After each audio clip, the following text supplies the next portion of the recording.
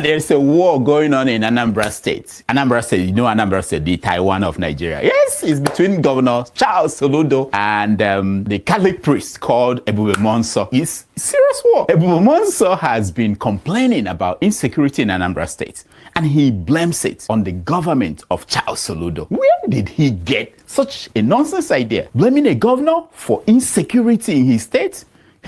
Hey! No, whatever happened to blaming the president of the country, President Tinubu? This man of God said. Okay, listen to the man. This is what they are doing. You will hustle and make money, and charlatan towns will collect the money from you forcefully. And you are governor, you're not doing anything. And media aides are writing rubbish to defend. I know. The man of God went as far as saying that Soludo should resign because the former central bank governor could not save the lives of people in his state. Watch the man again. If our leaders could not handle insecurity, let them resign. Yes.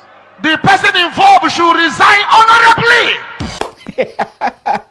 Resign? What an abomination. A governor to resign. For what? Because kidnappers were picking up pastors, priests, and reverend sisters. Come on, Ebube Munso, come on. Seriously? I know you are a respectable man of God, but what have you been smoking? What? Now, after the popular priest said those things, Soludo's people came out swinging. Yes! They went on an offensive attack. They called Ebube Munso a fake priest who performs fake miracles. Now, Soludo's people also blamed Ebube Munso and other prosperity preachers like him that they are the root cause of kidnapping by youths who are seeking wealth by all means necessary. Come on! Anyway, for the record, let me say that it is not correct to say that Ebube Munso performs fake miracles. Did these Soludo's people not get the memo from Pastor Adeboye's people against mocking men of God? That a priest pronounced a miracle done today does not mean that you won't see the same person still sick tomorrow. God works in mysterious ways. Now, check out some of the articles Soludo's people wrote in response to Ebube Munso. Look at them. Yes, fake prophets and insecurity. To their credit, Soludo's people are doing something about the kidnapping and general insecurity in the state. They set up a 5111 line you can call when you are about to be kidnapped or you hear of a kidnapping that is happening near you. You call that number. Soludo's people also went out to demolish a few houses that belonged to kidnappers.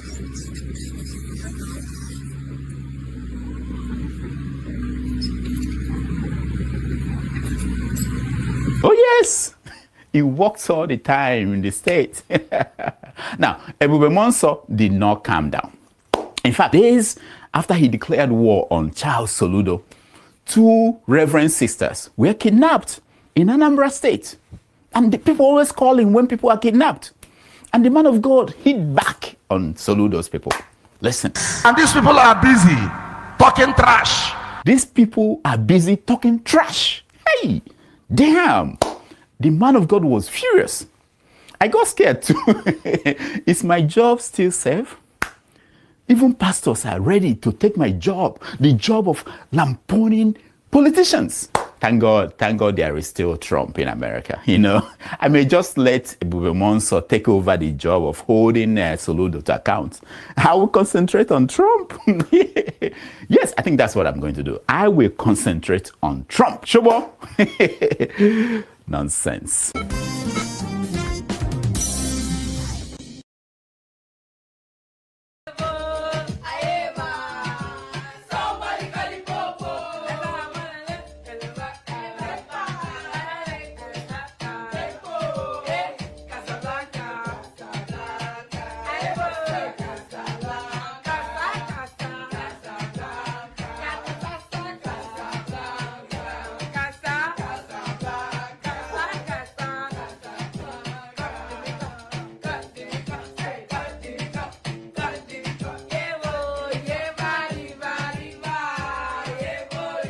Hi guys, how y'all doing?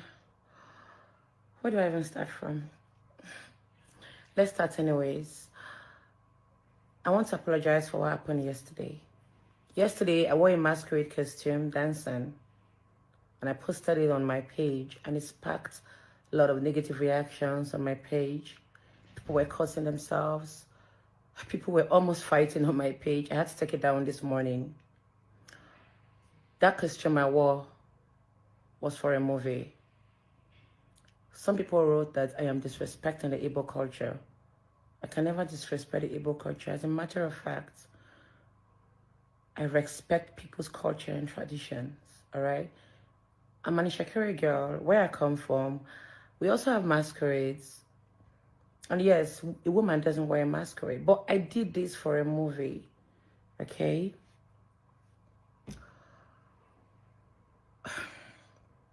This is the second time I'm wearing a masquerade costume for a movie. I didn't post the first one. Do you understand? And before you wear a masquerade costume, there are things your props person will do for you. Like before I wore the masquerade costume, they cleansed it with alligator pepper. Okay? And I also prayed before wearing it. I'm sorry. I'm sorry to all the Igbo people. The Igbo soil has blessed me a whole lot, and I have no right to disrespect your culture and tradition. Okay? But it was for a movie. You know, everyone knows I love epic stories. I love to tell epic, deep stories. And sometimes when I get into character, I forget and cross some boundaries. You know, you all know when it comes to acting, I put in all my energy. I put in all my effort. I put in all my best to make sure the movie comes out well. Okay? Sometimes when, as producers or as actors or actresses, when we try to be too careful, you end up not telling some kind of stories. Do you understand? It puts a restriction to you. And I'm one actress that I hate restrictions. Okay? But I will not wear a masquerade costume again. I'm sorry.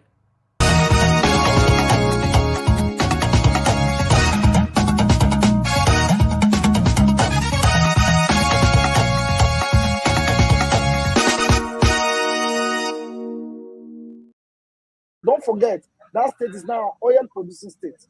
So they now have derivation, if you are not aware. So if you want to speak for anybody, please do not defend a character like Yabelo. Please do not. Okay, let me respond to him. One second. Do not defend a character like Yabelo. Do not. All right, thank you, Mohammed. The people of that state. Can I respond to him? No. Then go to hell. Rudolph, go to hell. All right.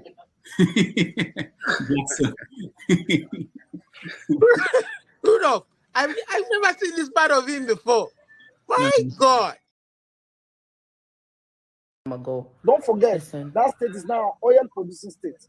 So they now have derivation, if you are not aware. So if you want to speak for anybody, please do not defend a character like Yabelo. I hope that Nigeria wins. I'm never going to wish any president evil so that I can say I told you so. No, I won't wish them evil. I hope, you see, I'm not praying. There's no point. I can't pray for Nigeria to be fine.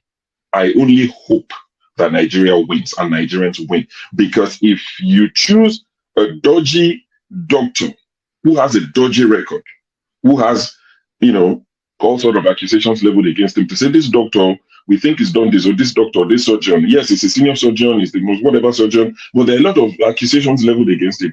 If you choose him to operate on you, and you tell me to pray for you that it doesn't kill you surgery, what's the point? I can't pray. You might make it, you might not make it. My prayer won't change anything. So I hope Nigeria and Nigerians win during Tinubu's 4 years. Thank you. And I am ready to die defending Nigeria in whatever way. When it is God's time for us to go, it is and you not took my going time to God. You are ready to defend Nigeria. I gave you my time. No, I'm coming. Alexi, hold on. You already started. What I'm saying, defending Nigerians is this. I gave him my time and he's using it to defend No, sorry. I'm sorry. There is Just no let me ask. People who fills the post. Now you know everything is increasing like mad. Things you know places you could go with 100 naira before, you are not talking about quadruple, triple the price.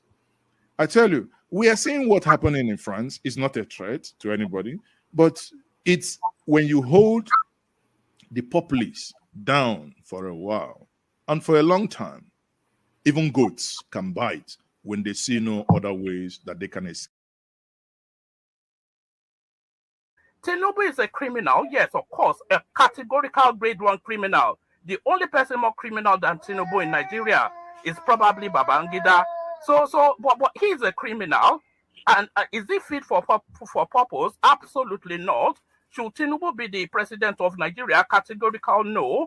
Is there a better option than him? That is subjective. So show me who he is.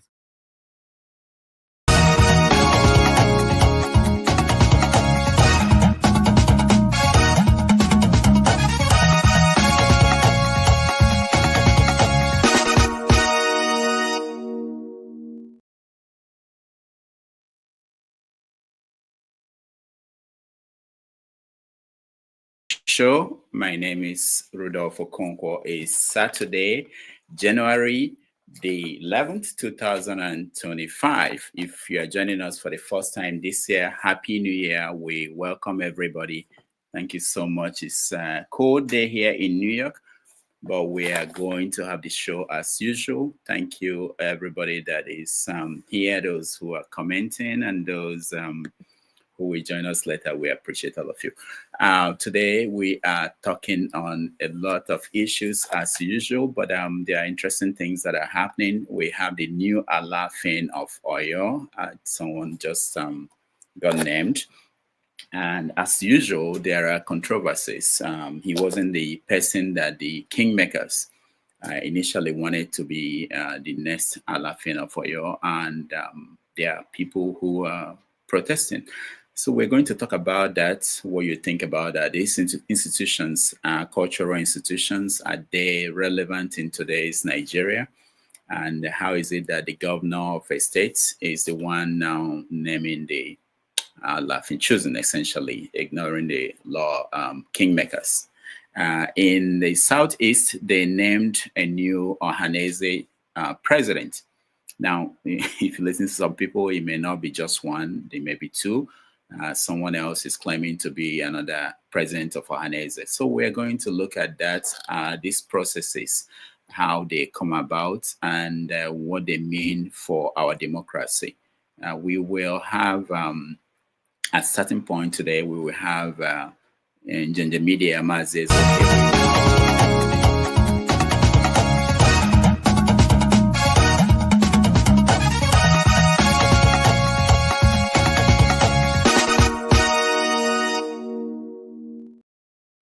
All right, that wasn't me. Along the way today, Mazes will join us, and he interviewed the candidates for the Ohaneze presidency.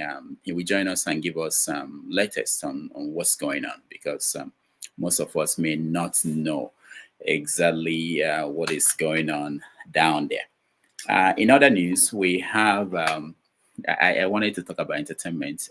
Sometime today we will talk about entertainment. We have Asake came up as the top artist in Nigeria for third consecutive year. I would like to hear what you guys think. While in the news, we always hear from Wizkid, Davido, and Burna Boy, but he's quietly doing well, and I think I want to discuss that. Also, Soludo is facing the insecurity in Anambra State. Let me frame it very well. Has been a concern to a lot of people, especially during the holidays. People were being kidnapped, and a Catholic priest named Ebube Munso challenged the governor to do something about that. In the process, he got into a back and forth with governors, including the Commissioner for Information, who was a guest on 90 Minutes Africa not long ago. So we're going to talk about the situation in Anambra State and what this might lead to, because it's really interesting in Anambra State with the Catholic Church, which is a major player in the determination of who becomes the governor of the state. So we will touch on that. There are some other stories in the news that I have not mentioned. We did not talk on what happened in Lagos, Ikorodu, where a teacher slapped a 3-year-old boy, and it caused people to basically lose their minds, as if it doesn't happen every day in Nigeria. So the question is, how do we deal with the systematic issue of child mistreatment and abuse in Nigeria, which I think happens all the time? These and other things are some of the subjects we are going to touch on today. When we open up the backstage and you come in, we hear from you about other topics that you may have that I don't have. In America, Donald Trump was sentenced to no time in prison, no fine, but the judge in New York insisted that he has to sentence Trump, and Trump ran to the Supreme Court, and the Supreme Court said, no, we can't stop it.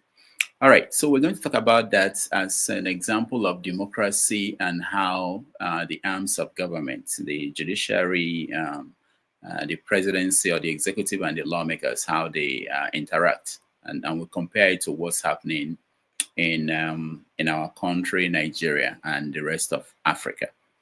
Also, we know that in about 9 days, Trump will be inaugurated as the next president of the United States. Already there are issues in the news before he even gets there. One of them is his attempt to kind of intimidate Canada and get Canada to join the United States. There's also his move to acquire Greenland. So we talk about all these things and so many others in the news. So in the meantime, let's listen to a Canadian lawmaker respond to Donald Trump. No, sorry. And I really also take offense, sorry, Mr. Trump, took offense to your idea that Pierre Poilievre wasn't good enough to lead the Conservatives. Wayne Gretzky, I mean, he's great. He is the great one. He skates to where the puck is going. It's not going to MAGA. The puck is on a Canadian ice rink. And by the way, Mr. Trump, please, before making public pronouncements that Wayne Gretzky should run for prime minister, give yourself or get yourself a briefing on the nature of parliamentary democracy, a Westminster parliamentary system, and a constitutional monarchy where no one runs for prime minister. We have elections for members of parliament. We don't get to pick and choose among our billionaire friends for who gets a seat at the cabinet table. If they're not an elected member of parliament, well, Canadian system is different from that of the United States of America. I suggest that Mr. Trump find one of his grandchildren's school books and look at the year 1776, which may explain a few things to him about why our systems of government are different. I don't want to belittle Mr. Trump, but on the other hand, hey, Donald, have we got a deal for you? You think we want to be the 51st state? Nah, but maybe California would like to be the 11th province. How about it? California, Oregon, Washington, you've got geography in common with us. And not only that, we've already got a carbon trading system between California and Quebec. We've got some strong alliances on our west coast from British Columbia. There's been a lot of academic papers on the idea of Cascadia. So California, Governor Newsom, and Washington State, Jay Inslee, and newly elected Governor of Oregon, Tina Kotek. How about it? Want to put a referendum to your citizens? Because this is what you deal. Have we got a deal for you? This is what you get. Free health care. Universal free health care. No more one-year-olds who suddenly fall off the Medicaid list and their parents are in the news because they're trying to do a GoFundMe so they can get their daughter to a doctor. Universal free health care. And guess what?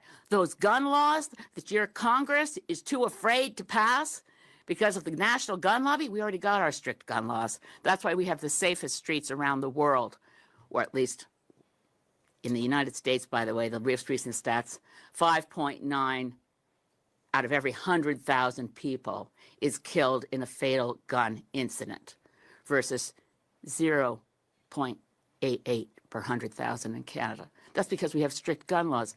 California citizens, Oregon, Washington. Safer streets. Here we already have good gun laws, and women have a right to an abortion under our universal health care system. But, we don't have to stop there. Donald, think about it. You could get rid of all these states that always vote Democrat. You know what else will take Bernie Sanders off your hands?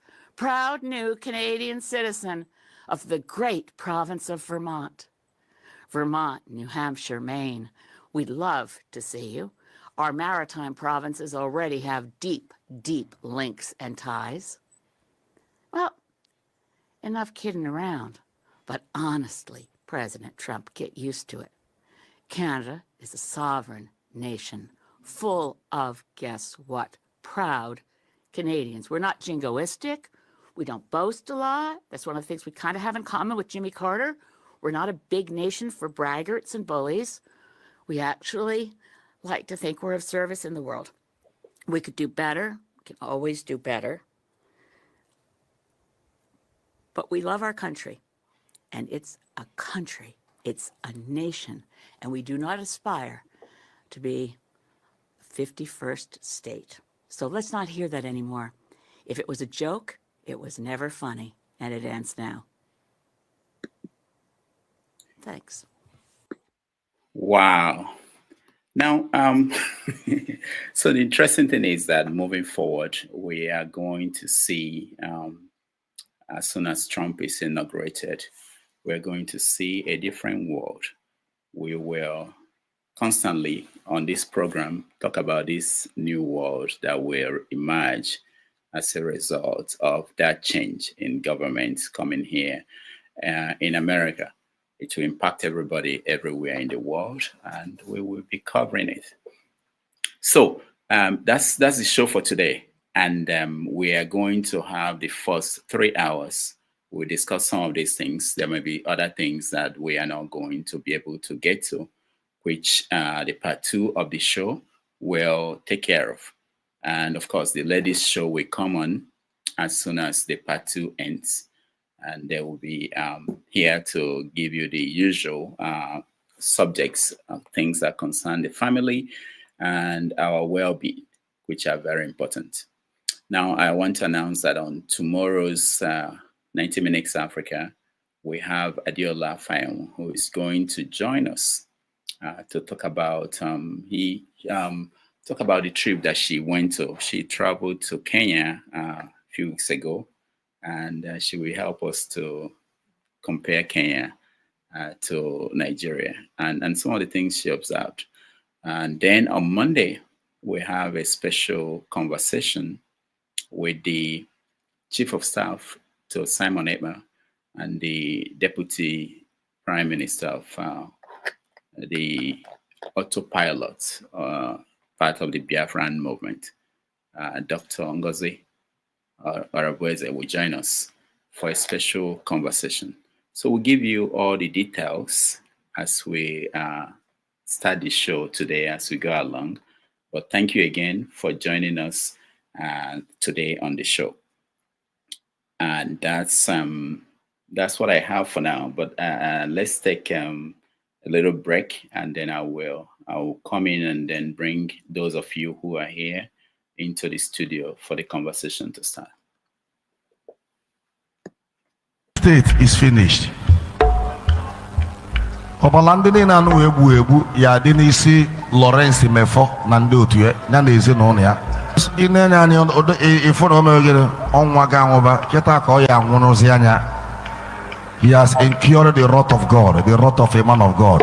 On our law commissioner for information.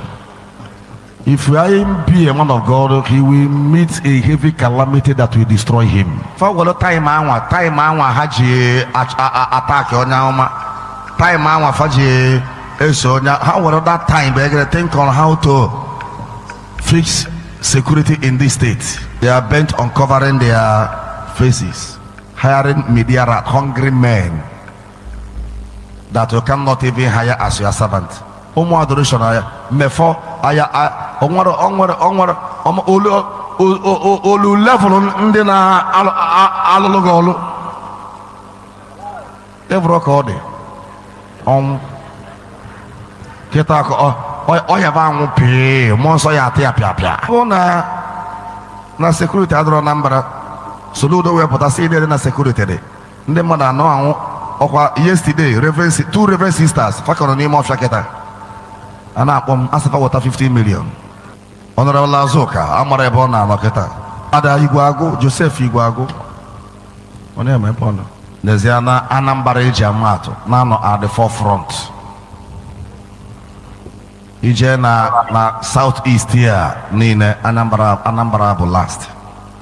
Ọkwa ụbọchị ya ka o jele Enugu bụ Jagaban na commission project. Can even know to commission the blood of the innocent. That's what you have on ground to commission. What have you in this state to commission?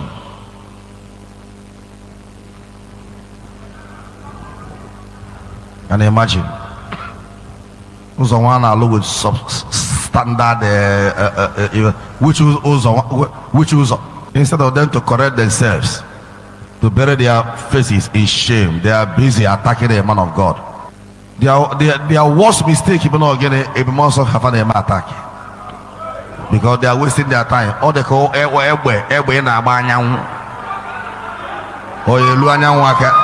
the mother now on daily basis. People are dying on daily basis. Only ya above no offer obala mother now for what if on a deaka on an angobala. On where belong somewhere. Blood is their daily food. The light of the nation. Can they waver? And you see how that man has intimidated everybody. How he has suppressed and silenced every voice, every mouth.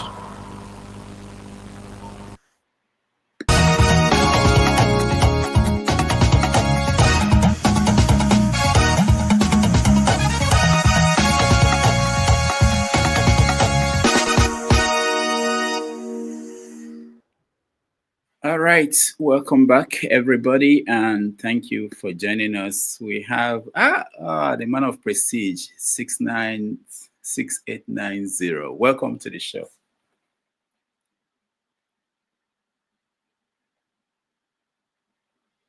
Thank you, Doctor. Happy New Year. Happy New Year to you. I know you went to Nigeria and yeah, I went to Nigeria. I just got back yesterday. So wow. Okay. So give us tell us what happened. Give us updates. Where did you go to? To begin with, I was expecting you. We had a big party, you know. I don't know if you saw it, you know. What replaced the People's Party in Abuja? I thought it was going to be there. No, I didn't see it. Everybody. I mean, everybody was doing big to everybody. But a family member of mine took me, so you know, I went. So it was good. But anyway, to begin with your question, thank you very much. Happy New Year and Happy New Year, everybody. It's nice to be back to the United States. I started from Lagos. From Lagos, I went to Abuja. Then from Abuja, you know, this time I normally go to Kaduna, part of North, but this time I didn't go back there. So I went to the east. In the east, I explored different area. You know, of course, I have to go to Port Harcourt because we have family member. I have to go to Abia. You know, my wife is from Abia, so it was very interesting. But there's something that concerns me a lot in reference to the roadblock. Big point. You know, when we was going to I encountered, to my own count, I encountered like about 13 checkpoints. Where to Aba? From Owerri to Aba. Okay. Right, you know, I encountered about 13 checkpoints. Then from when we were coming back, we took Umuahia over the road. You know, we passed Imbis and we stopped at Imbis, you know, because I have family over there too. So that one, I think we encountered like about 7 checkpoints. So if we have to calculate it according to what my father told me, and he said there's at least over 280 checkpoints. That's his own, you know, that's his own calculation in the southeast of Nigeria. No, over 200 to 300 in each state. No. In the whole east, you know, in the whole southeast. Okay. Yeah, he said about 280 to 300 and something. So what do they do at the checkpoints? Okay, they stop you, but the problem is that it's not even about it. You know, ask you where you're coming from, where you're going, and you know, where's your ID and all that kind of mess. They try to extort you. That's the main one that is very concerning. They're going to ask you for money. Whether you like it or not, they're not going to let you go. You know, even I thought you tried to do what Shogore did, because I saw a video somewhere Shogore was going to the airport, you know, yesterday, and they asked him to park. He said he's not going to park. He said, go and bring your boss. I mean, as an ordinary person, I'm not going to tell you what kind of privilege I have, you know, whether I was going with escort or something like that, you know, that's not for me to say, but I'm just making a statement generally, you know. I mean, if you come with police or if you come with some important personality, they let you go. But the bottom line is about extortion, you know, that's what so concerns me. And one more thing they are doing, Dr. Damage, you will see them there. Some of them, they will be in their tent, right? Like in the police, you know, they will be in that tent. They have this solo activists that is collecting money for them. You know, you see them, you know, ordinary people, you know, Igbo people anyway, they ask you to bring money, but you see the police or the military in their, you know, in their tent, they're not going to come out. They have ordinary, you know, civilian collecting money for them. So that's the one that is very concerning. And if you don't give them money, you're going to stay there for the rest of, you know, for the, I don't know how long. I mean, I never really in Canada, but we in Canada, the Cape Point. So that's Nigeria for you, Damage, you know, the Southeast. Now, about insecurity that we hear about, what did you experience when you were there? Well, I'm from Owerri, inside the Owerri township, right? Of course, we have family going to Abacha, like in Naze, Abala, or something like that, you know. So we have family that city called Obibi, you know. So we did go over there. I did not quite experience any insecurity, but something that just happened, you know, before I left. They killed, I think it was during the masquerade, about people that was, you know, during the masquerade. I think it's somewhere in Osu, around Okigwe area, or Ikwere, sometime around Okigwe area. You know, I mean, they slaughtered them, almost about 18 to 20 people that was slaughtered, because after the masquerade, they went to bar. I don't know if you heard about it. Yes, they went to bar, you know, they went to bar to chill or drink or whatever. We don't know who slaughtered them. You know, but the main concerning thing is that even at all when this happened, look, who's on didn't, you know, take time to make any announcement or do anything. He was busy during his 10th anniversary wedding. I mean, he married this young girl, you know, it's a lawyer from Imo, it's University of Imo, you know, he's 35 years old. You know, he's the second marriage. And he has all these kids all over the place, young kids. You're talking about a man about 66 years old. You are married, I mean, that's his business, but he married a lady, a lawyer that is 35 years old. So you see the age discrepancy, that's almost about 31 years different. But I mean, that's common in Nigeria. But so he just celebrating his wedding anniversary with all these kids. I mean, a man of 60 something, he have little kids. I don't know how. I mean, I was invited, but I didn't go. I mean, I have family members. I'm not going to say the family members. I have family members that go. You know, I mean, my dad used to be a member of the PDP, or still a member of the PDP. But you know how it is in Nigeria. You know, it's not like he's looking for money, but they conquered with all of them. You know, Obi Kubana, I mean, not Chief Prince was there. The Lagos State Governor. He was at that wedding. But the point I'm trying to make, you have your state in bad shape when it comes to security. And this just happened, and you doing your nonsense 10 wedding anniversary with all those kids. Who cares about that? He never made any comment that I know about what's happened, you know, or what just happened. But that particular part of Imo State is close to Anambra, like going to every, you know, area. That's like a no-go zone between Imo and Anambra, from Isu to who are people blaming for the killing, the latest one that happened? I can't show the video because because anything that come out from Nigeria, I don't believe in. They blame it on the Eastern Security Network and the IPO. But what my understanding is that in that part that is like a no-go area, you know, they don't want people to come and celebrate. Maybe they feel like the people defy their order to come and celebrate. I don't know. Not right now, the police chief is still investigating. They don't really know what happened. But that's the part of Imo, between there and Anambra. That's the part of Imo that is rare bad. Not where, and I didn't, just not even a single insecurity. I mean, I can't say that because I live in the main town. So nothing happened over there.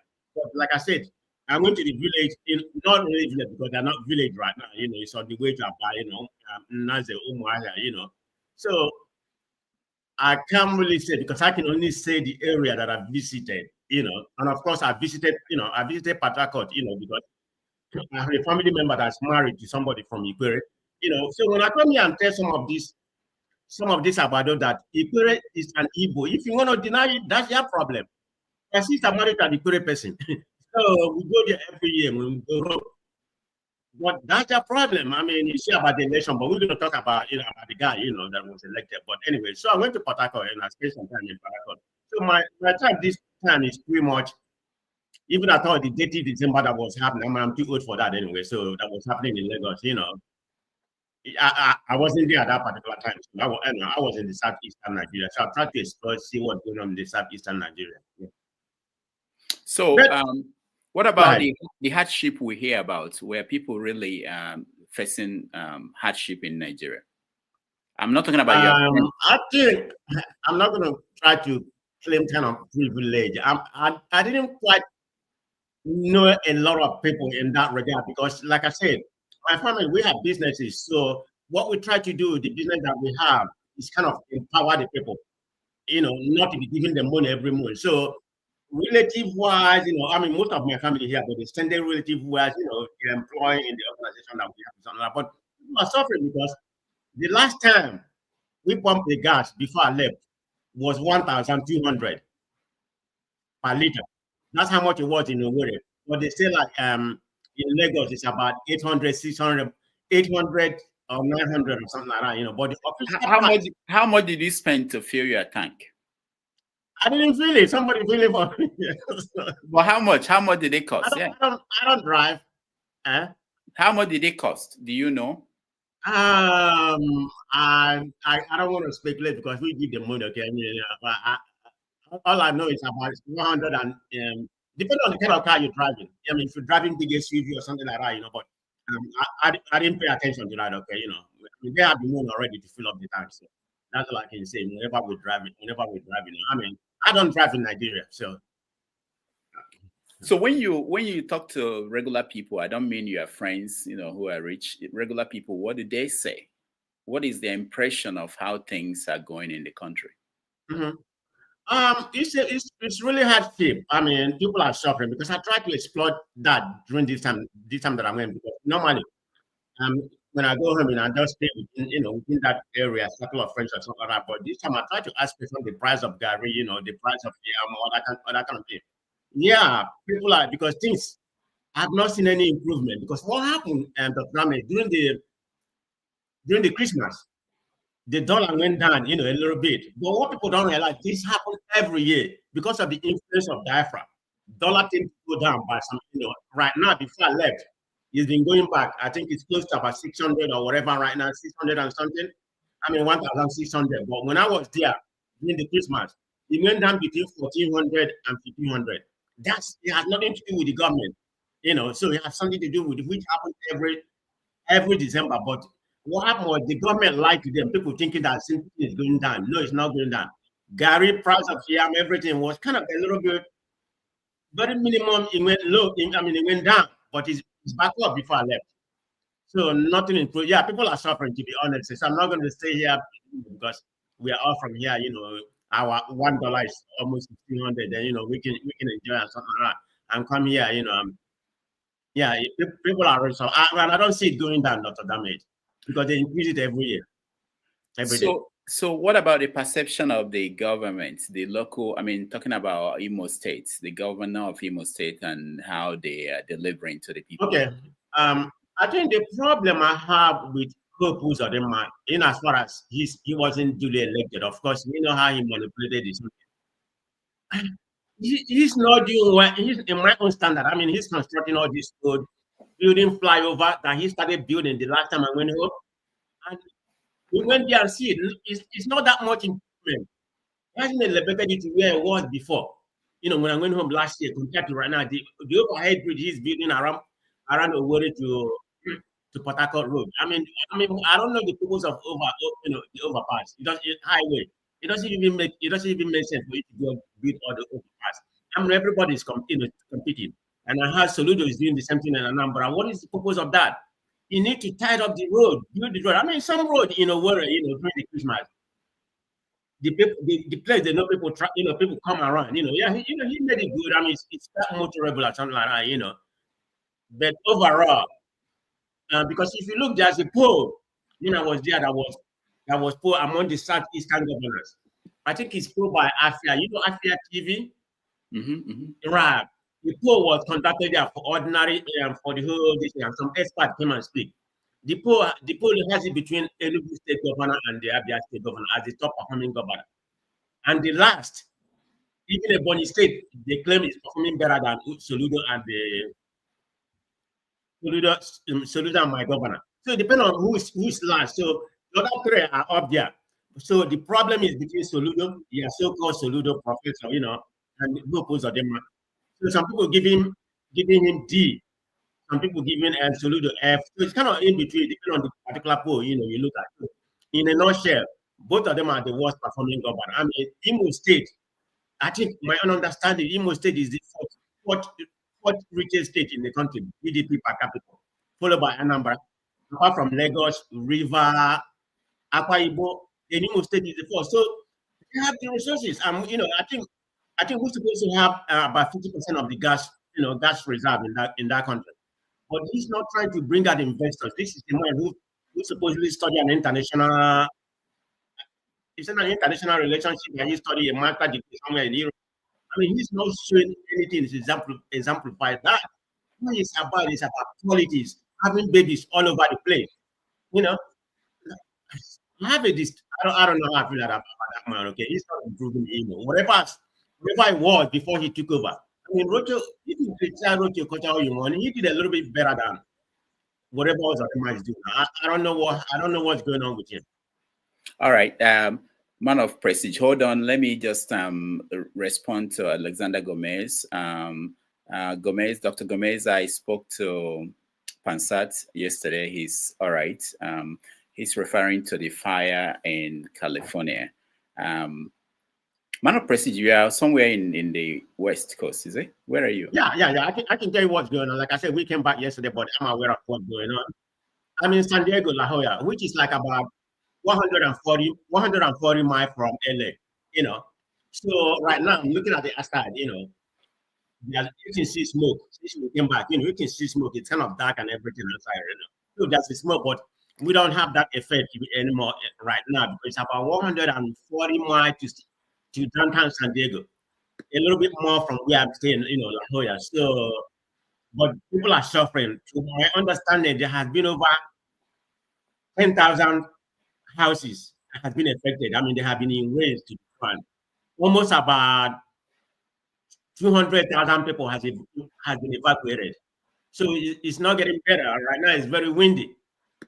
Yeah, and I have some people that are pretty much affected. That live around Pasadena, Pasadena area. Their house is pretty much gone. And what happened was, a lot of them don't have any record because late last year, the insurance company terminated their contract. A lot of people, they terminate their contract because of the fire, something like that. So a lot of them don't have insurance company. They was hoping they're going to renew, but some of them didn't take. Some of them, the insurance company wasn't available for them to do. So it's not like before, where everybody has insurance. Of course, you know how insurance is here, particularly in the LA area where the fire is always burning. I mean, the money you pay for insurance is like mortgage, So, but where I'm right now, it's a long way, but we can see the smoke. Wow. And where is the governor of governor? How is he doing? I saw Trump criticizing the governor of California. Honestly, I've not been following American politics since I left. I've not been following American politics since I left. Like I said, I just got back yesterday. So I don't know what's going on. I was more into Nigerian politics and something like that, try to figure what's going on. No, I don't know what's going on in Nigerian politics. I know he was supposed to be inaugurated. Is that on the 28th or whatever? Something like that. Yeah, I don't know. Okay. Well, one last question. So you traveled from Lagos and you went to Abuja before you went to the east. How did you go to the east? Did you fly? Yeah. Oh, yeah. Me drive. Oh, don't damn it. No way. Yeah, I travel. So Yeah, it's about an hour. It's not that long. you bought the ticket in advance, or Uber. did you buy the ticket in advance, or you bought it when you got there? No, my parents bought the ticket in advance. Okay, because so I heard that it got up to 300,000 to go from Abuja, Lagos. Yeah, close to, yeah. Well, he bought the ticket before Christmas. It's a little bit less than that, so. Okay. But it's about the same, yeah. I mean, now, we fly Airpiece. How was the service? Oh, the service was excellent. Like I said, my plan originally was to fly from here to London. Then just to experience it from London to, but that never really materialized. And we had to use it. That wouldn't be possible for my wife because my wife is a teacher. I mean, they already started school. But the first day is going to be tomorrow. So for him to come back, for us to come back within that wasn't going to be possible. To do all that. Because it's not going to be like a connection in that regard. So we have to use data. Yeah. Mm. But the flight from Abuja to Owerri, excellent. So in Lagos, where were you? What part of Lagos did you stay at? You don't have to tell me the. Oh no! I don't have any problem. I mean, we have a house. We have a house. I remember I grew up from the Soludo area, But we have a house, we have a house in the Ikoyi area. Yeah. So that's.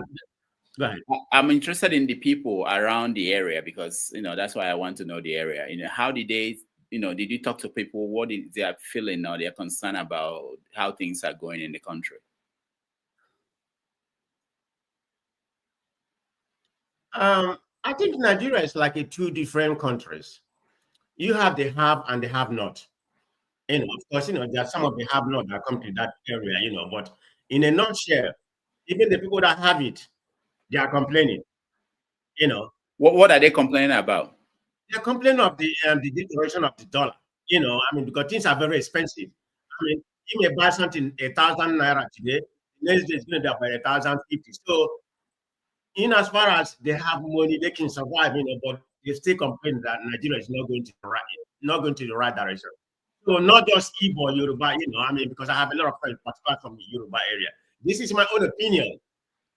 If somebody asks me, that's what I don't know what's going to happen. Tinubu is in trouble, even in Lagos. Okay? Because a lot of people that are tough, they don't like what's going on. Some of them are claiming like buyer remorse. That I don't know if that's going to happen when the election will come. But regardless of that, the man is going to win the election. He has his people all over the place. So whether you vote or you don't vote, I mean, Tinubu is going to come back in 2027. So there's no that. But according to the people, you have to give you percentage of people, that is from other tribes that don't really care for him. It's going to be about 80%, the people that I talk to. Because of what's going on, and I don't see the country improving, but I hope it does. Even with what his economical this thing that he portrays, they look good on paper, but implementation has been terrible. So nothing is working. Yeah, a lot of people are complaining. Even the so-called middle class. Yeah, their money is draining. Janaba, I see you. Welcome. Man of Prestige, one more question. When you got to Abuja, where did you stay and how are the people in Abuja? Is their sentiments about the country different from those in Lagos? Okay. I think that's something I noticed since Wike took over. To be honest, he has renovated most of the road. It's not like he has built new road, but most of the road are very, very, very motorable. Forget about it, shenanigans, that he is doing or something. Of course, I don't like him. Regardless, it's not about. I'm more of personality wise, a character matter a lot to me. So that's why I don't care about doing something. Yeah, he's doing something. Of course, he has to. It's not like it's his money. Abuja is better. I mean, they're claiming that Abuja is the London of Nigeria. No, I don't know about that. But even at all, it's the London of Nigeria like they claim it to be right now. Definitely an improvement. But people are still suffering. So you have to, you have not taken care of the people. Forget about all these bridges or whatever, all these high things building. Build a lot of buildings and some other, road are taken care of. But people, that's not what people is going to eat. So economical wise, people are still suffering. Yeah, but Abuja is beautiful, you know. I mean, very, very beautiful.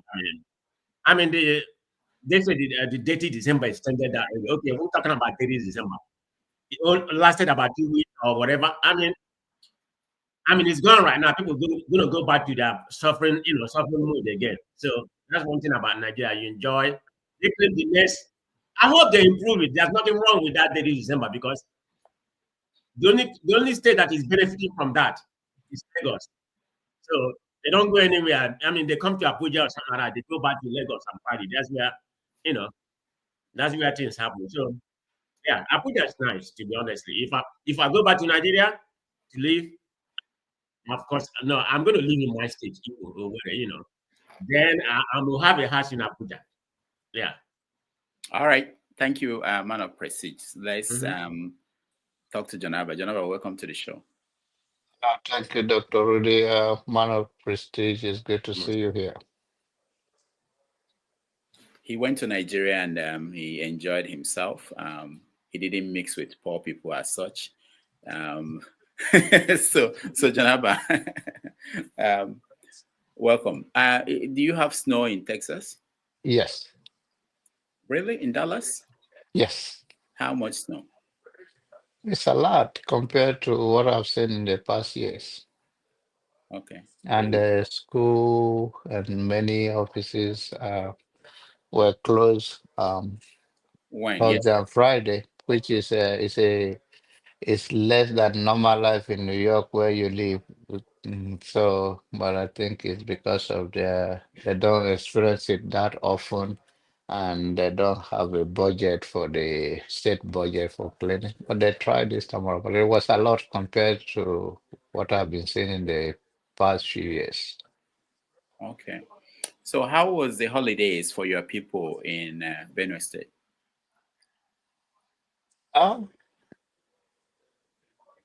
They're in their usual struggle mode, there's nothing changed that much, and holiday is over. Is back to their normal life, I guess. Where it's just what it has been. It has been a challenge all over.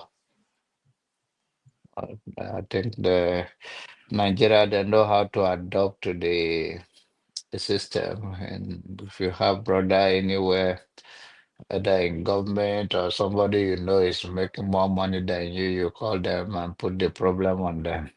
So I think it's Nigerians' way of dealing with things and shifting blame around instead of taking responsibility. But I think it's difficult for all Nigerians at this time around.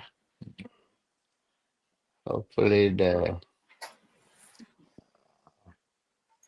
figure out how to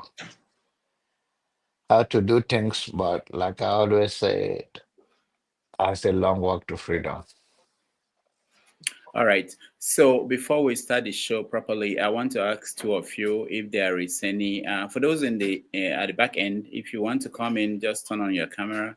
Is there any story that you are watching that we did not mention at the beginning, so we can add it to something we might discuss? To me, I think whatever you have, by the time people come, it will be more than enough. I saw you with your state. Yeah, can I add something? Yeah, go ahead. The Okoya son. The defamation of Naira. You see how they arrested the police. Supposedly, we don't really know if the pretty guy is in there, but that shouldn't have been the first arrest. I think the last news that I had, they said they have invited the son to come. I don't know how to do that, but what's the purpose of arresting the police guy? As you can see, it's a matter of privilege. There's a video that is circulated that Tinubu said during the election, if you want money, of course, Okoye, I think he's one of the richest people in Nigeria. He's a billionaire. I don't know so much about him until I've seen him before when they had a wedding. He lives in London or whatever. I don't know what he does, but anyway, Tinubu said if you want money, go to Okoye. That was a video that was circulating. But anyway, he has a connection. So I think if they actually invited the son to come, I mean, nothing is going to happen. You know that. It's because of people had pride, because I mean, there's a lot of condemnation on the on the Nigerian media. So that's the only reason why he was invited. I mean, let's not sugarcoat it. He probably wasn't even invited. Why are you arresting the police that he just carrying the money? To begin with, they actually arrested him, but they claimed that. So that's not happen. But anyway, it just show you the privilege. Of course, there's a lot of other soap opera going on between Obi Kubana and the Bona Boy, helping another kind of, but that's a soap opera for you in Nigeria situation. And also, who knows about the? I heard that there's Ruben Abati and is it Wike or who? Oh yeah. Okay. All right. So, Jonaba, you don't have any story you're following in Nigeria? It's basically the normal stuff, and I don't like to mention anything that you already mentioned. And then the end of the day, before you know it, even one of them, they will not finish it. So people, when we have people back here now, you hear how they repeat the same thing, which is okay. All right. So let's take a break. When we come back, I hope that I spoke to Mazes. Okay, he will join us and give us a little bit of background on the Ohaneze issue. I saw someone writing in the comments saying that why do we have two Ohaneze presidents? So it will be very important to hear from someone who has good understanding on what is going on. And I spoke to someone from the family of the Alaafin of Oyo about the situation there. Is something similar too, which is that institutions and the government, when there is government interference in the institutions, they tend to result in these lines of divisions. So we will weigh all those things when we come back. And I would like to hear your views on politics in America, because in 9 days, we are going to get into a new era where you will not sleep. You wake up in the morning, something is happening that you have to worry about. So those are quite we're going into a new year, a new era that will be interesting for everybody watching at home and wherever in the world you are. All right, let's take a break and we're back.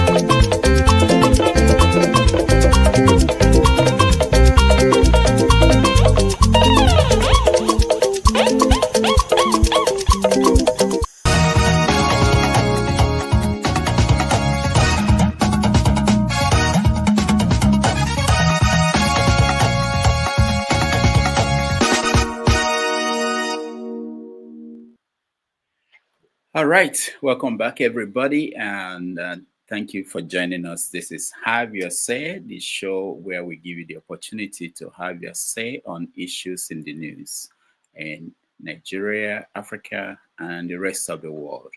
I have with me here John Abba and Man of Prestige. In a few minutes, Ginger Media, Mazezoke will join us. He will give us answers to what is happening with Ohaneze and the presidency. And I see a lot of comments on the comment section on what's going on there. But he will join us and help us to understand what's going on. In the meantime, I also want to say that for those who are just joining, tomorrow on 90 Minutes Africa, we have Alaafin who is going to join us. And it'll be an interesting conversation. So if you have the time at 12:30 New York time tomorrow, you can join us for that conversation. And on Monday, we have a special conversation with Dr. Ngozi Orabueze, who is the leader of, he is the chief of staff of Simon Ekpa, who is now, she's also the deputy prime minister. So she will join us to have a conversation on the state of things with Simon and the Biafran movement. All right. So before Mazezoke joins us, let me ask you guys, let's talk about this teacher that slapped 3-year-old boy in Ikorodu, I believe, Lagos, that went viral. We can't play that video here, but I hope you saw it. Did you see it, Janaba? No? Ah, Janaba, you're not connected. Man of Prestige. Okay, you're on the road. Yeah, maybe you missed that. Okay. But there was this. I've been on the road too. So where did you go to? Kabul. Kabul, Afghanistan. Kabul. No. Kabul is in New Mexico. It's in Mexico, in the Mexico place now. Oh, Mexico. Oh, okay. Okay. Oh, cool. So you went on vacation. Is it vacation or business? Vacation. Vacation. All right.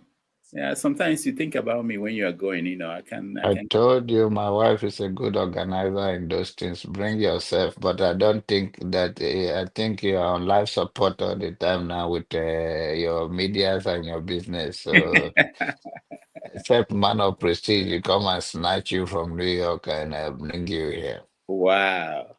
That's quite interesting. All right. Okay. So let's. I don't think any of you. Do you know the new Alaafin of Oyo? Do any of you know the new Alaafin of Oyo? Do you know that there is a new one just appointed by the governor? Yes. You don't know anything about him? Not in person. My wife's from Oyo, Oh, okay. Yeah. Your wife is sure. Okay. Go ahead. One of the things that have brought Nigerian institution down is this part of this the separation of the government, the involvement of the politicians in all those appointments, and you have brought uh, the they have lowered the bar for the people. It used to be before even the one on the throne, whether passed away, that they know who's supposed to be the next. But now that the politics is involved, the governor is involved. It was the same thing that happened in Benue State not too long ago between the Ochidom after the past on or the old one. That the governor have to be involved is a mess, and it also is not different from what is happening in all part of Nigeria now that uh, there have to be appointments by the governor. It's become political, and that is killing our institution. And it's part of the problem we are having now that Agboro will be occupying all those positions now is In fact, I saw one that they were also going to party to spray money.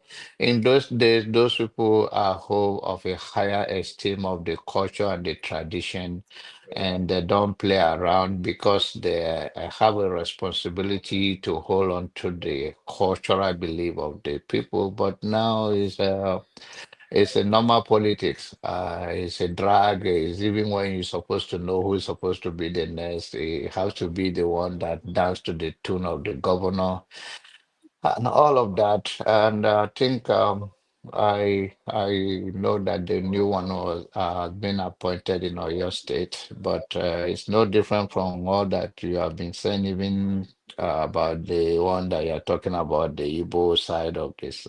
It becomes messy, and that is affecting every side of our life because those people are to promote our cultural belief that to balance, check and balance within the institution, the traditional institution and the political.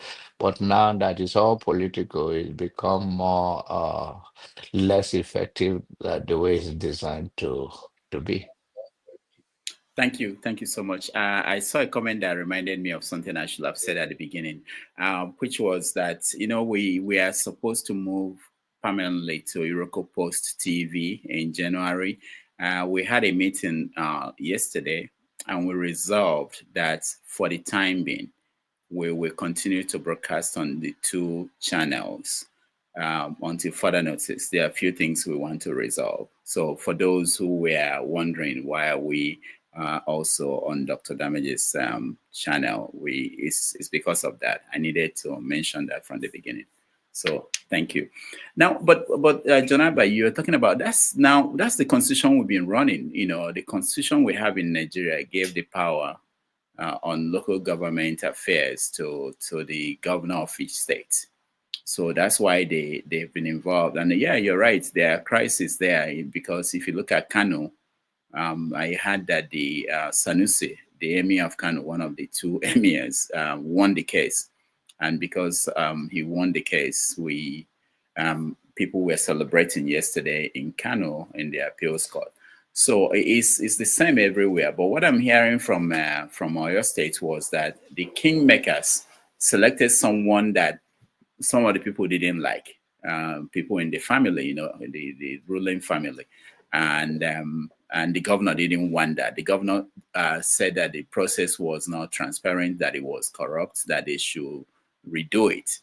And it lasted for a while. Then the governor decided to appoint this 49-year-old former resident in Canada to be the new Alaafin of Oyo. We get, I am talking to people who have enough information to join us and talk about this, from the perspective of what it means for the cultural and traditional institution moving forward.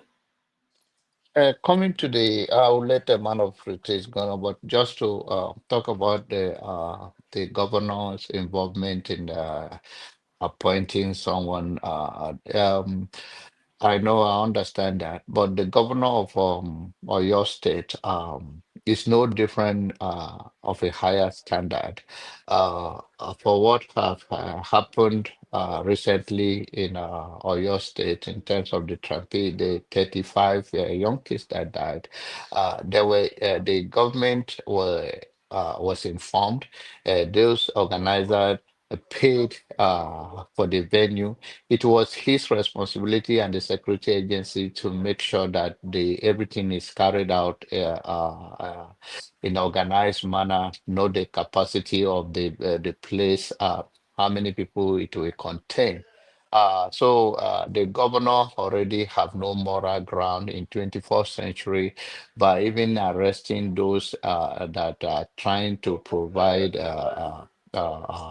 help the palliative for the ordinary struggle people in the state. And for him not to take responsibility to arrest those people, in my judgment and in the standard, where instead of them, the police and the rest of the civil defense and all those people that are there to know that, okay, this is the capacity of the place, this is what we do to keep the people safe, that he failed to do that, and now not taking any responsibility than to arrest those people and lock it is a sign of trying to avoid taking responsibility. And such people in the leadership in Nigeria, it's a long way to freedom, because it shows that we are losing it in every side of life, that people cannot say, okay, I'm sorry for this, just to do things that people will say, okay, you were wrong, but at least you take responsibility. So when it comes to the appointment of the Alaafin of Oyo State and all of that, it tells the kind of biased person and the person that cannot take responsibility to bring their people in the good order. But that it is what it is. But the Oyo State will fight their own fight. And I'm looking forward to hear from Mazi, whatever, about what is going on.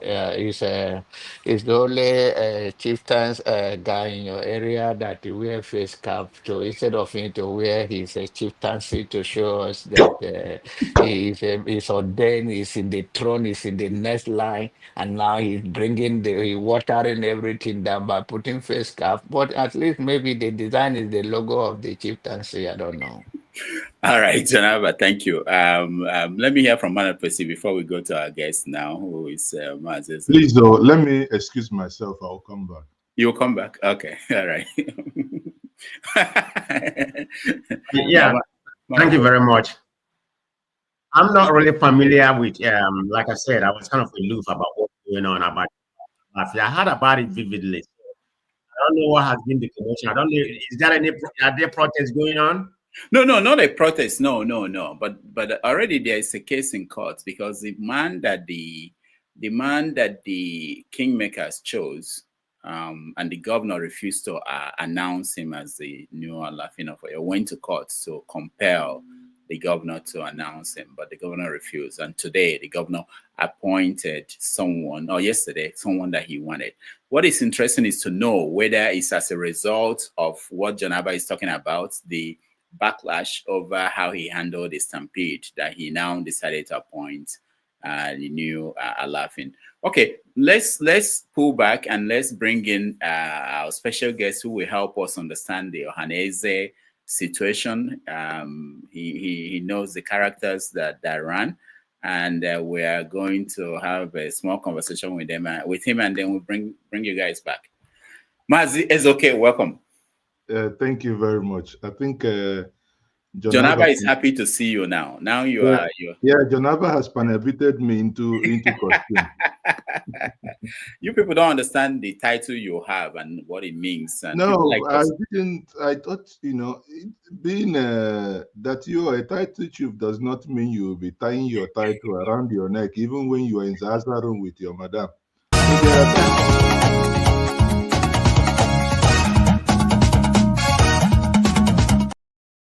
I'm so sorry. I was excited and my hand just went and played. So there are some times, you don't, like I said, you don't put your title even when you're in Zazaru. So I thought it was like we are trying to make a call. Anyway, but it's fine. It's good. Yeah. That's no, especially with the conversation we're about to have. When anybody watching it, we know that you're not talking from. You're not like, what do they call people without title? Unoka, people like me. What is it called again? I don't know. You tell us. Tell us what they call you. All right. So I've been getting comments, from people who are confused about what's going on in the Southeast. If I can find the comments, some of them were saying, why do we have two Ohaneze presidents? How did that happen?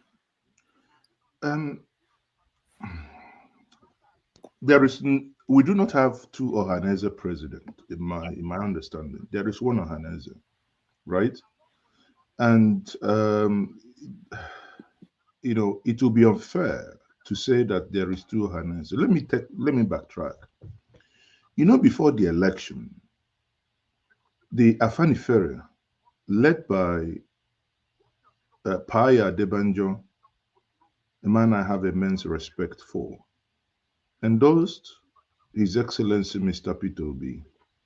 But for whatever reason, there was something, that happened, and he backtracked. No, he didn't. Sorry. They exhumed a former president of Efanifere that handed over to Aya Debanjo. That is Pa Fasoranti. We saw that meeting, and eventually there appeared to be commotion. There is no commotion. Anybody who tells you, oh, the Afenifere have two presidents is just, it's not true. When you have a president, you have a president. Okay? So why I believe you've, invited me is because we all are part of Ohaneze, including you, whether you like it or not, as long as you are Onyibo. That makes you a bona fide member of Ohaneze, but you might not be a financial member of Ohaneze because you are not contributing money in your own branch. Now, for disclaimers here, by virtue of the fact that I am an Igbo person, unapologetically, I am part of Ohaneze like you, but I am not a fee-paying member of Ohaneze because I do not belong to any branch. Okay? Now, but if eventually of Ohaneze functions the way that every town union, that proposition, and it hasn't really functioned very well in that way, that every person who belongs to a community and pays dues in his community, yes, I pay dues in my community. If that functions, even you, I know, you pay in Nobi. So you're a due paying member of Ohaneze in that sense. So let's come now. Say that there are two Ohanezes. Honestly, it's disingenuous. And Ndibo shouldn't toe that line, right? We shouldn't toe that line. On Tuesday, I woke up to a news that said that Jackson Omenazo has been elected Ohaneze president. I looked at it. I don't know. The news doesn't say where the election held place. Does that, that has happened. Incidentally, a week tomorrow was the day I had an interview because at the run-up of this Ohaneze election, I am besieged by the things I know because I sought for clarity. I felt like I don't even know some of these people. And if me doesn't know them, it means that Ndibo do not know some of them. Just like I did 4 years ago. I sent all of them invitation, all of them with no exception. That program that I had was meant to be meet your candidate. That was what the editorial board and the, of Njenje Media decided to title that. When I reached out to the person in charge of the election, he said, Mazi, I cannot confirm to you that anybody has returned his form that he is contesting.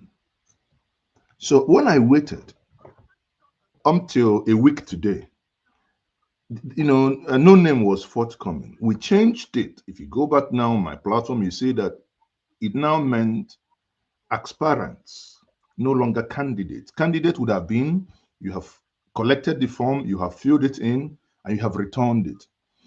And because I do know, because I wanted to speak to many of them as possible, so we now decided at Njenje Media to make that decision and go with that change of title as against what we did 4 years ago. I'm giving a background for people to understand where I'm headed to. Now, the people I interviewed, all of them were interviewed on the basis of that they indicated interest to run, not that they bought form, because there is, for you to run for the presidency of Ohaneze, there is a president general. You have to pick up a form. In fact, all the positions for you to run, you have to pick up a form. And I believe in their wisdom. There is, Mike Okiro was, former Inspector General of Police, was the person who actually made sense and explained it very well. But I'll come to that. When we had that interview, please, people, pay attention. I'll start by each of them one by one. On Sunday, I had Jackson Omenazum. Jackson, in that interview, I read again. I asked him in 2017, when you contested, when Nyanwodo was contesting for the PG of Ohaneze, he was contesting for the Secretary General of Ohaneze that was zoned to Rivers State. If you Google his name, Jackson Omenazum, Ohaneze, 2017, you will see him, you will see quotes there. He said, and I quote him, am I coming to take money from Ohaneze? The amount is too much and they must screen me. He was saying, he's insisting, attention here, two words, amount and screening. It meant that there are screening processes before you are allowed to run. He was not screened in 2017 because he insisted that he will not pay that money, that he's not coming to take money from Ohaneze, that he's coming to serve. In his argument, he made sense. If we go traditionally, in the traditional Igbo society, which was part of the argument when I interviewed him, some people said, well, like he posited, that you can't come to serve and they say you buy a form.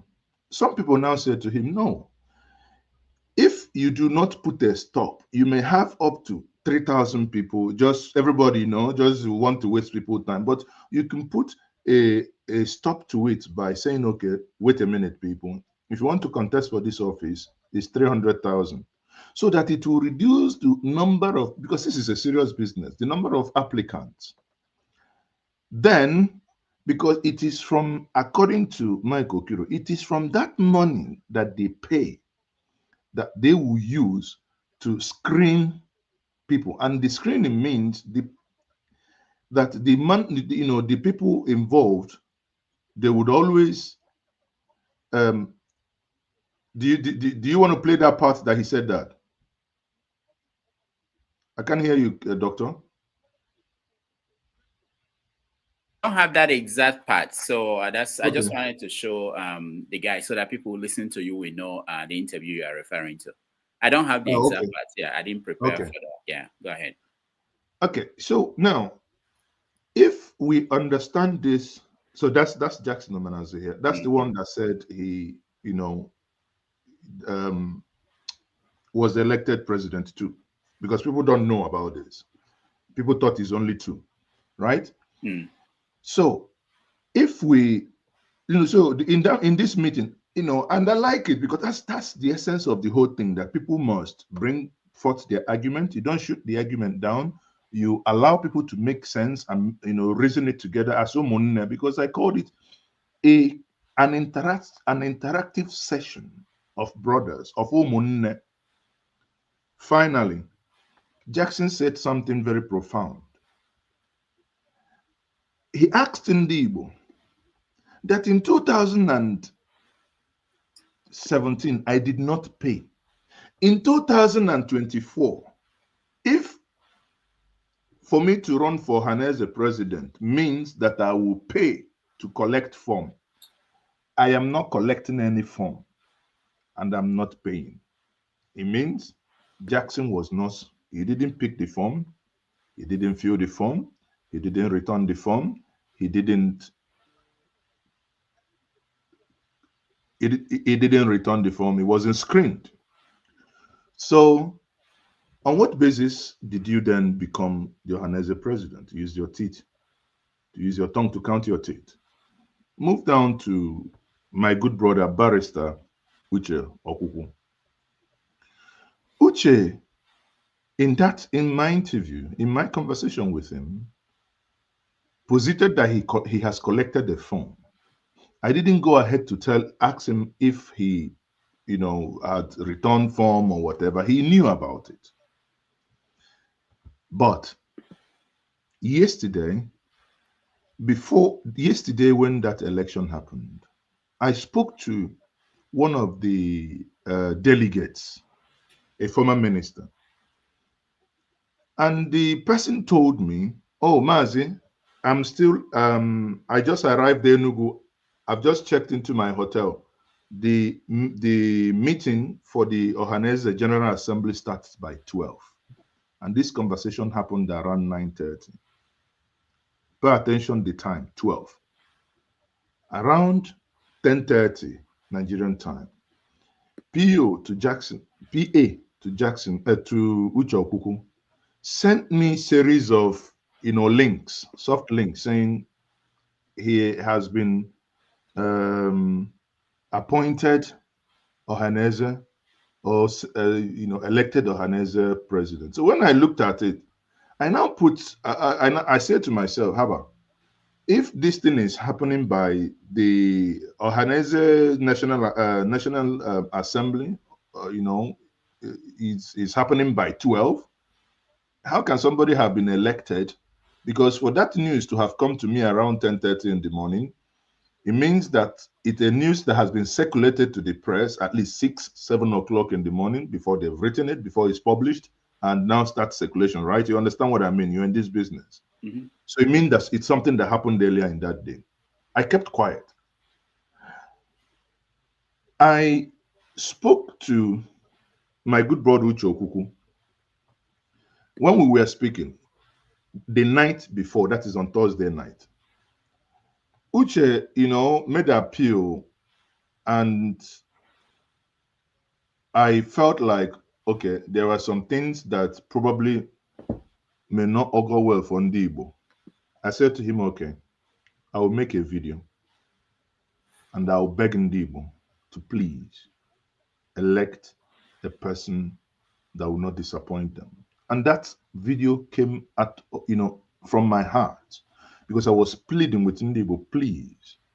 There are two things that is happening to us now. Rivers is not an Igbo, it's not an Igbo state, but we have a sizable number of Ndibo living there. So the presidency is moving in there. And there are other offices that they will fill in. In that plea, I made that video because of the, the understanding I had. Thursday night, to be honest with you, Thursday night, I was still thinking that either he's heading to Enugu or he's in Enugu, but I didn't ask him about his location because there was no need. I'm not the DSS to ask him about his location. That's my assumption. Even when I read that thing, I thought he was in Enugu. Only when I now saw that thing, then I began to call again. The only person I got is Bismarck Oji. Bismarck is the guy that he runs hoha.com. Bismarck Oji was elected the deputy press secretary, right? And in this, that Bismarck was elected the deputy secretary, you begin to find out something that I asked him a question. Kedu ndị na-azọ nụ? I said, no, the people are not okay. This is the video I made to beg them, right? That everybody cannot hear. I say, okay. I see that he needs to go in because he would happen, he wants to get ready in case if they call for votes, he wants to vote as well. And he's also contesting. Ohaneze has a process. The electoral committee decides where how election is held. My good friend and brother Uche Okuku was not in the premises where election held. My good brother Uche was not in Enugu where election held. Ohaneze had a secretariat. Ohaneze secretariat is near the park lane in Enugu. It cannot take more than 100 people because it's actually used for Imobi meeting. But whenever there is over 473 delegates from across these 7 Igbo-speaking states, they always beg the governor of Enugu to give them the old government lodge that has a massive room. At least I've attended events there a couple of times. So they will use that place that is massive. And that's where they had the election. And they elected someone, Mbata, that is a former senator, won his seat in 1999, won another seat in 2003, and someone knocked him off in 2007. Right? So he's a former senator. But there is something also that I need to educate the viewers. When people say, how can a serving senator be a Ohaneze president? There is part of Ohaneze is, for you to be Ohaneze president, you must not be in active service. You can't be serving 2 masters. And non-partisan. The person that won has stepped back. He was Wike's mentor before they fell apart. He is no longer by him. Like, Lisa Metu, your brother, says he has withdrawn from active politics. But even when some adults say they no longer eat meat, they can still share meat with teeth. But that doesn't mean that they've eaten it. So if you understand that, he's not in active politics. He was a former senator and he was elected. And this morning I watched Uche on Arise. And the lady there asked him a question. His argument is that during Nyangodo, because Nyangodo was from Enugu, that they had the election in Enugu. During Obiozo, that Obiozo was in this, that they had the election in Owerri. And now, that why would they have it in that is supposed to be there? But again, if you go back, you see that the electoral body, a committee, Bondige decide where the election will hold. So personally to me, as Onyibo, I see nothing wrong that election held in the Igbo capital, which is Enugu. I would have, and I think it's wisdom because can you imagine if that election was held in Imo? Everybody would have, hey, or if you had gone to Anambra, your good friend Odera would probably say, not Seredebe, not Seredebe, Soludo. They will probably accuse Soludo, but Enugu is the capital, so it's for me. It's okay. I was thinking about that. Yeah, so that's it. Now there is another person, because eventually I found out they were through the ones I know, there were 5 people, right? We have Jackson Omenazu, the one I interviewed on Sunday. We have Uche Okuku, the one I interviewed on Monday. We have former Inspector General of Police, Mike Mbama Okiro. I interviewed him on Tuesday. Then on Wednesday, I wanted to interview, there's another guy from Ikwere called Fine Face. What's his last name again? Fine Face Amechi, right? He's from, sorry, he's not to Ikwere, he's Eche. He's Ozuzu Oche. So, but he didn't come back to me. He didn't pick the call. All the messages, all the calls, he didn't. So I didn't have him. Then I wanted to interview Mbata on Thursday.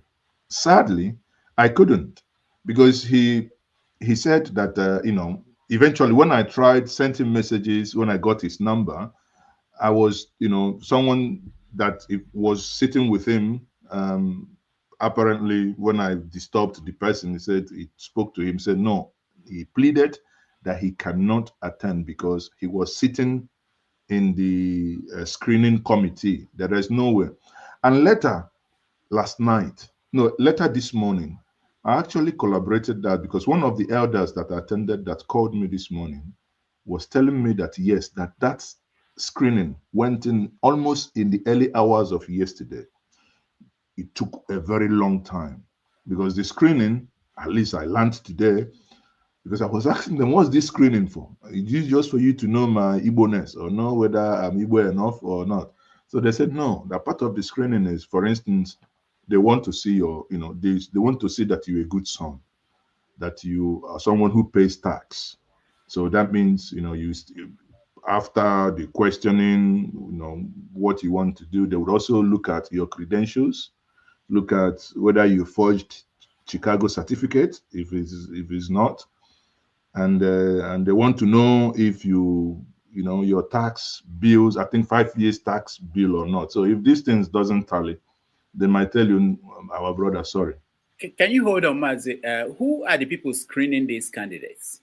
They have the electoral committee. The electoral committee have screening, subcommittee within that. That is within Ohaneze and Imobi too. So you have elders, real seasoned elders, real elders that you say you can vouch for them. Then you have probably people will be picked, professionals. Some of them, brilliant minds. You wouldn't be. These are people you don't necessarily see online or anywhere, but brilliant minds. They have terms of reference. What is needed. It's an open thing. All of you will sit. All of them, you sit. You finish this person. It's an open thing. The question is this: for Uche in Port Harcourt, who screened him? Where was the line of demarcation? Because if you are saying that he's saying that it should happen in Port Harcourt, was he screened in Enugu and then he went to Port Harcourt to have his election, or he ignored the process? Where did the break happen? The break for me, the break happened, which for the fact that he was not in Enugu, for the fact that he didn't even attend that. I'm not saying this is what he said himself. He didn't attend Enugu. He had one in Port Harcourt, and he said, and the representatives are known. The representatives are from the states, all the branches. Like Anambra will say, okay, the Anambra branch, maybe 10 or 15 delegates or whatever, right? They have their way of getting their delegates. So they will now be transported to Enugu. According to Mike Okiro, Mike was the one who explained, because when somebody asked him, will he pay the money, or is he in support of the money that they collect for the offices for you to buy the form? He said yes, that it's from that money that they will pay for the delegates that will come. A delegate comes in, he stays in a hotel. A hotel in Enugu, a good hotel in Enugu, is an average of 30,000. You know, good job. Even if you go to Ntachiosa, that's 7,500 down. Even if you use Keke, that's 1,000 out, 1,000 in. So, there is no how way that you do it that you won't spend money. And, when he said that, to be honest with you, if we are not being silly and pick holes where unnecessary, I think is a normal thing. And it should be, actually. Because if not, as long as you and I, as Ndibo, are not putting our resources to pay to run Ohaneze, then there's something. But assuming that every year, I am guilty because I have never paid. But assuming that Mazezok every year, yes, of course, I can afford to pay 10,000 naira a month by one, I can afford to pay 120,000 every year as my due. I'm just saying I picked up a number because I wanted to say 12,000. I say if I say 12,000 now, Rudolph will say, Haba now, that's too small. But let me opt it to 1,000, 10,000. So I know Rudolph can, if I can afford 10,000, Rudolph can give us 50,000. That would be 600, because by the time he changes some dollars, yeah? But you can change the Biafran. Okay, let's not go there. All right, go ahead. So, but this is serious. So what you are saying is that Uche, who is claiming to be the president elected down there, did not have delegates from all the states, or did he generate his own delegates that came No, to other? honestly, I wouldn't know how the delegates he has or not, right? The thing is that there is a, I am pained personally because this is unnecessary factionalization. During the time of Iwanyan, I am aware. Iwanyan, in my interview with him, has mentioned an Ohaneze faction multiple times. He said, you might hear him make reference to Isuguzo. Isuguzo was one time Ohaneze youth leader or something like that. But I believe at some point that they might have gone rogue in the usual Nigerian way. And that faction now goes into Port Harcourt. I believe, I might be wrong, and says that they make, but the thing is, part of Imobi, and this is one, whether you like it or not, it's just like the way the Afaniferes does their thing, or the Arewa this thing. And if you want to do anything, you go to Arewa House. Arewa House, you don't move it. Arewa House is one place. And when you now come to that, you have 5 Southeast governors, you have former senators. The pictures of those that attended, the videos of those that attended are there. So I haven't seen any other, to be honest with you, unless somebody has, let him show me. I haven't seen videos of the delegates that went in to Port Harcourt.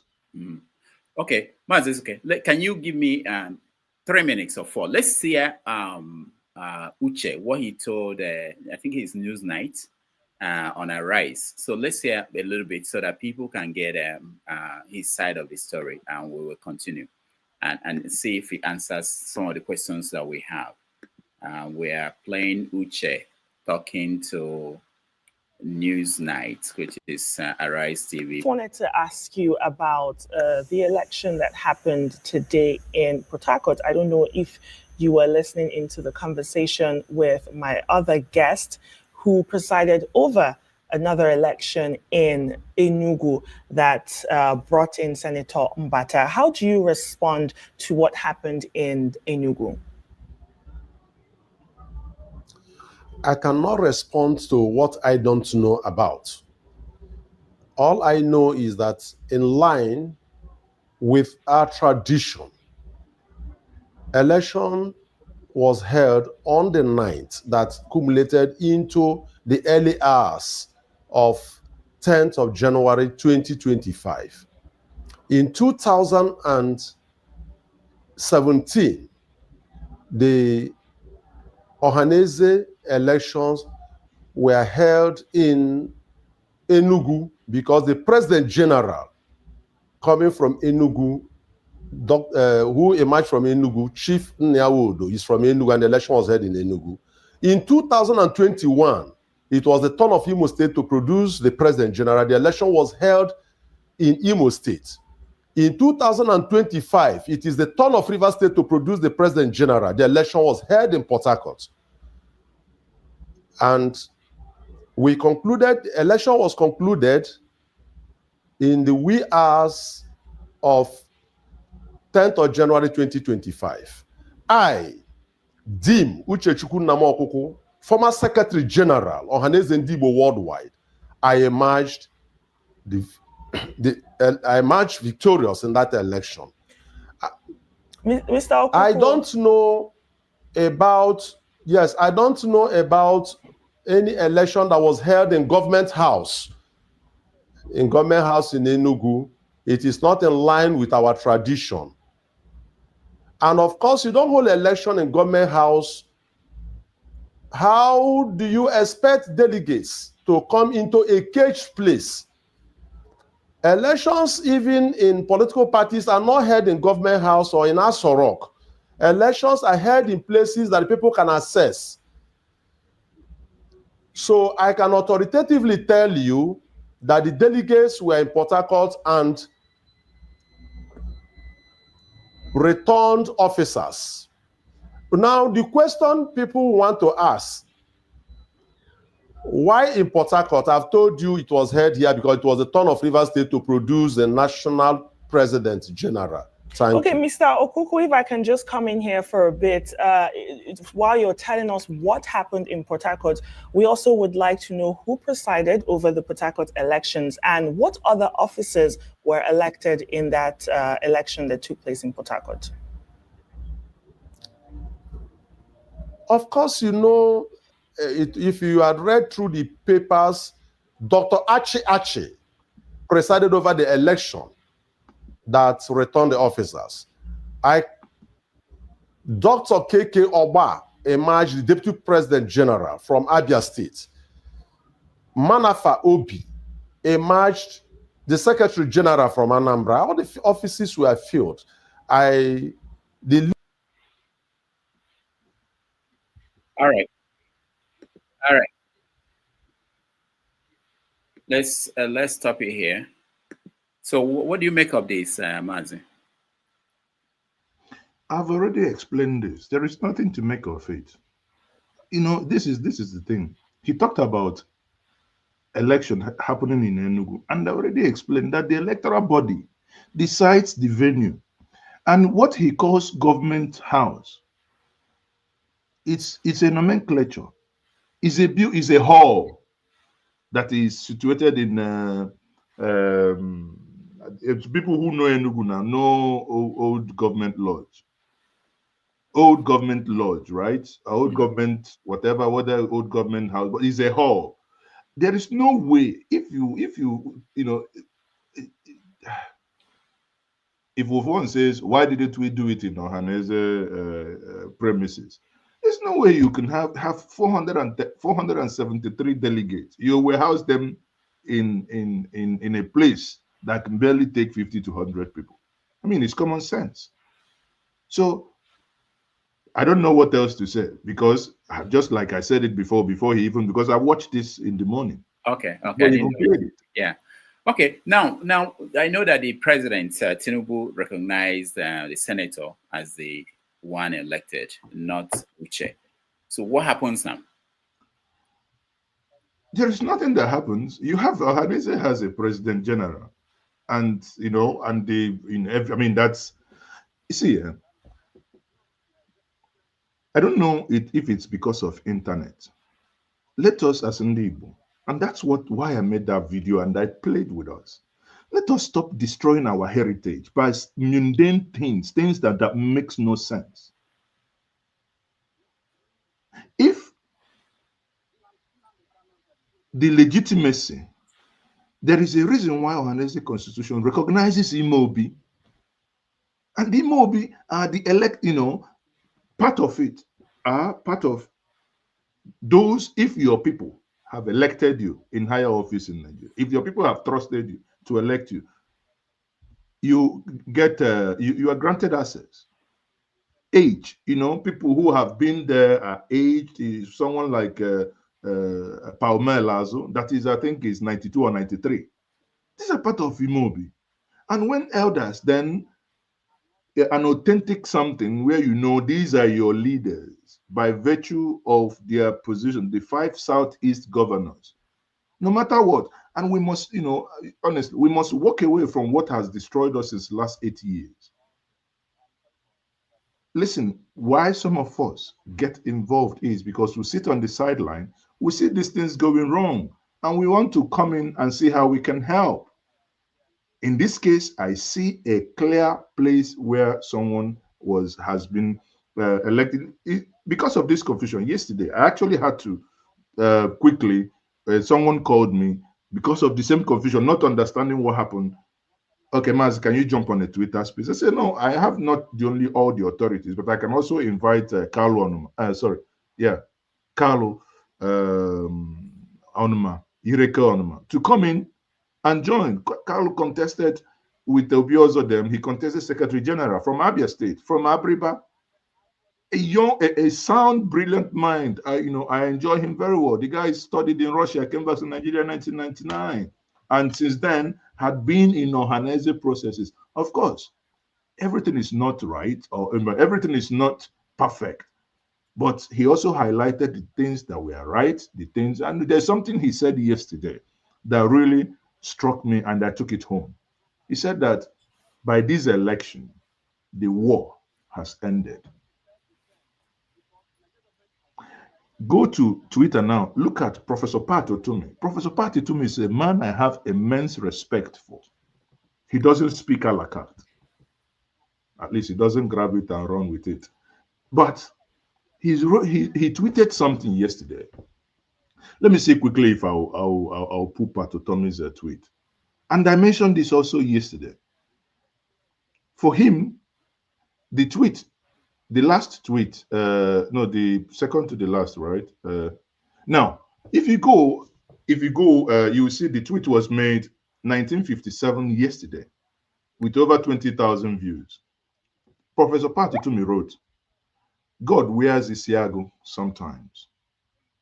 The contention on who would be a fitting President General of Ohaneze Ndibo from Rivers State could not have been better resolved than the ascension of Senator John Azota Mbata to the position.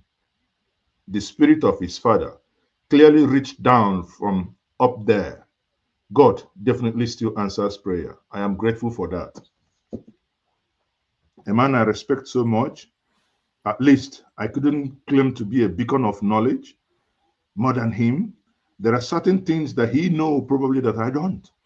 But these are people, because you cannot, because you have internet and you have one Chinese phone and you insult everybody, you know, because some of the things I've been reading, sometimes I'm like, Nandi, but what can I now? Why all this every time? Are we the only this thing? Eh? We're not the only tribe in Nigeria. That's my thing to us. Please, we should calm down. There was an election. You know, if you didn't attend the venue, so this thing has now become this thing.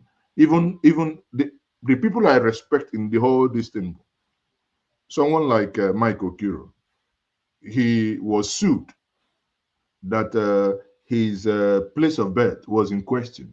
So they got a court injunction stopping him from participating in the election. Now, which election did they stop him from? Participating in Port Harcourt or Enugu? You know, sometimes, there are some silly mistakes people make. He didn't, because he was not interested in contesting in Port Harcourt. So the venue was known, communicated to every aspirant. So if you decide to do otherwise, now Nasabi now, and so were there any governor at the Enugu events? All the governors were there, exception of Ebonyi that sent the deputy. Okay. All the governors, Soludo was there, Hope Uzodimma was there. The host governor, Dr. Ifeanyi Dr. Mba is there, and Abia State governor. They were all there. In there, you saw Simon Okeke, former Police Service Commission head, Ochenda Amici. In there, you had Iyom Josephine Anini. In there, you had Dr. Chris Ngige. Come on now. If we cannot respect it, one thing we must begin to accord some sort of respect for our elders. Even if when I don't agree entirely. It will even when you are right. So we can't just come on because we have telephones and we'll be insulting everybody and can't cause a man. I can't. The men I saw yesterday. Please, if you don't, I can share the. I saw that. I saw the pictures of and the video. I think the place you can, if you're on Twitter, look at Peter Mba's Twitter handle. You saw most of the pictures there. If you can pull them, and we'll look at these men and women. Okay, look, they are the people in Port Harcourt. Now look at this. They recognized that Nemwe. That a president from Owerri, from Imo State, that is Nze Ozichukwu, the one that spearheaded the whole process. 3 weeks ago, I had him on my program on the state of the Igbo nation.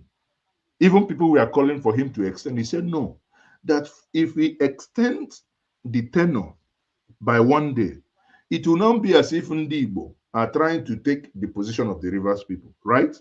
that it will not be a good sight. He shut it down. Nobody should ever mention that to him, that yesterday election must happen and the new leader must emerge. For me, that was the first time I spoke to him, and he earned my respect, because this is how I respect people who stand by their words. Now, people in Port Harcourt knew that this man is the Ohaneze president, the one that left yesterday. And they know that the election is happening in Enugu. The ones that won in Port Harcourt and elsewhere in the cloud, who handed over to them? So let's not, All right. Yeah, I could see the pictures. I've been seeing pictures of the people. Okay, look at that. You know this guy. Now, stop there. On your top right, that's the guy on Obunda Abriba on white. That is Bismarck Oji. Next to him is Dr. K. Ikechukwu. You know him. One of the most brilliant minds that I've ever come across. Right? One of the best. Look at Dr. Chris Ngigede. Look at I've forgotten his name. Abia State Governor is the Hope Uzodimma, the Mbata guy. The ambassador Koke Muche. I mean, come on now. I beg, let's leave this. So, can we see more picture from Port Harcourt like this? Yeah. Because I am now beginning. Listen, I'm beginning to be inquisitive, because I want to actually see those people. I want to, let me be inquisitive. I want to see them. All right. Thank you so much for helping us understand what happened. Let me see if we can get two people to, if they have any question for you. I think I see Ike and CM. We have Mazes who helped us to understand what happened with Ohaneze presidency. CM can help, because CM was also in my meeting and he asked questions, so he should know. Oh, okay. Let me start with Ike. Ike, go ahead. Good afternoon. Hi. And Happy New Year to every one of us that are here today. Maj, I agree to. God bless you. My brother. I thank you for what you do, and may God continue to be your strength as this 2025.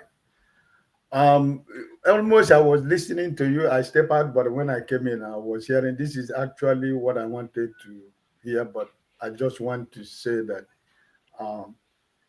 I'm happy with what happened in Enugu yesterday, and the people that the shenanigan in River State this is Nigeria.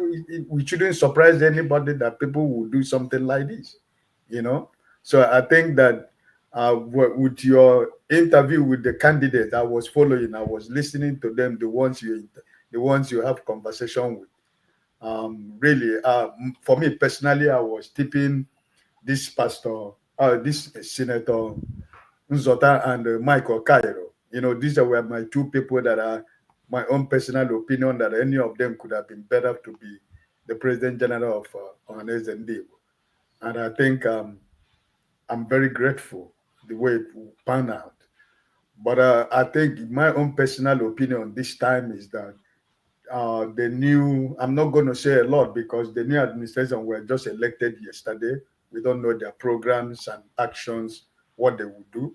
But my own personal opinion, I think that this new generation of Ohaneze, it is time that we detach Ohaneze from the governors of Eastern Nigeria, the whole state governors. Let it be the people of Ndibo.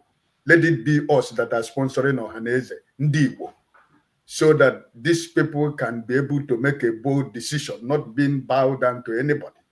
So I think it should be very wise that Ohaneze is a social cultural organization.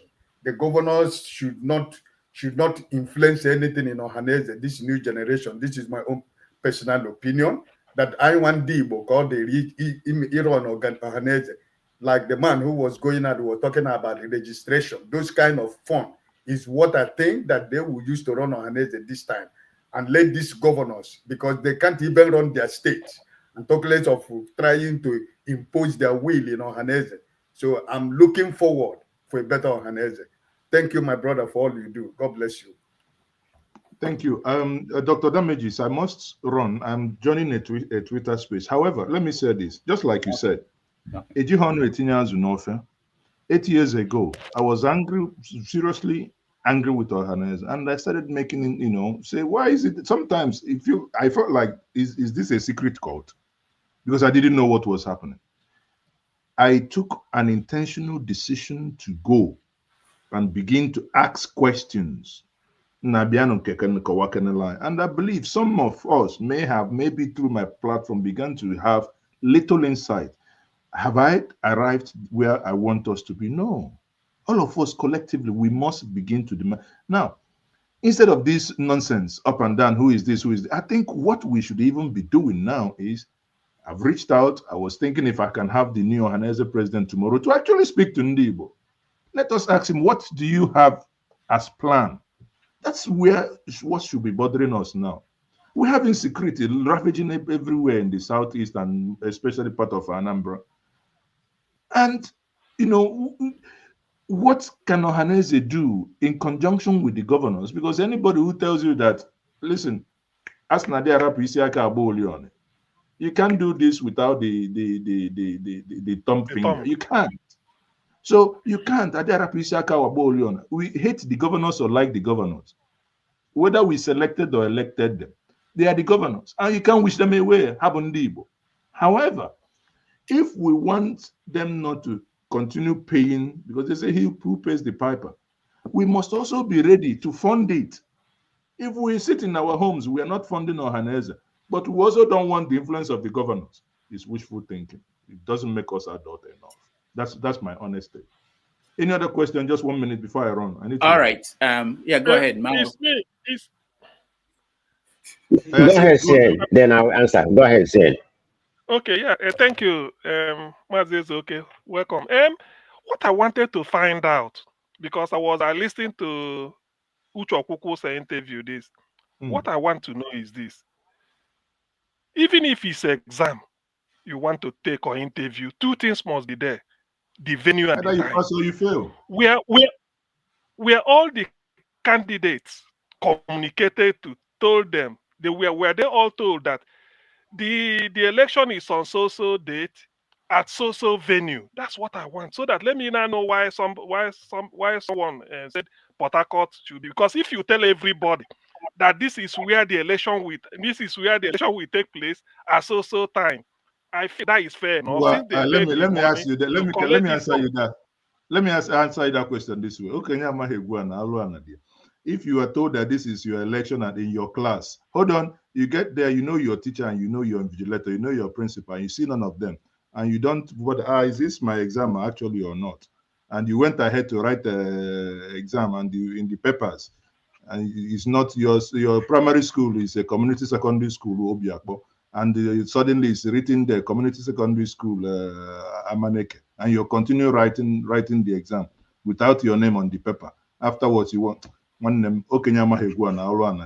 That's my honest. But then somebody will tell you the one before it was held at. No, I'm being fair here. Was held at you. No. Was the exactly? I am no. Yes. Why was that one? Why not? I explained this thing. Anyway, electoral body. The electoral body decides the venue. Okay? Anyway, electoral committee. The electoral committee. You come back to my first question. Listen. Did the electoral commission told them where it will? That's what I wanted to know. Of course now, because when you pick the form, listen. That's okay. Hold on. When you pick the form, if you pick the form, it is written. Your name, last name, this is where you come for screening. The address is there. Okay, it's okay. So if you pick form, all right. it's written that you're going to go to, hold on, if you pick a form and they said you're going to go to Washington, and you pick a form, you go to New York, you go and stay with Dr. Damages. You haven't gone to the location. All right, thank you. Thank you so much. Mazi, okay, quickly, man of prestige, he has to go. Yeah, CM has asked the question I was going to ask. If the venue was decided, where it's definitely going to. But when I woke up this morning, I was kind of confused. I thought I already won the president from the narrative I was getting yesterday. So you see, this is my problem, the day and a half for the Imo State governor. But final question, Dr. Mazi Okafor, was where do we go from now? Where do we go from now? I mean, How's it going to be resolved? We are in our location. Ndibo is going where they are going. So who do they need to wait for? There is a PG. My concern, and listen, I made a video. In that video, I keep referring to that video. I don't care who emerge, but Maluna, Ndibo, our elders, Ofeke, Arachibo. So I was happy.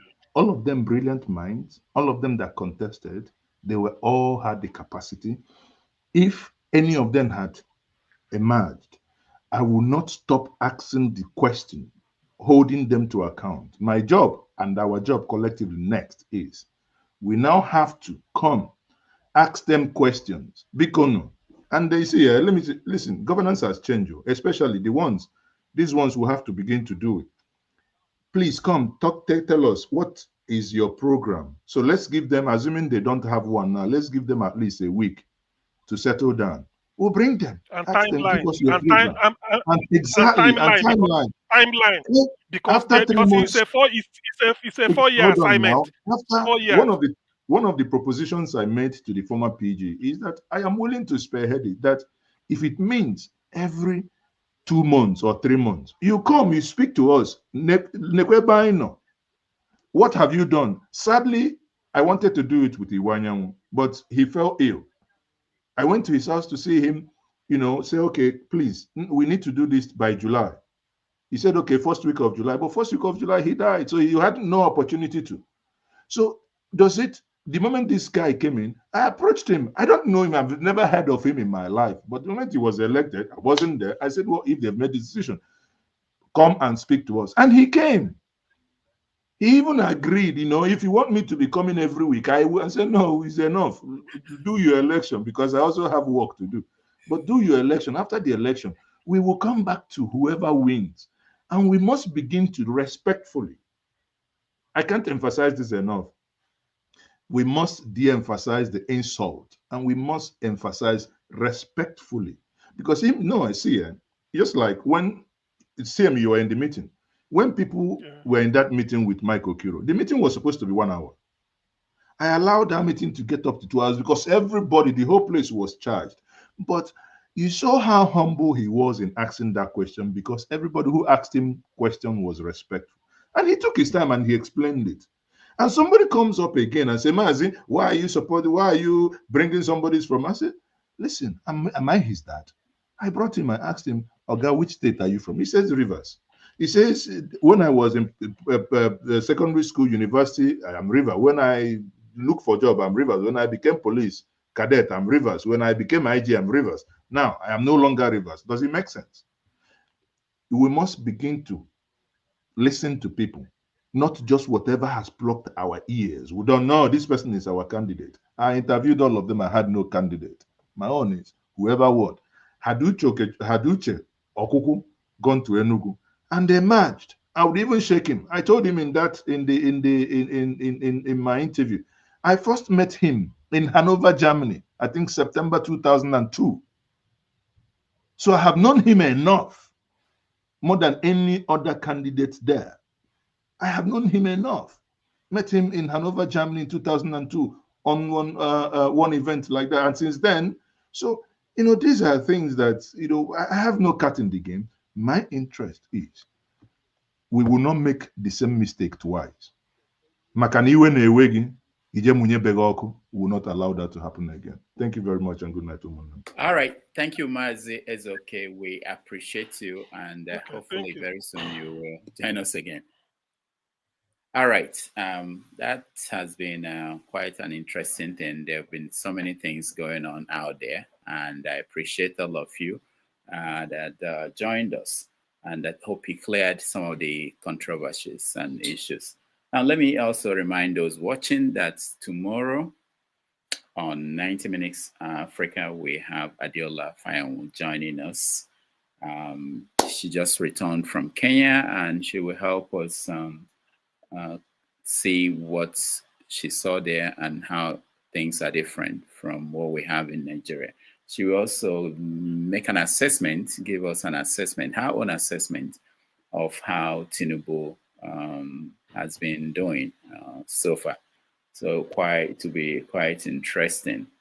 And on Monday, for those on Monday, we are going to have a special conversation with the head of the Biafran autopilot branch of the Biafran movement, which is the chief of staff to Simon Ekpa, and who is now the deputy prime minister, and that is Dr. Ngozi Orabueze. So she will join us on Monday at 1 p.m. New York time, which is 7 p.m. Nigerian time. So if you can join us, that will be an interesting conversation to have, and I hope most of you will be able to join us. And then next week, that's an interesting conversation that we're going to have next week. Most of you know Peter Obi as the presidential candidate for Labour Party, but there is someone behind Peter Obi that is that knows him more than most people. I found him, and he's going to join us not this coming Sunday, the next one, to give us an insight into the Peter Obi that nobody knows. His name is Dr. Mo Paul. He has traveled with Peter Obi across the world for the last 1.5 years.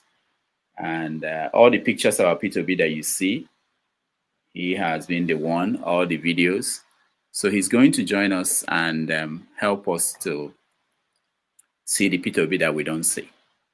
I met him at Yale University during the conference, and we spoke, and he has a lot of insight into the man that most people may be shocked. So he will join us on January the 19th, which is a week from tomorrow.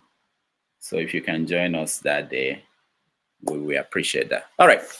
So let's we have to move on to different topics, but let me just hear the final take from you guys. CM.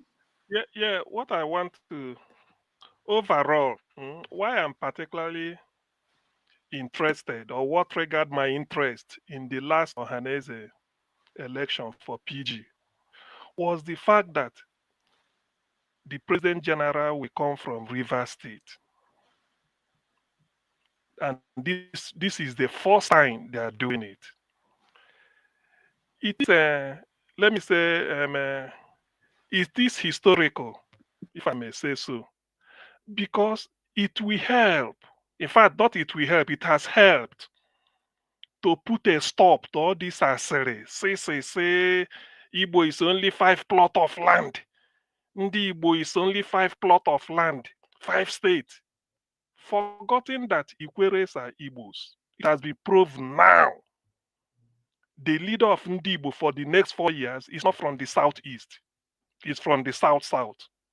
It says a lot. So nobody should come here midnight to start to lecture some Maroons. Oh no, Ndi Igbo are just 5 states. Ndi Igbo are we have literature to show, with all due respect. Those that are saying, let me now drop this. Then we say, oh, Ikwere, either they come from Benin or they say one place. With all due respect, you can't be more Catholic than the Pope. There's a book titled, I Remain, Sir, Your Obedient Servant. It was written by the late Oba of Benin, Oba Kenzua, I think the one that handed over to the present one. When he was a young man or so, working as a district officer, in the colonial days, he worked, was posted maybe as a district officer around from Ndoni, Ahoda, Emuoha, Eche, Ikwere, Isiokpo, all those areas. He put his thought in writing by saying from Onitsha down to Port Harcourt is Igbo. Later, he became the custodian of his ancestors by being the Oba. So he knows exactly who are who is who. So for somebody we now come and start to say, want to insult Ndi Igbo, they say, oh no, Igbo stops with Abia, Imo, Ebonyi, Enugu, and Anambra. That's all. That's a white lie. So now go and tell the president of Ohaneze Ndi Igbo, Asota Mbata, that he's not Igbo. It is not so. In fact, this has ended it, and then forever, nobody will ever bring it up again unless that person is an idiot. Because I do not see the need. I, a CM, I can never be the leader of Afenifere because I'm not Yoruba. My area is Anambra. The day you hear that I am the president general or chairman of Afenifere, you ask yourself, is Anambra part of Yoruba land? It's as simple as that. I let you come in. Thank you. All right. Thank you, CM. One comment before we move next, please, if you don't mind. Yeah, in order to second what CM was saying, I've never really picked up about this Ohaneze before. This is the first time I'm just because I don't really care who emerged in as far as they're capable, but just because they defy to the River State, that's why I was very happy to harmonize the whole Igbo. Because when you come to a different platform, you tell all these Agbados, that there's a lot of Igbos in a River State. They be arguing with you. I don't know what is their problem. Why they try to discredit. We came and say he's not an Igbo. That's his own problem. Igbo speaking. I'm not saying Igbo. For my research, the Igbo speaking, in River State, it's about 45%. It may be different dialects or whatever. You have Calabar, you have Nkane, all of them speak Igbo, and different clusters speak Igbo. But whoever wants to join the Igbo, they are Igbo, let them join. I mean, my sister is married to, somebody from Ikere. So when you come here, I was speaking to some of them. They just kind of, even the one that come on this platform, I don't know what's wrong with them. But anyway, I'm just very happy the harmonization of Igbo. That's my only, satisfaction. Thank you. All right. Ike, you want to say something? Oh, he's not there. Let's go to Jefferson. Hello, can you guys hear me? Yes. Yes. Oh, fantastic. Hello, good evening, good afternoon, everyone. It's been a while, Rudolph. It's nice to see you again and see everyone. Yeah, I saw the topic. This is an interesting topic. New Alaafin, new Ohaneze, drop sentence. Anyway, let me concentrate on the new Ohaneze. Whether we like it or not, there have been a unifying factor that has been happening for years. And it was so sad that someone who was from Delta State, precisely from the Delta Igbo speaking region, was so very, very concerned that his fathers lied to him for years to deny their Igbo-ness. In fact, it was that bad that he was even questioning his fathers, and father had to say that, look, that we have to deny it because of factor A, B, C, D, But as it is, he has been sensitizing the people that, look, we are Igbo, it's just another dialect. The truth has come out before our very eyes, Even me, before, in those days, I felt that Igbos were just 5 states. But later on, I began to understand, I began to study that the Igbo transcends beyond 5 states, And then you try to tell people who are non-speaking Igbos, they will tell you, oh, if there is an agitation, even if there's an agitation, why do you want to bring in more states? And I'm like, look, the history records are there. I'm happy that the Ohaneze actually came from River State, because at least it gives other people who are not from the southeastern, the 5 southeastern states, a sense of belonging, that at least they are Igbo community and they have a say. And I also pray that they also reach out to the Igbos in Kogi, the Igbos in Bayelsa, reach out to everyone. It's now becoming glaring that the truth of things are actually coming out. You see, there's a saying that when you hide history for so long, one day the truth will speak up, will catch up with us. Even sometimes when there's some conquer or conquest, you will see people, when you want to take an identity that is not yours, they will remember you who you are, even when they hate you.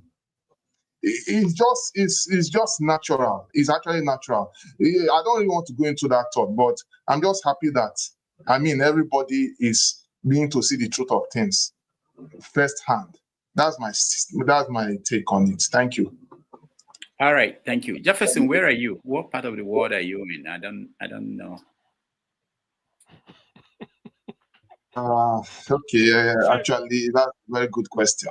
Well, we say Texas, You're in America. Okay, that's all I need to know. Okay, all right. So yeah. I want us to You're welcome. look at the American situation now that we have man of prestige, a Trump supporter. I want us to look at the American situation in terms of what is going to happen in 9 days. So in the next 9 days, we are moving away from the Biden era, and we are going to move over to Trump second time in office, presidency. So let's talk a little bit about that, and then we will we'll see where that takes us. Because in another 40 something minutes, we'll end this stream, and then we start the other conversations in the next stream. All right. So, man of prestige, you've been away from America, but it doesn't matter where you are in the world. You've been hearing stories about what is happening. Canada is going to be the 51st state of the United States. Maybe Trump will be interested in Britain, getting Britain to be a 57th state. Well, thank you very much. Yeah, I've not been listening to American news. It has been a while, but I was able to get bad news of what's happening, like something online. I don't really pay attention to the news anymore, because most of these news media in the USA to begin with. But that notwithstanding, I feel a little bit of what's going on. So he's going to be inaugurated in the next 9 days. I think that was the funeral, and the funeral. I was looking at the picture whereby Trump was sitting beside Obama. I don't know what he said to Obama. Obama was kind of chocolate. Even when George Bush came in, he just greeted Obama. He didn't care for Bush. Of course, we know what's going on there. But that one notwithstanding, I think all this. I don't know what's going to happen, okay, but in my own opinion, he's going to inherit a good economy. Look at the job unemployment yesterday, but I don't know about the stock market, because when it comes to different areas, we can pay attention, like the stock market, it has been free for all. I mean, yesterday was one of the worst days. We don't really know what happened. I mean, he's going to come into power, but it's going to be a different America. That's what I see, because I don't really know who's going to run the government. Is it going to be Elon Musk, or is it going to be Trump? So, because Elon Musk is pretty much bought his way through the presidency of Donald Trump. It's going to be very interesting to see how that's going to work. There's something I'm hearing. There's like a dichotomy going on between Elon Musk and Steve Bannon, right? Because Trump wants to bring people from India, the IT people and everybody to come here, but that part of that faction, they don't want it. They want everything to be all about America. So I'm looking forward to see, but I don't, like I said, I don't watch that news that much. We see what happened in that regard. So yeah, I see them together. So. And you are in the blue state, isn't it? You live in the blue state. Yeah, that fire is ravaging us right now. They're making that to be political. Yeah. Yeah. Thank you. I'm concerned about Pansat. I don't know where Pansat is close to. No, he's all right. I spoke to him yesterday. He's all right. Okay. All right. Let's see. CM, you live in the UK. Are you happy by the signs we are seeing from Trump? Are you happy with? Are you excited that in the next 9 days, what will happen? Well, the thing is, to be honest with you, ordinarily I shouldn't have an opinion. Do you know why? The reason being that, Europe, particularly UK, they look upon to America. Forget about whatever somebody may tell you. UK has a lot of regard for US. It is always better for UK to be in good books of America. I'm telling you, this is what experience has taught me here. No matter what the politicians say, they will always like to be on the same side of United States. They call it a special relationship and they want to maintain it. As long as whatever opinion a British Prime Minister holds in world affairs. If an American president will support him, he's okay. He doesn't care whether the rest of Europe turns against him. This has been the idea. That is to tell you how they regard America. Now, the leader of America, why people take interest, although it's an America's domestic affair to elect who they want, but from where I stand, Europe looks up to America for leadership.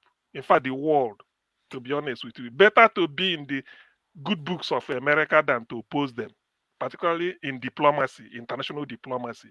I don't know why. America has a lot of clout. So Trump coming in, that is America's decision.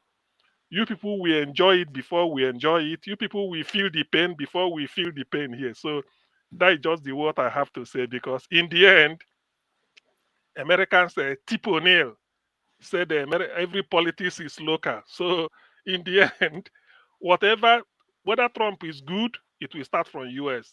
If it's going to be bad, it will also start from US. So our own Natusi, don't look here. But to be honest, as a British passport holder, I will like to align myself that I want America to be good, because my country of residence now, they look up to America for a lot of things.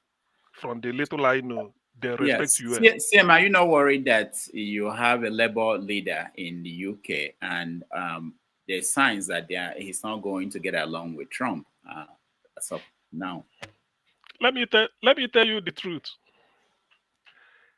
Any American leader, any British prime minister, the moment he starts showing a sign that he won't get along with, and not just want to say Trump, with the American president, there will be internal revolt here to change him.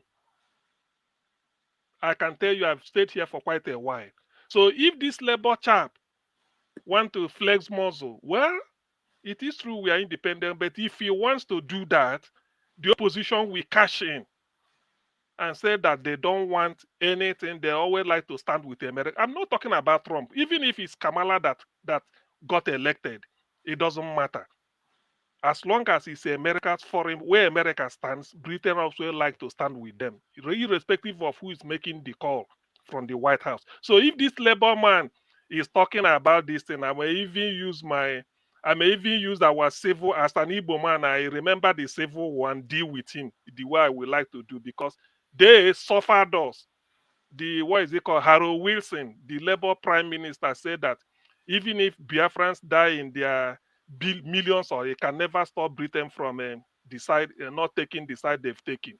So that alone is a painful. That is a personal pain to me, or to anybody of my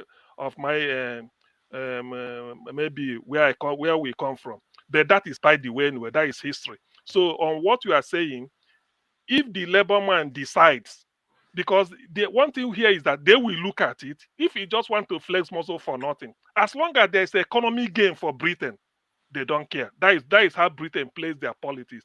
Whatever America is doing, so far they will gain. When America invaded Iraq, the rest of Europe said no.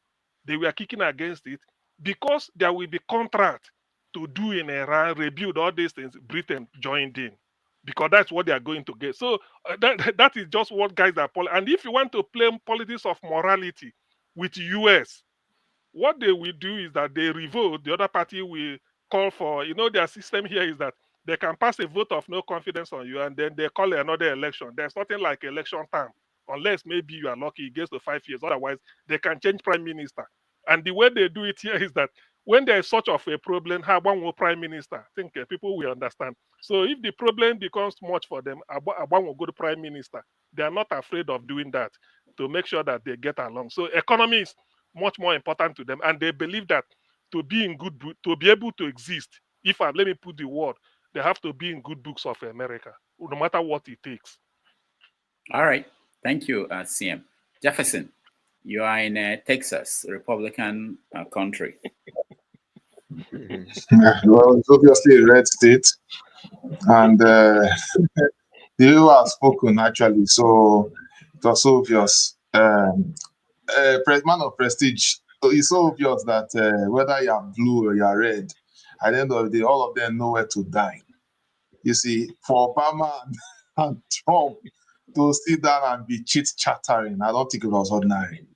they could have decided to keep a grudge, knowing fully well where they stand. You know, it just is a wake-up call.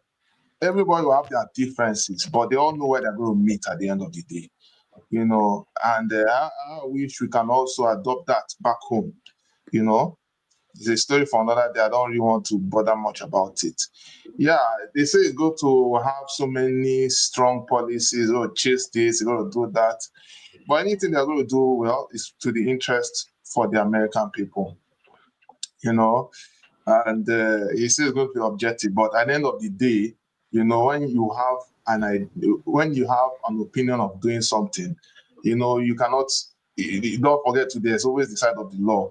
You cannot have a unison opinion, and that's one thing that is so beautiful about the states. Except the whole National Assembly and the judiciary and all that all come together and say, okay, we're going to make sure we execute everything that President Trump wants to accomplish. So, I mean, that's my only two opinion. As regarding the world political enclave, I mean, the guy is thinking of his survival of the fittest. I'll put it that way. He's thinking of his own interest. To take Canada as the 52nd state, I don't think it's going to go well. 51st, Abby. Sorry, you know, I'm losing count. I don't think it's going to really work out as such because, you know, the Canadian people, they love their sovereignty. It's not going to work. But except maybe they decide to vote amongst themselves. It's going to be a tough call. So, and Panama and all that. So, it will be a difficult decision for them to make. So, let me just leave at that. All right. Thank you. But yes, Trump's man. But let me ask this question quickly. But please, can I, before you come in, let me ask this question quickly. How will it look like if Canada becomes the 51st state of United States, in which one state is bigger than the entire country? Is there how do you do people consider that? No, actually, Canada should be part of should be a state in America. Do you understand? Because states like New York and California, I don't know about the landmass. Maybe Canada would be bigger in terms of landmass, but we're talking about population and maybe the economic power. I think these two states are outweighs Canada. So Canada, I don't know if any of you have lived in Canada or visited Canada for some time. You know that place is a Gogolongo country. That should be it doesn't even very a country. But this is it. They are saying, but they have so many provinces. Don't you get? My brother, I can't live in Canada. Canada is where you are being robbed on the broad daylight by the politicians, and you can't speak. You can't talk. You pay tax on everything. The only thing that there is no rate tax on is when you fart or when you breathe. These are the things you don't pay tax on. But in Canada, you pay tax on everything. Everything. So on the taxation, the rate is too much. It's just like overbearing. People there, I don't know how they survive, honestly. But good to see you, my brother, man of prestige. Oh yeah, and Kenneth, good to see you too. You see, when Dr. John just said that you've been out of America for a very long time, I was wondering where did you go now? Where did you go? But when you were talking, I now confirm that I think it's obvious you are out of this country for a very long time, so you are out of touch with what is going on here. In Nigeria, I go to your hometown and then in Anambra now. Yeah, you see. So can I? Canadian guy that says we should not build house in the village. So can I? Trump is coming in. It was yesterday. The New York judge sentenced him. Yes. So officially, he's going into the White House as a convicted felon. No problem. We still have the Supreme Court. He can appeal, and that appeal would take time before the hearing, right? So simply, if I were Trump, what I would do is, as soon as I get into power, I will pardon myself and case closed. Do you understand? So unlike Biden, that has been in denial that his son was involved in criminal activities, and all of a sudden, Biden wake up one morning and say that he has forgiven his son. You see, so the the honesty there is very questionable. So you see, man of prestige, I would rather have Elon Musk as the president of this country than to have Cardi B as the president of the country. You see, so I would rather have successful businessmen that will pilot the affairs of this country to a successful economic power than to have someone that is as stuck as Cardi B, that all she will be doing is to twerk for us. So obviously, and I know you are just talking now, Elon Musk is not the president. He wasn't elected. He cannot be the president. However, the president will want to have successful men that will be in his advisory committee, maybe to help him, organize the economy. Talking about inheriting a good economy, I want to ask you, where is the good economy? I'm not seeing it. I don't know if I'm still living in this country, because all I know is that the economy right now is in shambles. Everybody is, even you are feeling it. Did you see the job report yesterday? You see that what they call it, what is the name of that place where they do trading now? Stock market. Stock market. I don't think stock market will determine the price of egusi or price of gari in the market in this country. So for us to actually feel the impact of the economy is when you go to the grocery store, when you go to the market, price food, price commodities. That is when you will now realize if that economy is doing good or is harming the people. So as it is today, the economy is harming the people. The economy is not favorable. Trump obviously is going to inherit a destroyed, non-working economy.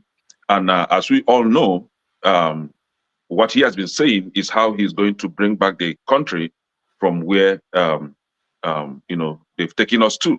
So the trade and economy of this country is going to be revived. We're talking about the border. You can't have a good economy if your border is not secured. You can't have a good economy if there is insecurity, high rate of insecurity in the country.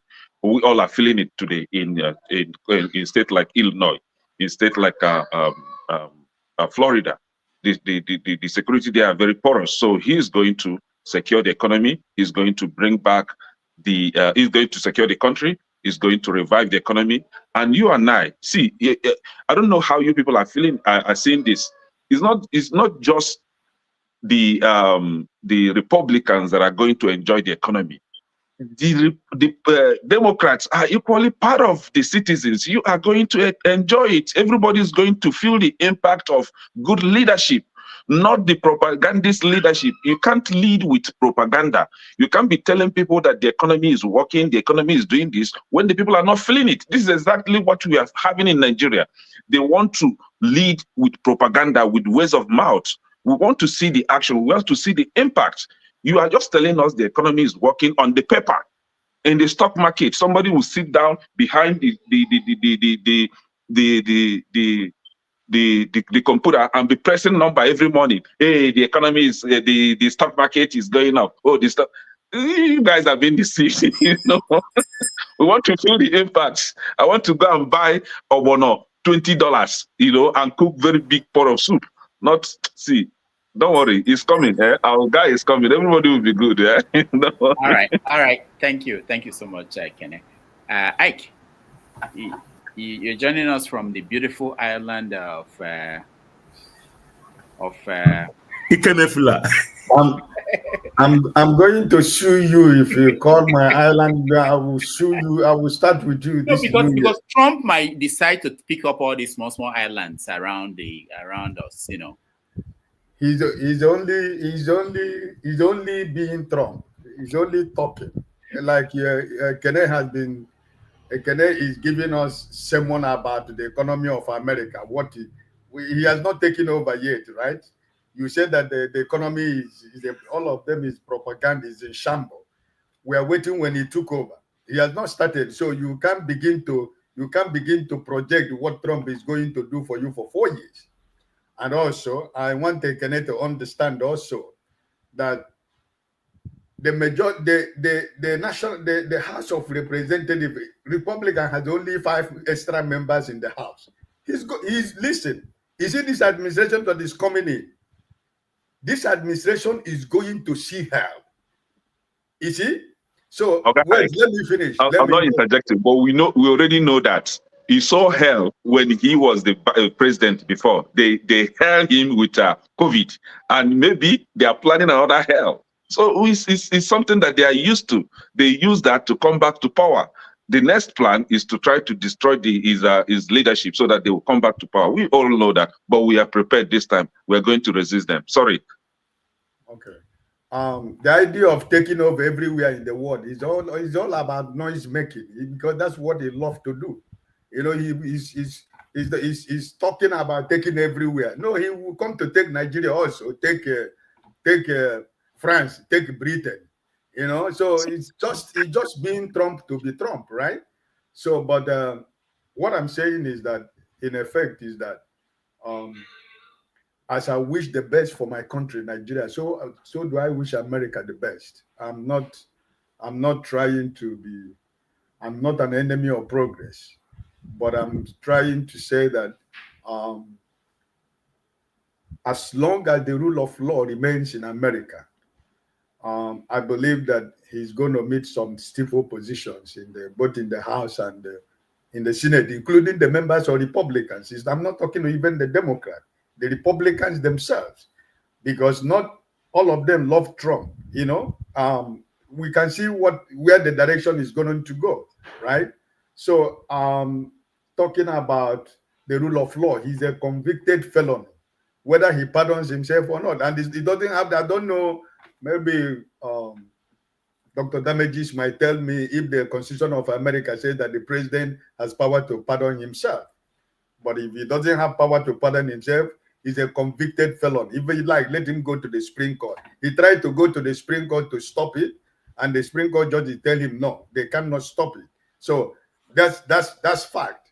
About the well-being of America, if America is working for everybody, I believe it will also work for other countries that depends in America. So I wish him all the best. Election has come and gone. It's time to govern. You know, but the idea of trying to use this fear mongering of I want to take over Panama, I'm going to take over Mexico, I'm going to take Canada, I'm going to take everywhere. He couldn't take California. California is bigger than him. He cannot. He had a very big state called California. Right? You understand what I mean? The third largest economy in the world. I'm not talking about the third largest world economy. And he's talking about going to Canada and Panama. Listen, this is Trump, which is Elon Musk, who has turned politician overnight. He's trying to fight the British. I don't know what problem he has with the British Prime Minister. You know, all these people. Remember, before I give another person chance, remember before Trump left, he pardoned people. Even the people that were not supposed to be pardoned, he gave the same pardon, right?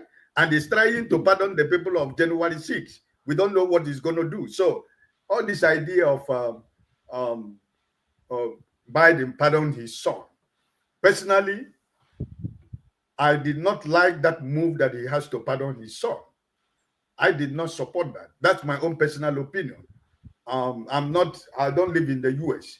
I am as an Igbo man, I am more Republican, but because of the man who you claim to be your Messiah, Trump, I have nothing to do with him, right? Because most of his policies are not good for black man. So at the end of the day, my prayer is America succeed, as I pray every day for Nigeria to succeed. God bless you. All right, thank you. Let's go to Revolution. Go ahead. We're talking about Trump coming in next 9 days. What do you make of that? I'm a Trump supporter anyway. I love his way. No matter how people hate him, he's a good leader. But Doctor, on the possible about Ndi Igbo, or the possible. We finished that topic. But if I know I'm somewhere I couldn't make my own. All right, quickly. Go ahead. Yeah. Sometimes on the Igbo name, you can't say it in English. Okay, sorry about that. Yeah, I so was that people who, yeah. yes. What I was trying to say, because I was listening to that brother who came defending the destroyers of Nigeria, telling us now that to become Ohaneze, to be able to contest for Ohaneze's leadership, you have to pay 300,000. So when you pay, this was what P2B, why P2B left PDP. Because the money to get all these so-called people, delegates or what they call them, who is going to determine who becomes the leader.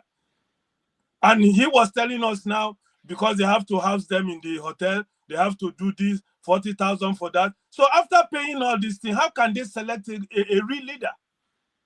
That is the problem.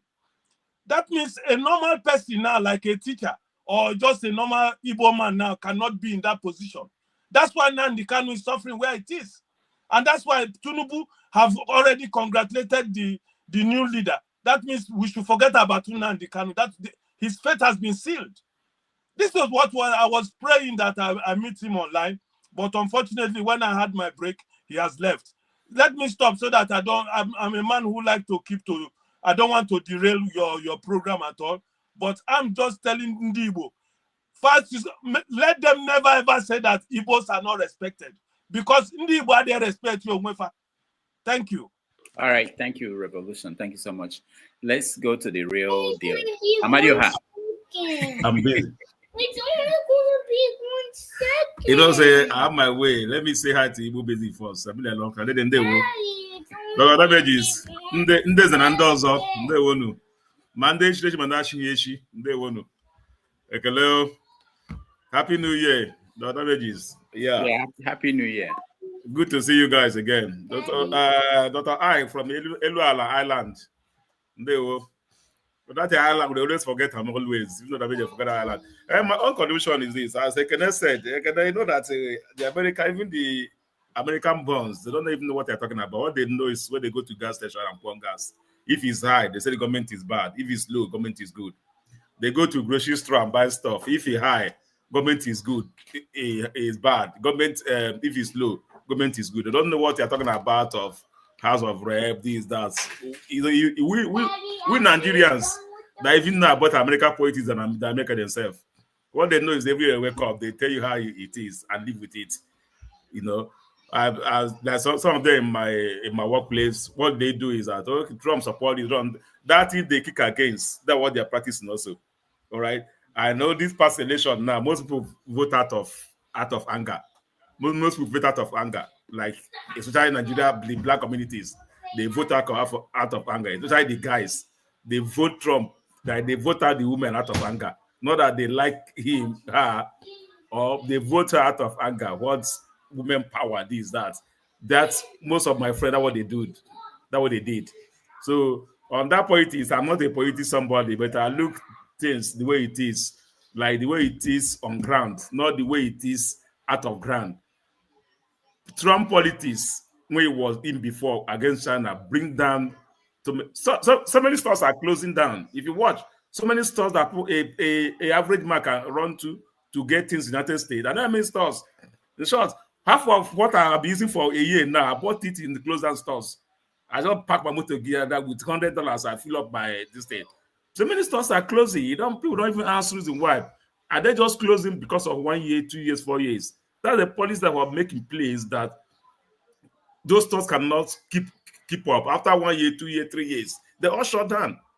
And people are losing their jobs. Not the politics that the new government made, but the point that have made years back. So any mistake, any mistake that any government in power make, it can affect another government coming to the power. All right, that's what my argument is. And secondly, I don't see no reason why we Nigeria will carry American politics in our hair as if we have even finished fighting what is going on in Nigeria politics. People here are not even like carry the way Nigeria are doing the politics here. We the people Nigeria, people born here and brought up here don't do such. They live their life the way it is and maintain and forget how these people are politicians. They don't know, they don't care for you. Both Trump, Biden, they don't care for you. If all of them have the same. They're all the same thing. For me, they're all the same. They're all the same people. I'm being a red state. I'm in a red state, but I tell you, on the next 2 cycle of election, you're going to turn to blue states because Texas is almost turning to a blue state. Last governorship election, we see it almost happen. For the next 2 cycle of election, it's going to turn to a blue state because immigrant coming in this state like huge. All right, and they are giving birth. For the next 2 cycles, those kids will be turned to are able to vote, and then you're going to a red state very soon, blue state very soon. So my other parties, I don't really follow all politics. What I know is what is on ground. The fuel, if I pump my gas, if it's high, they say the government is bad. If it's low, they say the government is working. That's how America live. If you like, if let it be Trump, if the pump your gas is $1, every person who takes the is the best president. Immediately it's $5. Hey, it's the worst. If you call it, that's what they live their life here. So that's not my part on that one. And the correct my brother that just left, what's it called? Revelation Now. He was saying that they say you should pay $300. Even a little club which will run here, he belongs to a club as well. If you want to contest any election that even no benefit on it, you pick a form. Even though it's $1, you pick a form. That's conflict for interest for you to do something. It doesn't matter how much it is. So the Ohaneze store, I know you guys have spoken about that before, and I speak up. I'm constant. I know what is going on. All the policies. So my own concern is that how does it benefit people back home? That's my concern. Nothing. How does it benefit people back home? The Ohaneze, you go to my village, I don't know what is Ohaneze. People that don't Ohaneze, people in the diaspora, people in the upper level, the government, the rich people. Local community, I tell Ohaneze, they say they don't even know who is if they even have election. People don't even know they have election.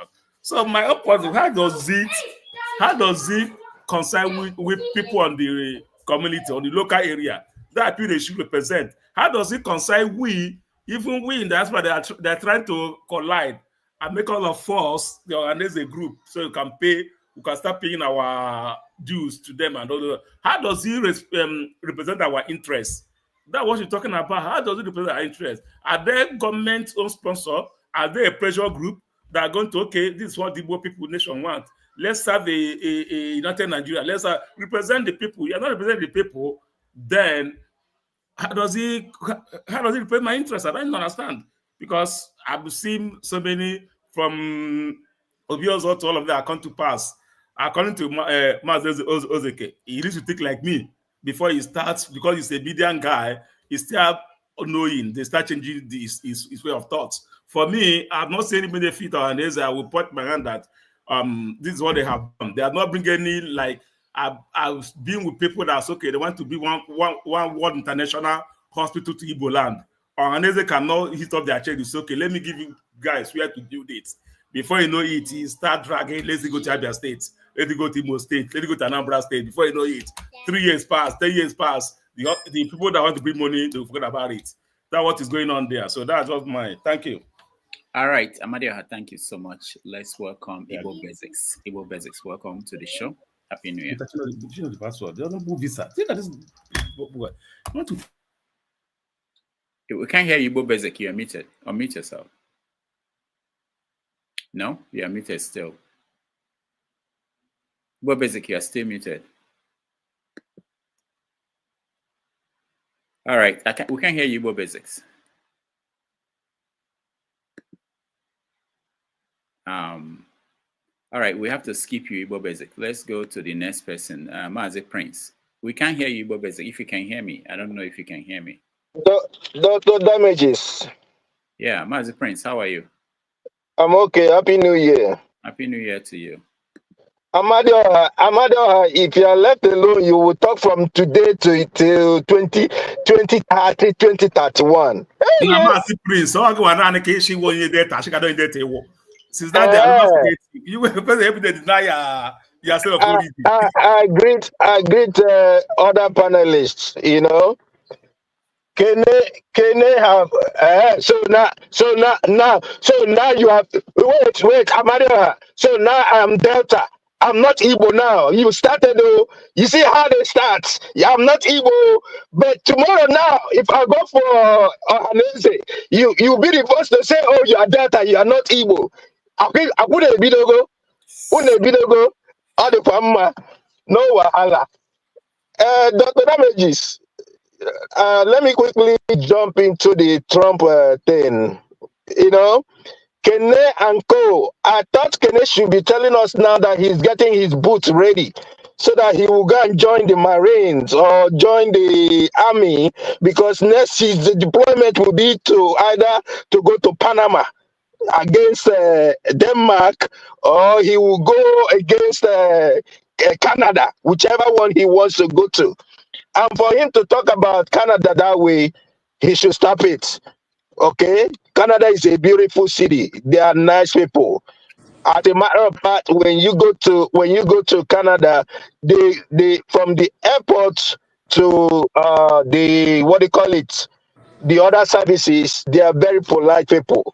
They will treat you nicely. All I can tell Canada that instead of, if they don't want to be an annex, they can join us, the Californians. We will accept them. No problem. Because from here to Canada is only 2 hours. You know, it's even closer than going to Los Angeles. Yeah, two hours. You get to somewhere like Calgary and all that stuff, and it will be nice.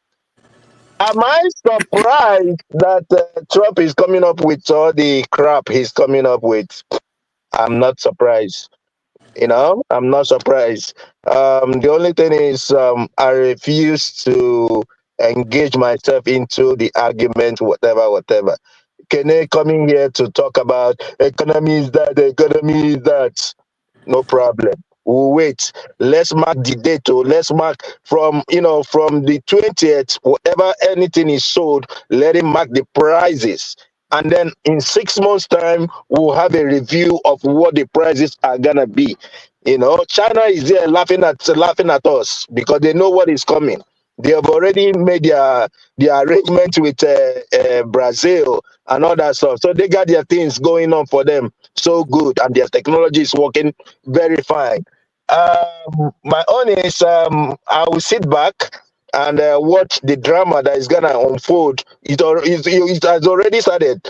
You know, because even if you go on social media, you see Trump saying, that he said he's going to deport people. Why is he going to annexing Canada and changing the name of Mexico? I said, no. No.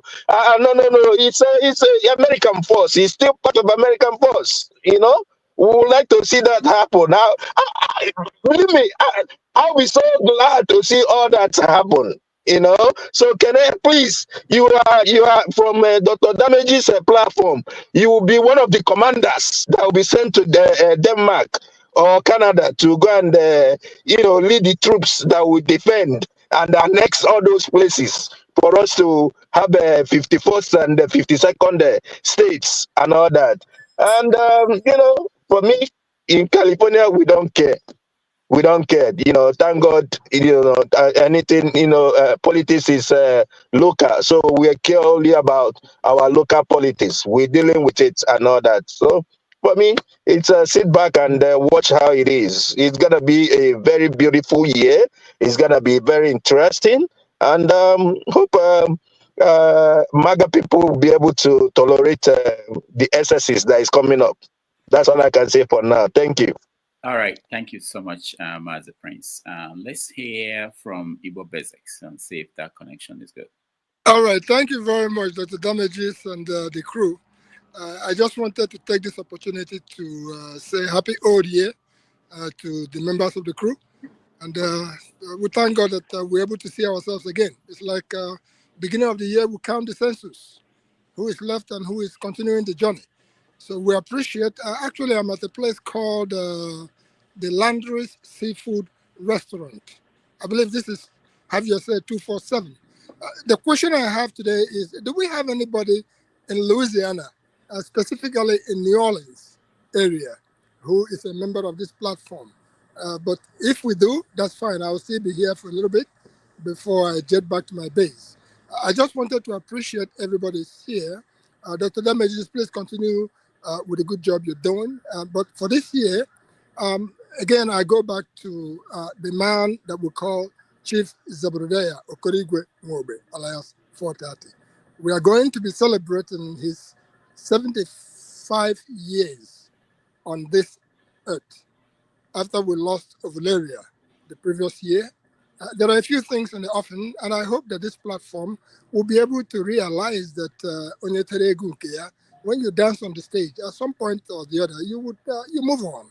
So it's to extend to our viewers, to the participants on this program, just keep doing what you're doing, but do it differently this time around. Dr. Damages, congratulations for all the programs that you have been putting forward. The other day I was thinking, I said, it looks like Nobi has given us yet a different dimension with all your satire. Nobi is actually blessed with people of the nature of Zebudaya, and now we have Dr. Damages. He's on the stage now. Zebudaya is of the older stage. Later on, you folks will come to realize that we are indeed blessed. I don't have much to say. The people are on the table, but I have to step outside to enjoy the beauty of this place called Louisiana. Of course, if you come here, they offer you seafood in plenty form. It is a new year. We will make it better. No negatives, all positives. Out of adversity, we will always face everything that is positive, and that's the way we're going to end up the year with. I came here for the funeral of an in-law, but at the same time, life goes on. That was done yesterday. Congratulations to all the members and all our viewers. We will do a better job this year. Well done to all of you. All right. Thank you so much, Igbo Basics. He's in New Orleans. If there's anybody here or anybody watching who is from that area, you can catch up with Igbo Basics. Thank you. All right, let's go to Bibi Ray. I don't know if I pronounce it well, but I'm not good at that. How are you today? Thank you so much for joining us. Yeah, thank you so much, Dr. Damages. Let me say this. Can you hear me? Yeah, we can hear you. Let me just take out. Okay, go ahead. Okay. I'll say this is my first time calling into a live show. Wow. Nice. I'm not very active on social media. I'm more of like a background person, and I'll listen to. I'll say I've been watching this show. I think before the election, the last Nigerian election. That was when I started, and I have my opinion. I have my views on certain things. But when it comes to like American politics, I feel like a lot of Nigerians lack critical thinking skill. They just do not think. I don't understand why you would say you love Trump, but you hate Tinubu. I just don't see the correlation between you loving Trump and hating Tinubu for what he's doing. I feel like a lot of people don't understand American politics, and it's so sad. But when you don't understand something, you have to do your research. You have to learn. People need to really learn because because of our population. I feel like people come online, Nigerians come online, and they argue blindly. They say things that you be like, oh my God, seriously, this is how people think. So it's just so sad for me. People don't understand. People say make America great again. What does it mean? For a white person, it means make America white again. They're fighting for self-preservation. You as a black person, what are you fighting for? They want their country to be white.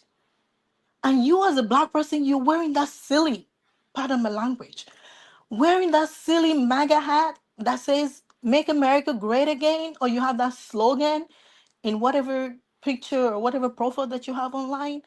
What is great about it? The people that looks like you, America has never been great for them. If you understand American history, I understand having a different political values. It's okay to have differences.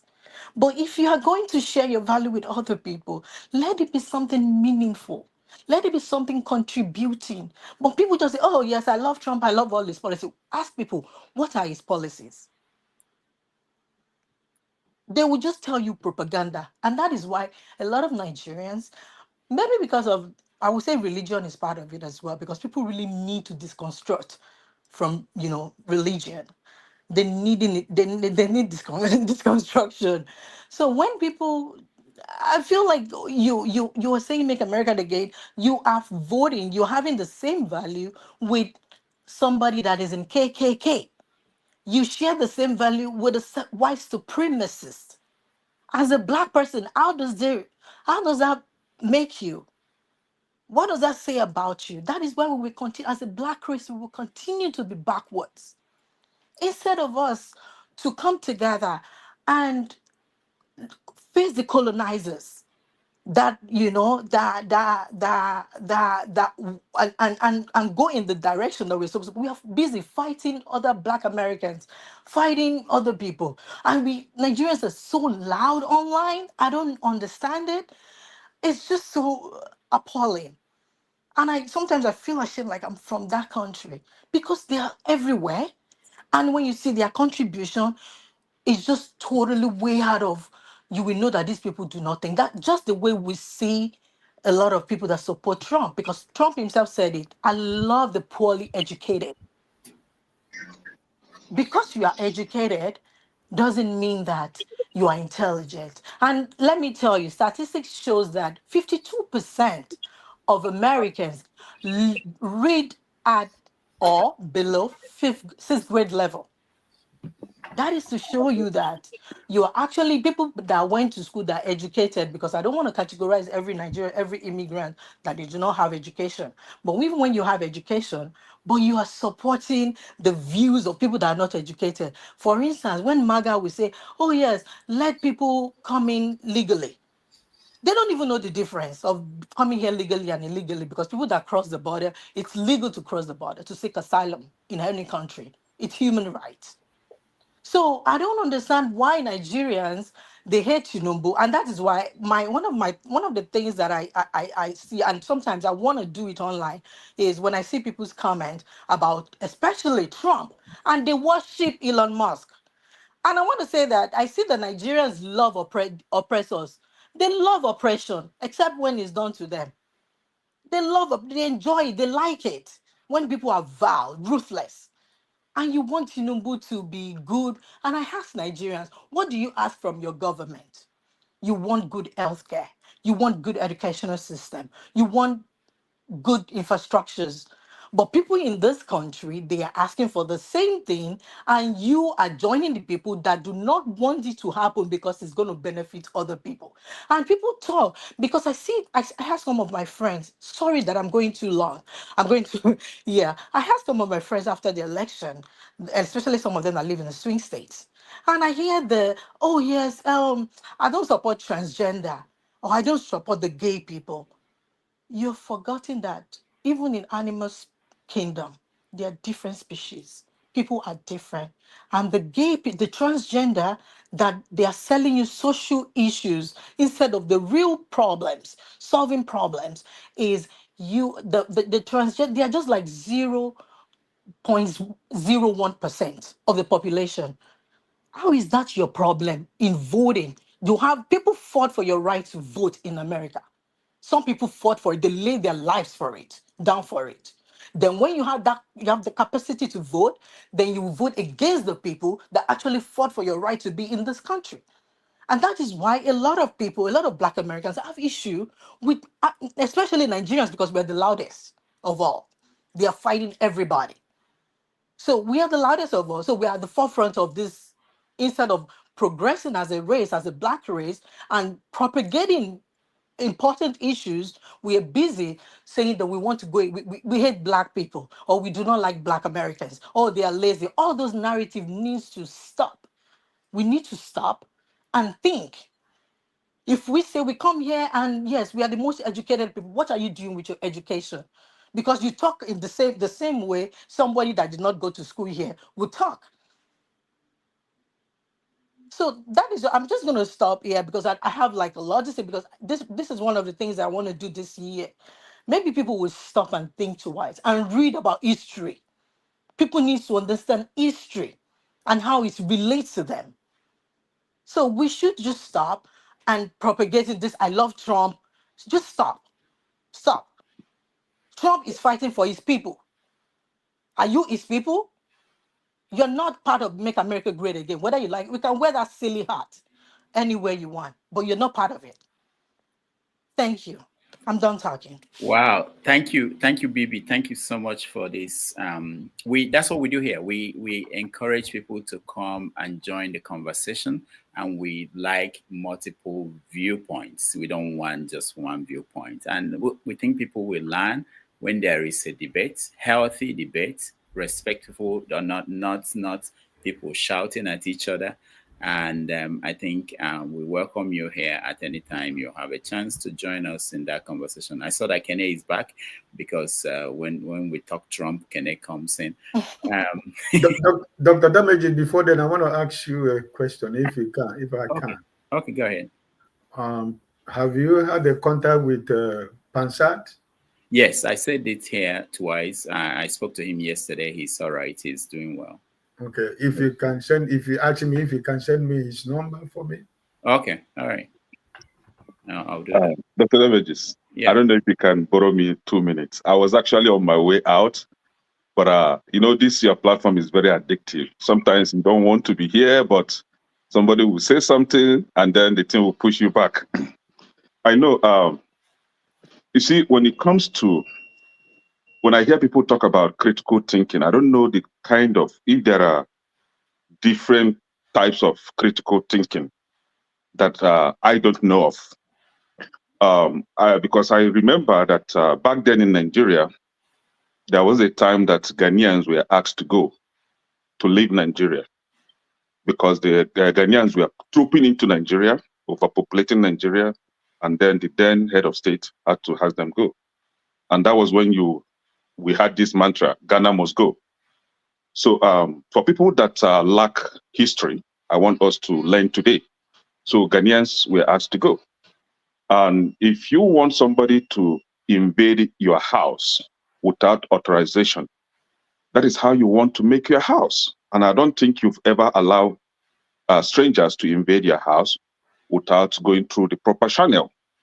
I'm a citizen of this country, and I wouldn't want my country, which is America, to be destroyed just the way Nigeria has been destroyed.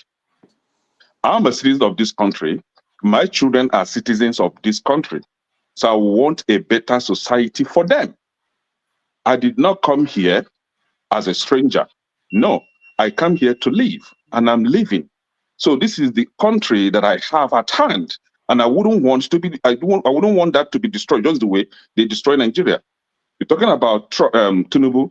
Who made Tinubu the president of that country? Democrat, Biden. Who pushed this guy, Goodluck Jonathan, out of power? Democrats, Obama. So if people lack political history or people lack political education, they need to learn it.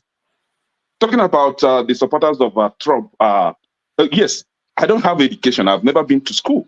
I'm uneducated, and I love Trump. How about that? You can't change people's opinion. You can't change people's political affiliation. They know the reason why they are supporting a candidate. So if you are taking it upon yourself to change people, no, it's not possible. It's a free world. So Trump is here to build the country. Trump is not asking you to leave this country. None of us on this platform, none of us came to this country illegally. So what is your business? None of us on this platform came to this country illegally. We all came legally. We paid the dues. So why will I be fighting for somebody that don't even know me? Instead of me fighting for myself, fighting for my own, fighting to protect my own household. Why will I be fighting for people that have decided to be breaking the law?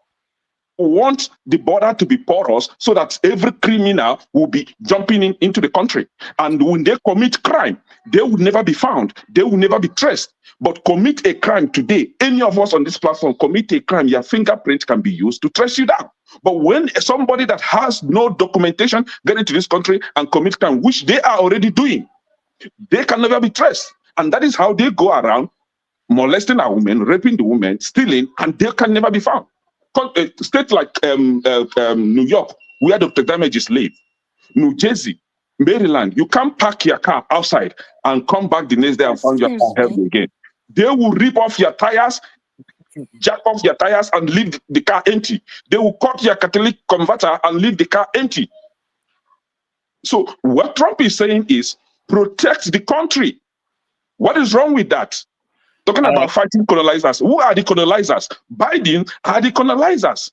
The same Biden that detests black Americans, the same Biden that detests Africans, you want me, Kene, with this my crocodile eye, with my level of education, to support such a person, because he wants to be your president. So he had to speak a language that will tickle your ears. No, thank God I'm not a woman that can be deceived with words of mouth. Do you understand? So I'm a man and I have good critical ability to know when you are lying to me and when you are deceiving me. Do you understand? So we want Trump because he's coming to make America great. If America is not great for you, why are you here? Go back to your country. If you think America is not putting food on your table, America is not a good place for you, then leave this country. As for me, America is great for me. It's great for my household. So, matter of fact, if I'm even looking for a way to bring all my entire relations, my entire family to America, none of us here, every one of us here wants their people back home to come to this country. And still you're talking down on the country because you want your country to be in a ruin, just the way Nigeria is in ruin. All right. No, thank you. It's not going to happen. It's more than 2 minutes. Hold on, Amadiha, before I will let Bibi respond to him too. When you said that Ghanaians, we kicked out the Ghanaians, I wanted to say that Ghana did it first before we did. Nigeria did it. Exactly, because they want a healthy society for themselves. But then you now say that cars in New York City, that you park your car outside, nothing will be left. They told you, yeah. Yes, no. It's true. No, it's true. Okay, I support you for that one. I support you, but we are not supporting is that not all of that not documented. I've seen the Chinese family running a Catholic converter empire here. A container sent it to China to sell. So it's not. I agree. There will always be bad eggs. There will always be good ones. There are not undocumented people in this country that are doing well. While they are doing well, they are still struggling to be documented. That shows a sense of responsibility. You come to a country that is not yours. You are doing the right thing. Avoid it, trying to stay out of criminal activities, and while making sure that you are documented. That shows that you're a responsible person. Not that you come in undocumented and you are making troubles everywhere, stealing, destroying things. We don't want such people in our society. All right. We have a place to protect. We cannot be in ruin in two places. Nigeria is destroyed, America is destroyed. So where are we going to go to? And that is why when Trump is talking about, bringing in, because Canada have left their country to be destroyed. So if Canada can be assimilated into America, make them the, 51st country, state, that is fine. He's doing well for them. He's going to favor Canadians. Canada is in ruin completely. All right. Thank you, Kenneth. For the record, crime in New York City has gone down consistently in the last 5 years. So I don't know where Trump and their supporters are seeing the crime in New York. The cars are taken off if you park on the street. All right, Bibi, you want to respond? I'll just say this, like, Kenneth, from your response, I see that you are not really, I just find it very, your feedback. It's not. No, I'm not educating at all. educated. I'm not educated. Just You're leave it like not. that. Then when you're not, you I should know. learn instead of contributing to society. I don't want to learn from people like you. Not You at don't have all. to learn from me. You need to read more. No, You need to you are read more. not Do some educated enough reading to educate me, and the research. uneducated. It's not about me and you. Look, this is bigger than me I and you. can't It's even not allow about me such a and you. person I'm to not come your near me. enemy. Let me tell you this. Let me tell you. Listen. Just listen. Don't be like all that. It's not about me and you. The situation is bigger than you and I. So it's not about, I don't want to learn from you. Anyone that refuses to learn, They probably, you know. No, I've But I'll heard you say, already. I can't learn from such a person. okay, You're not I'm that gonna educated say, to teach me anything. I'm You're not gonna, that enlightened at all to teach me okay. anything at all. Can you let her finish and then you can? Mhm.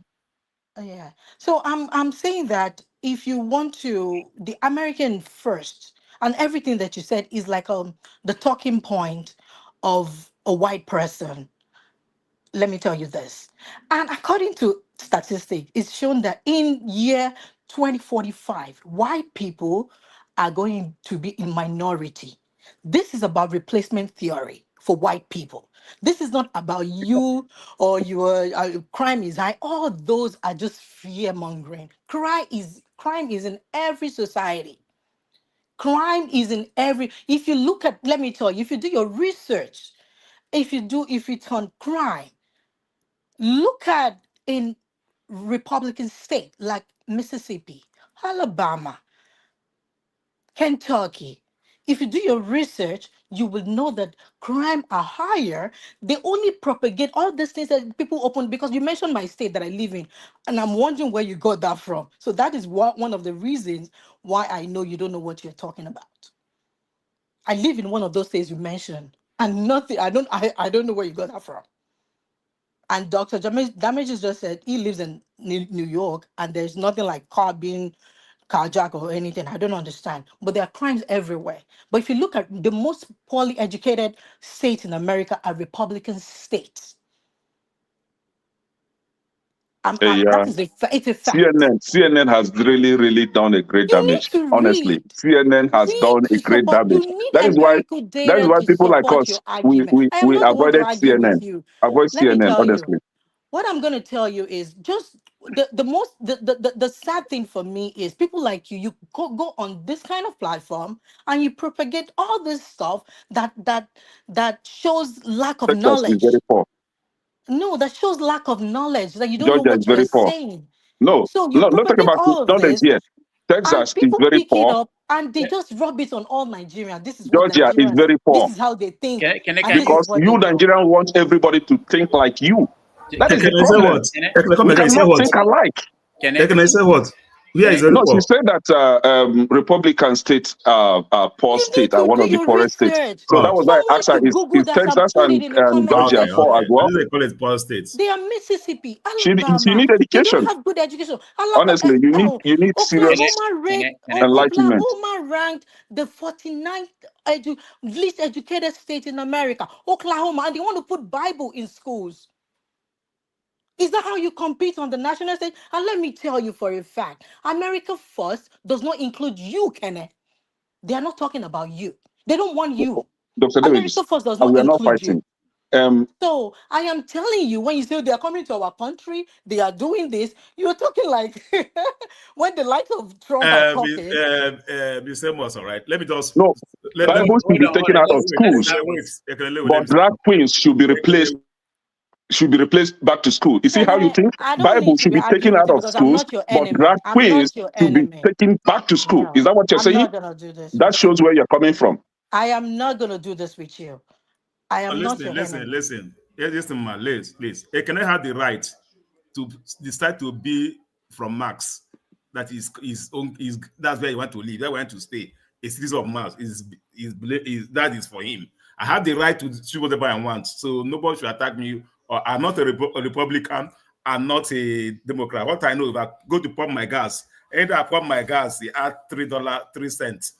That government become a bad government. That's the real life of it. And I listened to your submission earlier on. Yeah, you sound so intelligent and everything. And you still make some error. Like you said something you said, which everybody we're trying to correct here. You said something, Nigeria, you talk about from wearing the Trump cap on. I went ahead and say we claim, especially in Nigeria, that the Black Americans are lazy. That's propaganda. People have been using this country. We are trying to tell people that's not right. I said that here openly, which you know that it's not the right thing. So as much as we say the truth, we also like to remove those small little things that makes you when you go somewhere, they would that what even as a good somebody, that's what they would bring to you. that will say the blacks are lazy, they are this, they don't work, they don't do that. That's what people say on the street. And we know that it's not right. It's not got one person say something that everybody is doing that. So let's just try to start withdrawing that and that will be right. But they cannot have his right to support whoever he wants. If you bring devil, we'll call it devil, bring devil here, bring Jesus here.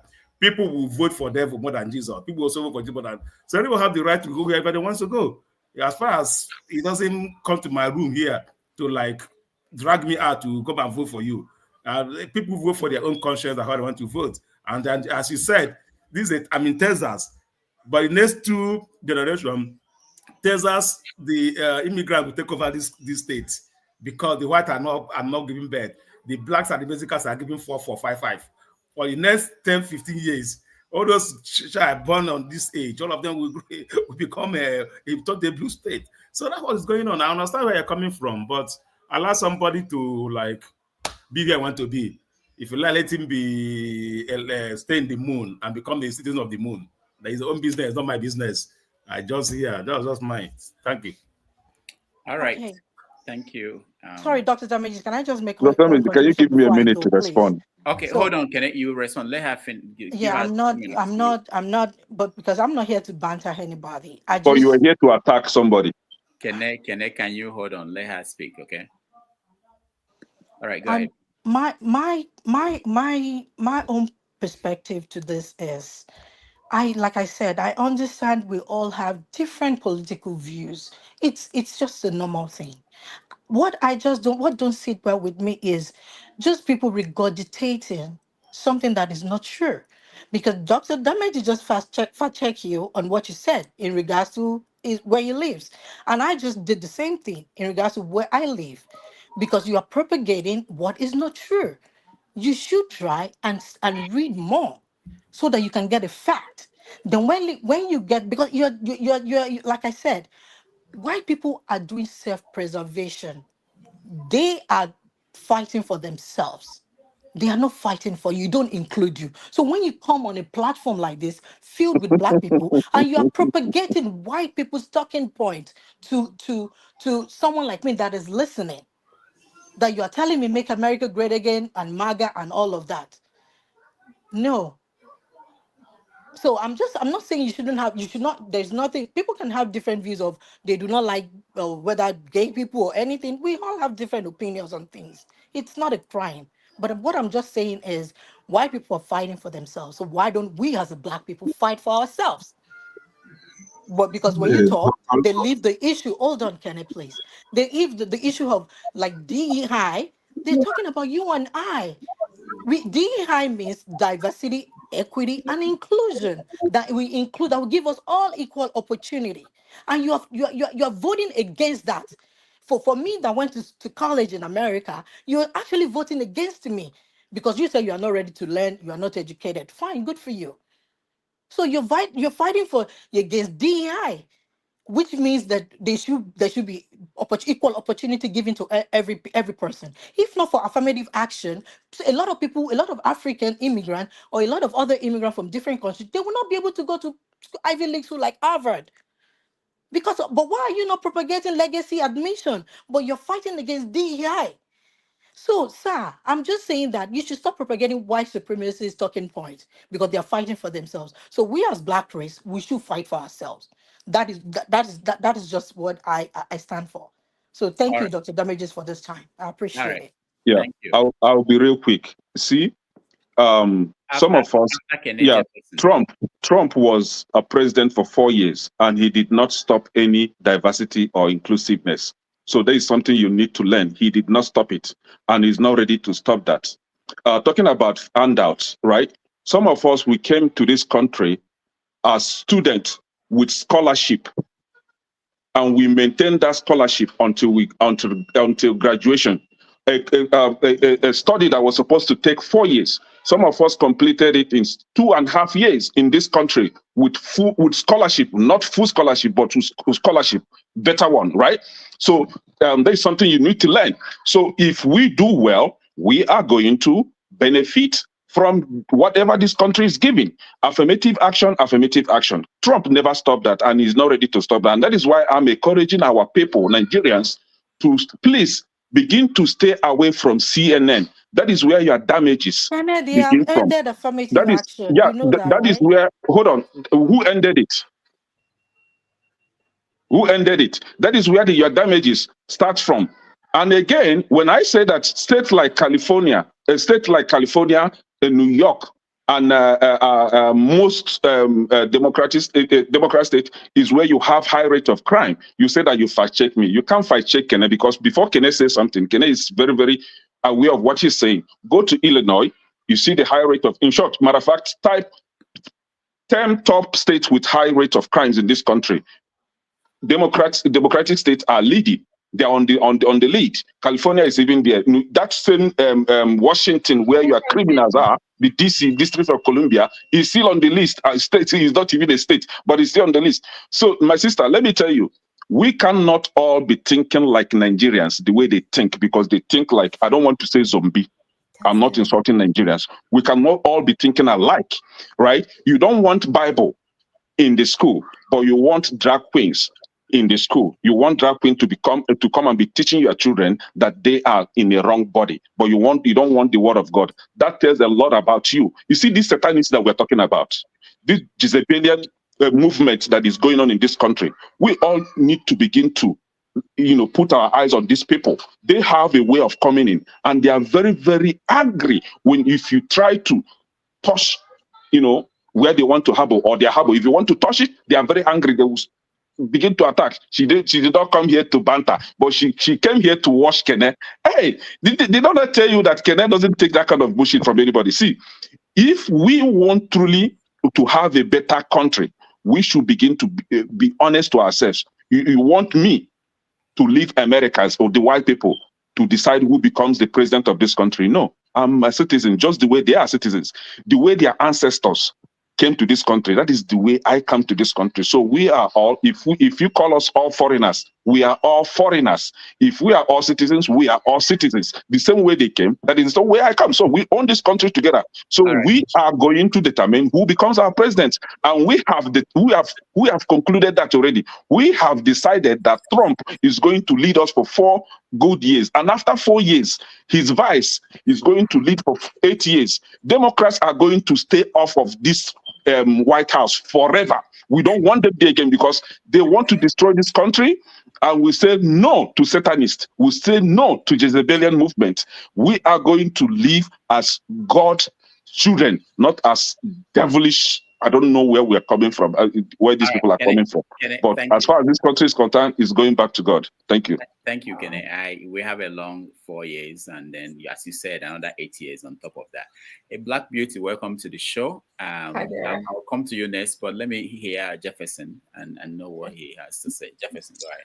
Yeah, can you all hear me? Good afternoon, good evening, good afternoon. And I was watching the banter with that lady and Kenny. Well, first of all, I would like to say that comparing Trump and Tinubu to me is baseless. It's extremely baseless. If you talk of people that have, I know that Trump has his own issues, but at least he still has some. He has personality. He has his issues. As on other, if you watch him very, very carefully, at least there are so many things he stands for. He has, like I said, that is just what I wanted to. I just wanted to say, and but I don't really want to dwell on that. Thing of Tinubu, what does he really stand for? Really, he's our president, no doubt, but he has a lot of issues. He has issues with identity. He also has issues with even with even giving us basically good government. Lagos State, he's still in control of Lagos State up till now. But like I said, I'm not really. That is not my. I don't really talk about that. Then I want to talk about the fact that they say everybody that wears MAGA hat is. They say that everybody is. That's a white supremacist legacy. That is for white people. White people, they might have their own look. Even under the Democrats themselves, the Democrats are not entirely the best. They still have their own issues. Most black voters who were Democrats, they have been put me on supporting backstage, please. Democrat Party for years, and later when they now found out that they are not really getting the best of governance, they are not really getting the benefit of democracy as planned. They later started to review so many things, and in fact that what even affected this last election. You know, people will have their own views and say, okay, what really went wrong? But people, there was a lot of rethinking. Black people that were not even that didn't want to vote for Republican or Trump, they had to check so many things, do a subject and balance, and that's what actually affected the outcome. You know. All right. Thank you, Jeff. I just feel for the fact they say that, oh, okay, that Republican or MAGA, it means it's white supremacy. Look, we have gone past that right now. There's no, and you're talking of white agenda. It is everywhere. It's not even just in America. It is not just America. It's in UK, all over the world. But again, if you notice something, even when this guy, sorry, I was not finished. Even as Trump is trying to say that they can check their border, other countries who felt that everything should be free, they are facing the consequences. Canada is facing the consequences. Even Europe is facing the consequences. And if you watch in Poland, there's one radical kind in Poland too, who is trying to protect their own border within the European Union. It's the same thing. Because nobody wants a country where people will come in and they will do whatever they like. So anyway, that's the rest of this. Thank you. Let's go to a Black Beauty. Hi. Good evening, everyone. Good to see you all. Nice to have you. Okay, I just jumped on because I thought it was really interesting. I just heard so many comments and I thought, you know, I'm sitting in Lagos right now and God bless, it's been a very nice 30 December. It's been a very nice 7 months being here. It's been quite interesting. As you all know, I'm back and forth between Lagos and New York City, where I was born and raised. But I had to jump on here and just, you know, because I feel like there's so much conversation about where people want to be and what city and what's going on in people's city. There's so many things going on here in Lagos that people could point at. I find it very interesting that we are dealing with a set of African people who have been given the privilege to even be in America, discussing the state of one of the best cities in the world that gave them almost all the opportunities that they would ever have. I mean, a lot of the work that was set in the ground for affirmative action happened in New York, a lot of that work. And, you know, I hate to sound like a New York elitist, but I'm sorry, you don't have to stick up for us as Black Americans. We know what we're doing. We're rich. We are the second richest in the country. We have the money to be sitting in your dilapidated countries and also pay our rent and also have a third residence. So please don't feel like you feel sorry for us, Black Americans.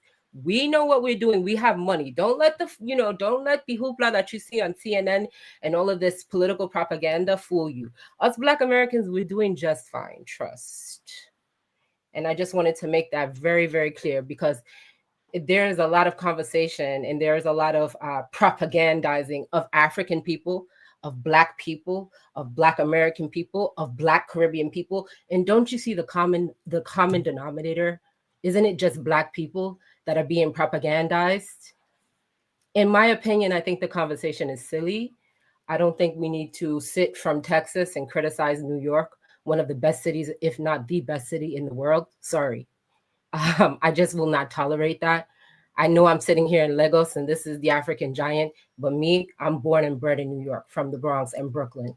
So I can't sit here and allow you African people who are guests. Many of you are guests in the United States of America, and you will be reminded that you're guests, whether you're children or citizens or not. That lady is correct. That lady that was on this platform earlier, I didn't even catch her name. She is correct because Trump is actively working to undo the citizenship of people that have had 400, 500 years inside of the country. So before you spew off political rhetoric, just be grateful that you got an opportunity to get this American dollar, this American bag, the same American bag that I get while I sit in your country. And that's all I have to say, a Black beauty. Thank you. Okay. Let me say this. I don't think I've moderated once, or maybe I was leaving and you came in. I really, if you have a minute, I want to ask a few questions. I really like the fact that you are in Lagos and you I mean, grew I've up. been here since May. Everybody Yeah, knows I that. know. When I you know. guys met me The 3 last years time, ago, I was here. the last time you were here, you were in Lagos. The last time I I'm was always here, here. I know you were in Lagos. Mhm. So, what do you say is what Africans do not understand about Africans in America? Do not understand about the Black experience? Well, I think that maybe it's not that they don't understand. It's like I always say it like this. My grandmother laid the foundation for me to be able to do and be the woman I am now. So it was a generational thing. On her back, I am able to be a free, financially free person that can do whatever they want from America. If it wasn't for my hardworking grandma who cleaned Jewish people's houses on the weekend, right? So what they don't understand is that we put that work in. My Black grandma put that work in. My grandpa put that work in. He's a veteran, decorated, right?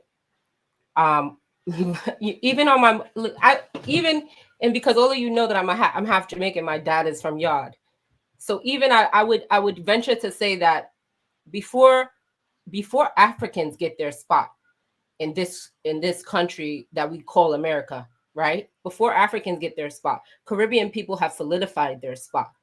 There's a whole conversation about the diaspora and Jamaicans in Wall Street. There's a whole conversation about the impact of Trinidadians and Barbadians inside of America. And I know Dr. Rudolph understands that because he's from New York too. He understands that. So what I'm trying to tell you all is that before we go sitting in Dallas, Texas, which might be a nice place today, Austin, Texas, which might, almost half of Austin, Texas is subplants from New York. So before we go ahead and criticizing my city, I'm sorry, we cannot do that. If it weren't for that city that we call New York City, a lot of you would not have an opportunity in this life here in America. I'm sorry to say, and it is what it is. Feel how you want. It could be controversial if you would like it to be. The Big Apple, is it? Big Apple. The Big Apple. All right. Yeah. Thank you so much, Black Beauty. Thank you. And let's see who came in. I think the person that came in was CM and OT. So CM, let me hear you. Yeah. Well, this I think what I will even thank God the Americans are here. My question will be for a chap who want to come to America to hustle, maybe read all that he could read, gathered all the qualifications, and is willing to come to America and do the last hurrah and grab some money to retire to my village. Which state? Because it's not a battle of state. I don't where I just want where I can go. Where do I think you would go? If you do, where do I think you should go? Where if you have a little bit of money and you want to do something and you don't necessarily want to go to New York because a lot is going on and you don't want to go to LA and you don't want to go to Texas. Where? I think you should go to a place like Ohio. Place like that. Columbus. Yeah. Go there. They've got a lot going on. Go to a place like Alpharetta, Georgia. They've got a lot going on over there. If you're asking an honest question, go to, St. Louis can sometimes be a little tricky. I have some family that live out there. You can go out there, stay low, go to a place like Plano, Texas. I don't need this. I don't need the citizenship. I don't need anything. Just pop in, get what I want, get out. That's it. CM, it depends what they're coming to do, though. In terms of institution, school, and the damage will be the right to know which of place you go that you benefit. It depends the line of business, school, the line of business, or the line of where you want to trade. Oil and gas, medicine. No, Amadia, he didn't say business. He said he wants to get something. The question is, what are you trying to get? That's a good question. I've got a skill that I want to use to get what I want. So I'm coming prepared. What do you want? What do you want? The American Beauty, Black Beauty, I'm not interrupting you. When you talk about LA is different from San Francisco. He can actually come to San Francisco and he will get a good life. No, I know. My family lives in San Jose, so I usually go into the north. I go into El Dorado. I was just coming from there. So CM, CM, the only reason why I will allow you in California is because you are my brother. If not, you're a MAGA supporter. I would have said, stay away from us. Go to Ohio and you can eat the cats and you can eat the dogs. Okay? And then why every time he wants to give the fake statistics. Okay? I don't know what the guy with. There's no crime rates in California. What is wrong with Kene? Every time I stay out, I'm bring one controversy. We are living fine. We are just fine. In California, you make your money. It's expensive, but you make your money. You're good. All right. Okay. So Kene, please take your MAGA somewhere. And stop spreading the propaganda. It's not in California. I don't know the crime rates you are talking about. Please. Thank you. Thank you, Mazi Prince. A Black Beauty, there's a question for you. This one says, asks about white supremacy and its continued impact on the Black community, like wrong incarceration. Like wrongful incarceration. Well, see, the thing about the prison, the public school to prison pipeline is that they need workers, right? The prisons need workers. The prisons are heavily invested. So if you understand the corporate structure of the prisons, they are heavily invested by people who need return on their investment. A lot of it has to do with the production of products. They have simple products that they're making, like T-shirts and boxer shorts and pencils, number 2 pencils, and desks and chairs. I mean, these are the things they've been making since I was a child. And the real reality is that these are highly profitable items that are being sold throughout. I mean, if you're paying someone 9 cents on the dollar to create something, it's just like having someone produce something for you in China. So the prison industrial complex is really rooted in capitalism's need for profit, right? So it's a profiteering exercise. What I would say is that if you're a Black American person and you feel that white people are somehow more supreme than you, I would venture you come bring your money to Africa and be more supreme than them. Because honestly, they can't do it if they don't get a discount on everything that they get. Everything that they get from the work of the Black body, whether they have it imprisoned or enslaved, right? So enslaved, it's free. In prison, it's 10 cents. That's not much more than free. So at the end of the day, you have to understand what the prison is there to do. It's not actually there to correct anyone. It's there to ensure the profits of the people that are invested in it, right? And I don't want to get into so much of this conversation because I'm highly versed on this topic. But what I will say is that if you want to be a free Black person, right, and you've got enough money, come here, back home to where you're from, Nigeria, and come invest into your country. We're all doing it. I'm not the only Black American girl or person here that lives here, that's doing what we have to do here. We're doing it because we know the implications of doing it in the US. There a lot of things can happen as well. So for example, they'll let you, we have a saying, right? We have a little saying. We say, you should never let them give us so much money. And what we mean by that is they will give you and give you and give you and give you and give you until you decide that you want to do something revolutionary, at which point everything can be taken back from you.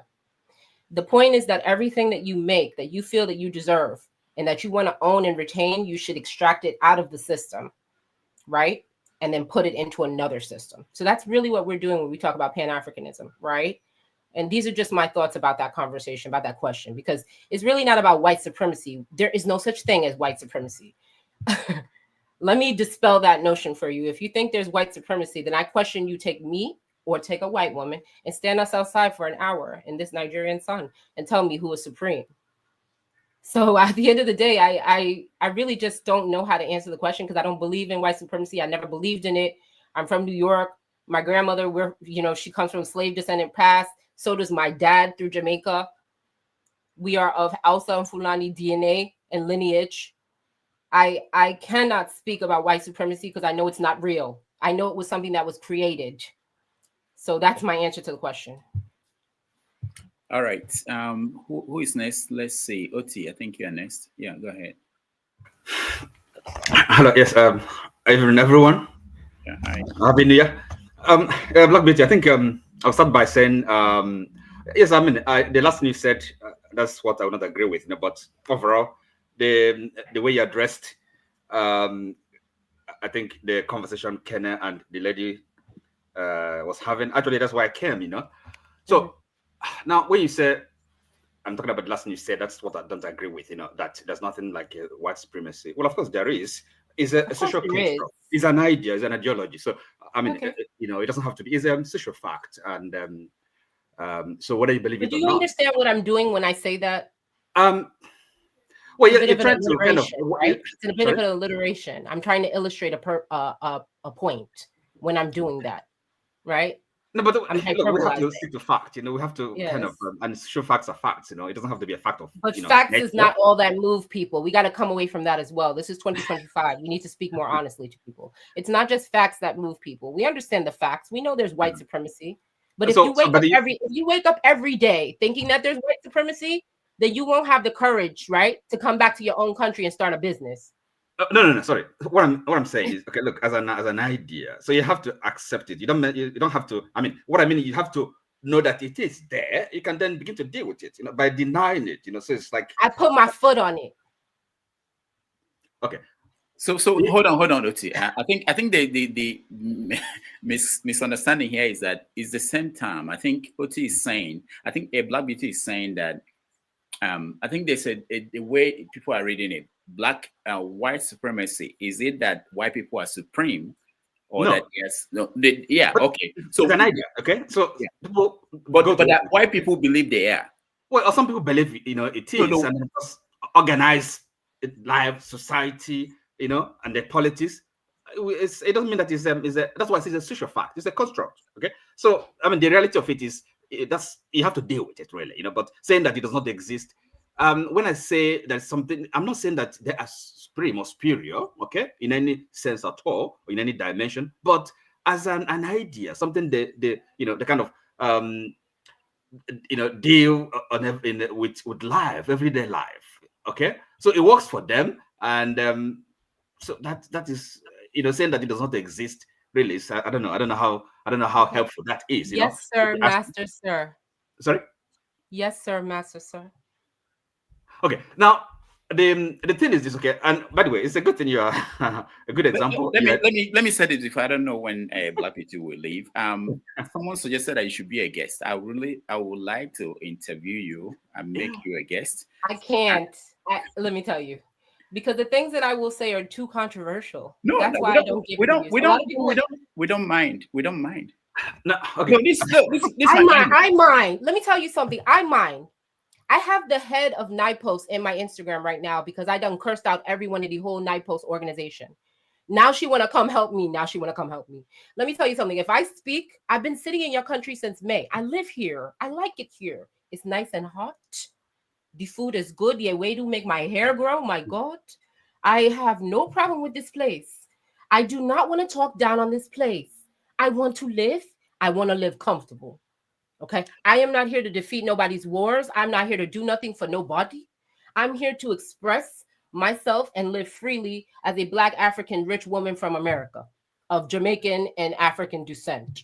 I'm here to do what I was born to do, which is to live freely and unapologetically. I'm not here to give interviews and to ruin my lifestyle for some clips. No, look, you can share your experience. Hold on. Hey, Black Beauty, my interest is how to let Africans know certain things about the American, especially the African American experience that they don't know, and nobody teaches you. Even if you come here and get a doctorate degree, if you don't study yourself. I have an interview. I teach some classes here, and there was an interview by Chimamanda Adichie where she was asked that question. The first time she was called an African American, a Black, and she rejected it. But she said over time she studied, she learned what happened here. Nobody will teach you. Most people nobody will teach you. And if I go, and another thing about teaching is that a person has to seek the knowledge, right? I'm not gonna go to you. What do I look like soliciting you? It's like a person selling a book on the train. Come now. If I want your book, I'll find your book. Look, if they want the knowledge, they'll find it. And until they want it, they're not ready. It's just that simple. Okay. All right. I hear you. Okay, Oti, finish up. Okay, so I think yes, is Black Beauty, because really because you're Nigeria and a Black American, there's of course something you understand, the experience you've lived through, that people like Kenya doesn't have. So, and really, as I said, the reason why I came is because his politics, because I think I understand a bit of his politics. The lady that came in to challenge him, and I agree with the lady. The thing is this: I have not been to America, and I'm not really too keen to go there. I live in the UK after living in Germany. The next place I go is back to Nigeria. That's my country. So, look, for somebody really, I just wanted to ask him, now, what makes him proud to be an American, to live in America, and then call it his country, and then be so kind of feeling so strong about the defense of America and American values and what America stands for. I mean, I don't get it, So the thing is, okay, look, now, for example, the kind of experience as Black Americans, people that went through the experience of slavery and the emancipation, civil rights movement, and all these things. So our African immigrants, recent, most of them don't have this experience, and I don't know. So I just want to know, and looking down on people or thinking that there's kind of maybe a lack of sympathy and understanding what their life has been. These people, they're not stupid, So it's the system. And if you don't understand what America stands for, it's an imperial capitalist system. Really, you wouldn't understand what the African Americans have gone through. And again, the lady is quite right to kind of, when people like Trump and other nationalist leaders, they're fighting for their survival.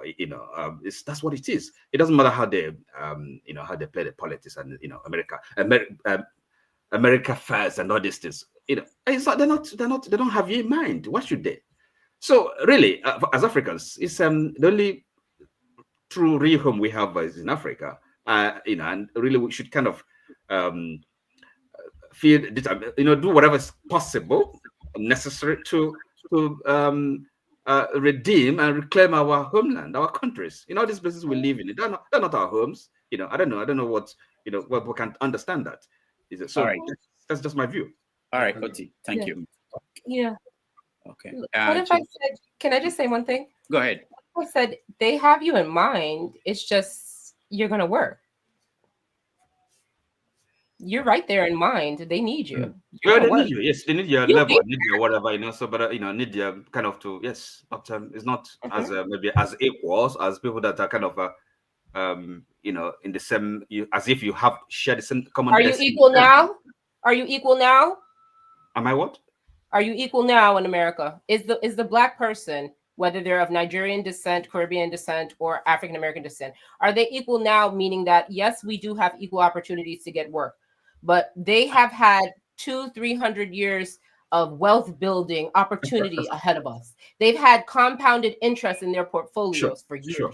They've had the opportunity to build institutions on our back. So yes, we do get the same 150,000, 175, 200, 225, 250 that the other person gets now.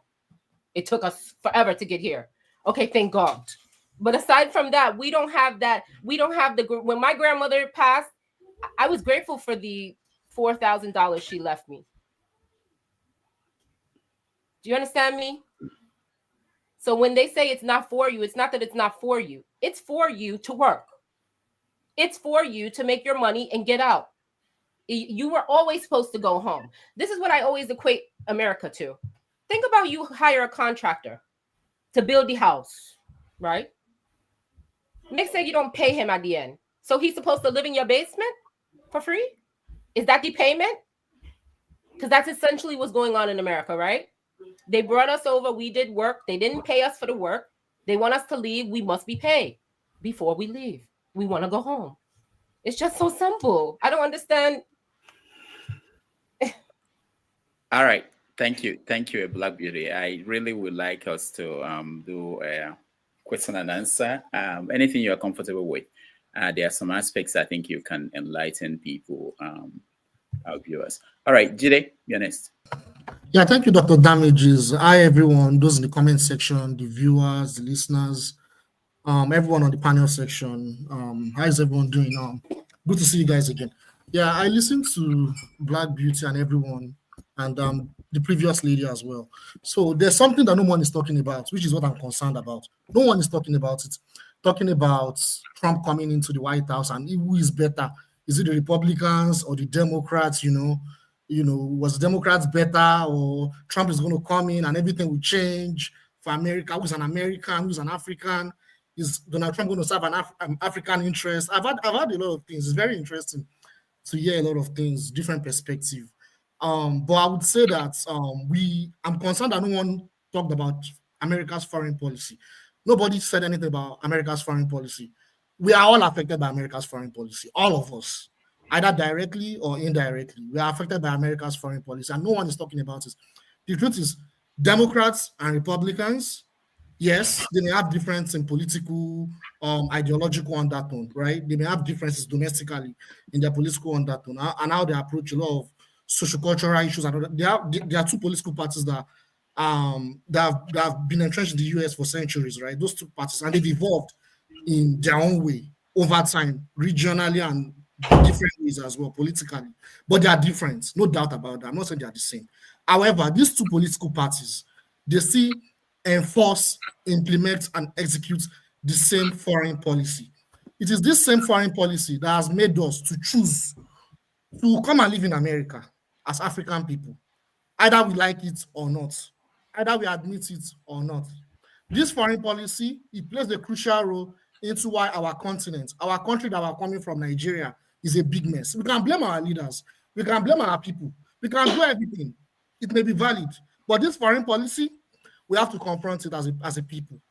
We have to have that conversation. And we're not having that conversation. Donald Trump is not going to make any changes to that foreign policy. In fact, under Donald Trump and his boy now, I don't know if it's his boy or his friend or his Elon Musk, all these guys, the other Indian guy, all those guys, Vivek and all these guys, all these, I don't want to send, all these so-called pseudo elites or elites, they are coming to enforce that agenda in a different way, but it's still going to be the same.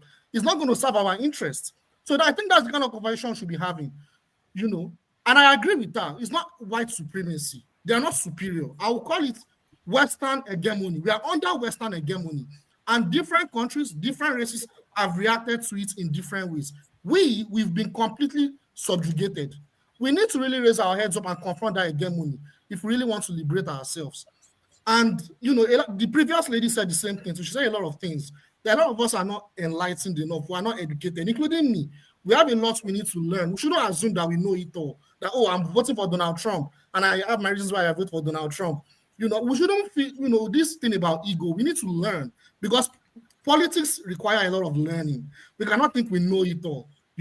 Every day, whenever I encounter politics, I learn new things when I go to the right sources. Not CNN, not Fox News, not all this mainstream media. They are there to mislead you. So the point I'm making is we need to focus on talking about America's foreign policy, because it serves our interests. That is our own interests. And also, I think Black Beauty or someone else said it, that investing in our country is going to really help in the growth of our country. I agree with that. For some of us that are capable of moving back to contribute to our country. So I agree with that. However, what I would say is that these are great ideas. However, what I would say is investments, business growth, and development. There are three different things. Of course. When it comes to development, there are political undertones that we need to confront. And those are the points I made earlier.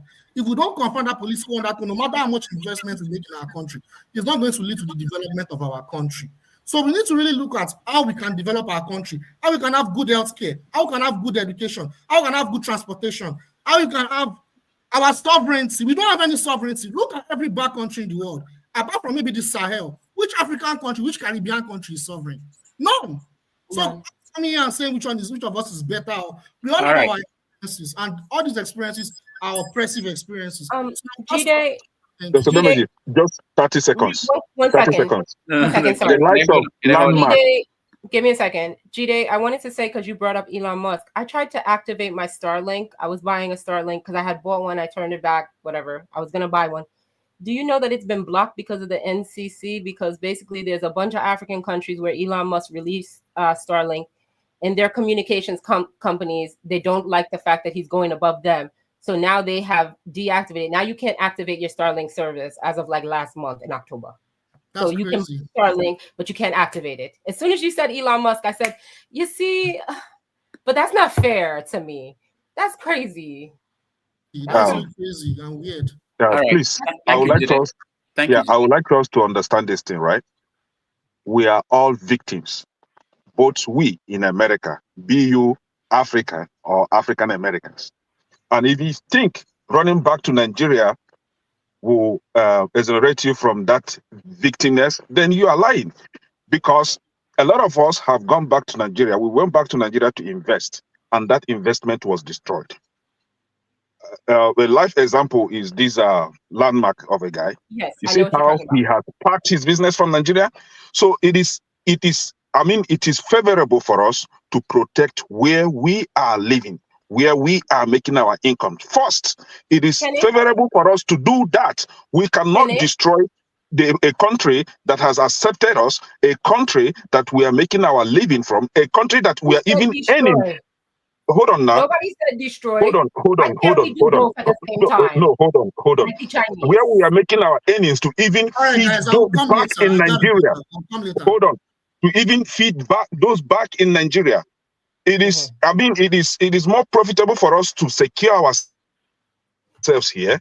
Then we can now find a means, a way of fixing that country back home. But if you want me to now believe that, oh, because of white supremacy, I shouldn't vote for a candidate that I've seen that this guy will help our people. Not only those here, he's helping those back in Africa. Then you will not tell, oh, what is that? Is Biden not a white guy? So why are you guys exonerating Democrats from white supremacy idea? Why are you guys exonerating these people from destroying the black population? Why is Democrats being exonerated? Democrats are actually the people that are destroying the black community. They are the ones that are ruining black community both here and back home. All right. Anywhere you see that election is being rigged in Africa, it is Democrats. Study it. If you haven't studied that, go and study it. Thank you, Kenny. Let's hear from forefathers first. Thank you for having me, Dr. Damages, and greetings to all the panelists, and greetings to the chat and to the viewers. Yeah, I thought the topic was a little bit abstract from what I expected, but that said, I get what a black. Release your hand. Why you putting on? Release your hand, my friend. What am I supposed to do? Okay, now. Yeah, exactly. You don't start to this guy. You don't start with your wahala now. So I'm trying to behave myself today. Okay. See, I get where Black Beauty is coming from in terms of you know, that white supremacy doesn't exist in the sense that they are not superior to us. However, there is the other aspect of white supremacy whereby they tend to want to empower their own population. That's what Elon Musk stands for. That's what Donald Trump stands for. I said it even before the election, that this is what we should expect. And Elon Musk is going all crazy, even more than I ever expected. They believe that their own people need to be at the top and nobody should be above them. That is what they are working for, and they do that systematically. They want to put it as a system to implement that. Why somebody like Hitler, he believes in both. He believes inherently they are superior to us, and they want to also keep themselves above every other groups. But that said, though, in terms of what Kenneth said, that we should secure ourselves in the West. You can't do that. You are talking about Africa is a massive continent. If it was like I don't even know whoever does that.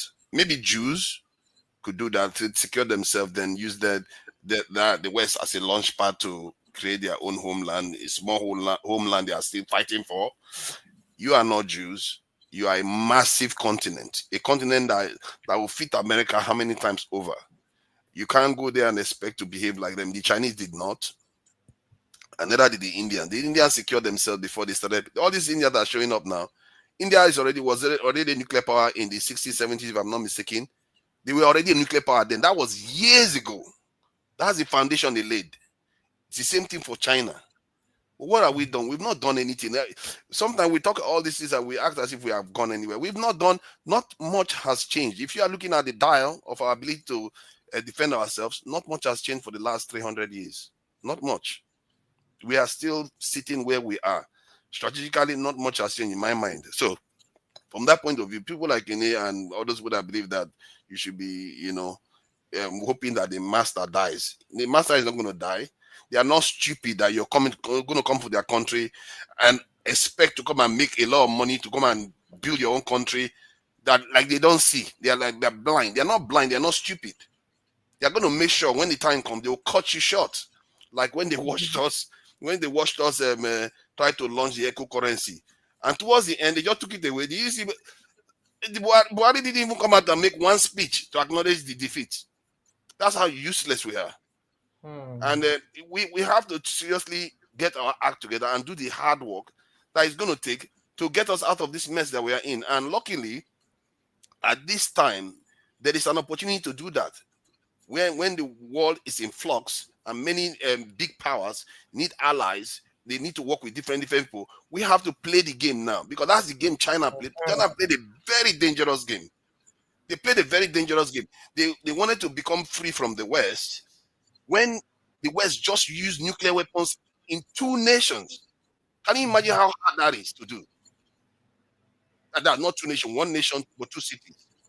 They did that knowing that America was threatening to nuke them, and yet they still went ahead to do what they did.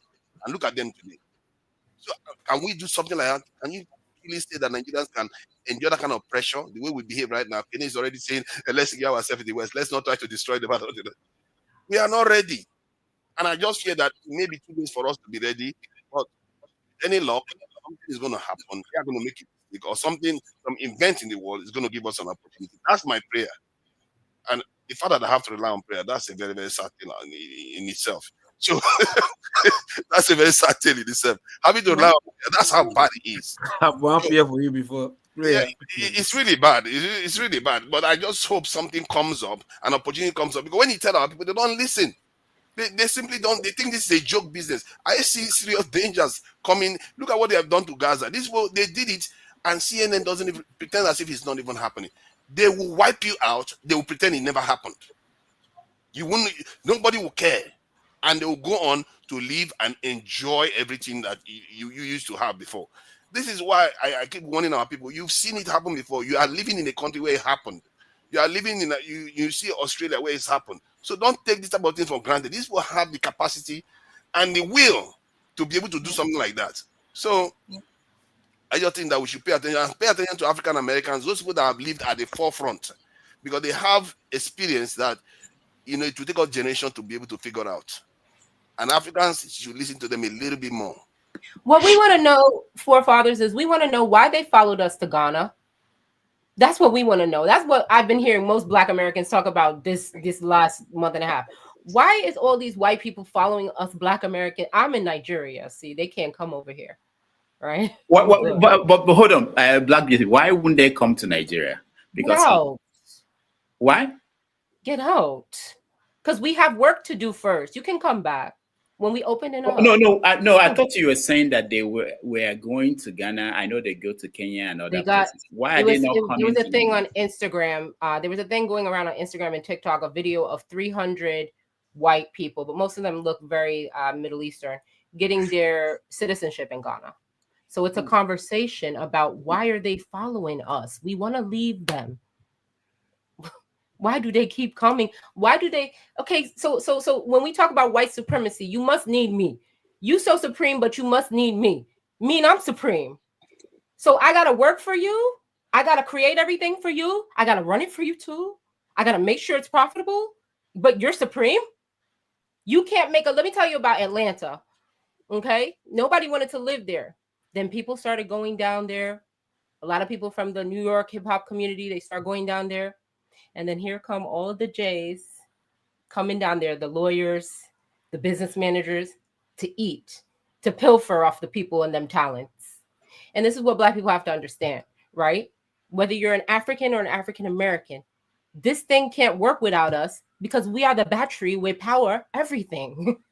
We are the people that are going to have to do the work. Okay? So it's just I want people to until they create these robots, right? They got these robots out here. They're like 30,000 a piece. Maybe I'll get one. I might want one of them. All right. Because I need to stay up on this. But what I'm saying is that they want to follow us. Everywhere we go, they need us to power them. Okay? Even when we go back to Africa, they're coming too. So we can't get away from them. All right, thank you, Black Beauty. Let's I will listen to AY and support diaspora something. I don't know what you're supporting, local P. But after that, I'll have to leave. I think Forefather set up a second stream that we are going to go to. But let me hear AY. Yeah, good afternoon, WG. Good afternoon, panelists. Good discussion so far. I've been listening actually. One thing that really caught my attention is the beautiful lady that was here, that was lecturing Ekene. Of its normal way was gaslighting the lady. We need to speak fact to issue. We need to have a strong debate intellectually. I think Dr. Dami really enjoyed that lady, so I wish to see her here again. And because I have made that argument. People supporting Donald Trump, Bashi Tinubu, it actually defies logic. I don't understand. What it shows you don't hate crime, you don't hate corruption, you don't hate oppression. That's just what it means. Because I can't really understand how you support a convicted criminal and the other person you think is also a criminal, but for some reason you are hating on him. If we are saying something is bad, let it be bad between A and B. That was one. The other thing I wanted to comment on, my brother CM was very serious about the issue of Ohaneze Igbo as regards choosing the president from the Rivers State. That is a beautiful thing. Rivers is part of Nigeria. But what is true, the fact that you have percentage of Igbo in Rivers does not make Rivers Igbo land. That is what is true. Hold on. No. Let me finish. Hold on, CM. What is also true, logically, when you have the state where you have 90-something% Igbo, it is Igbo land. What is very correct, for you to define the people, the Igbos in Rivers, I don't have issue with them. I don't know if they are Yoruba, if they are Igbo. Yes, they are Igbo, fine.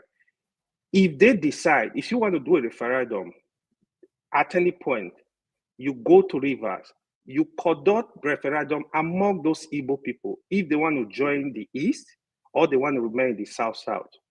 Nobody is driving them away from the South-South.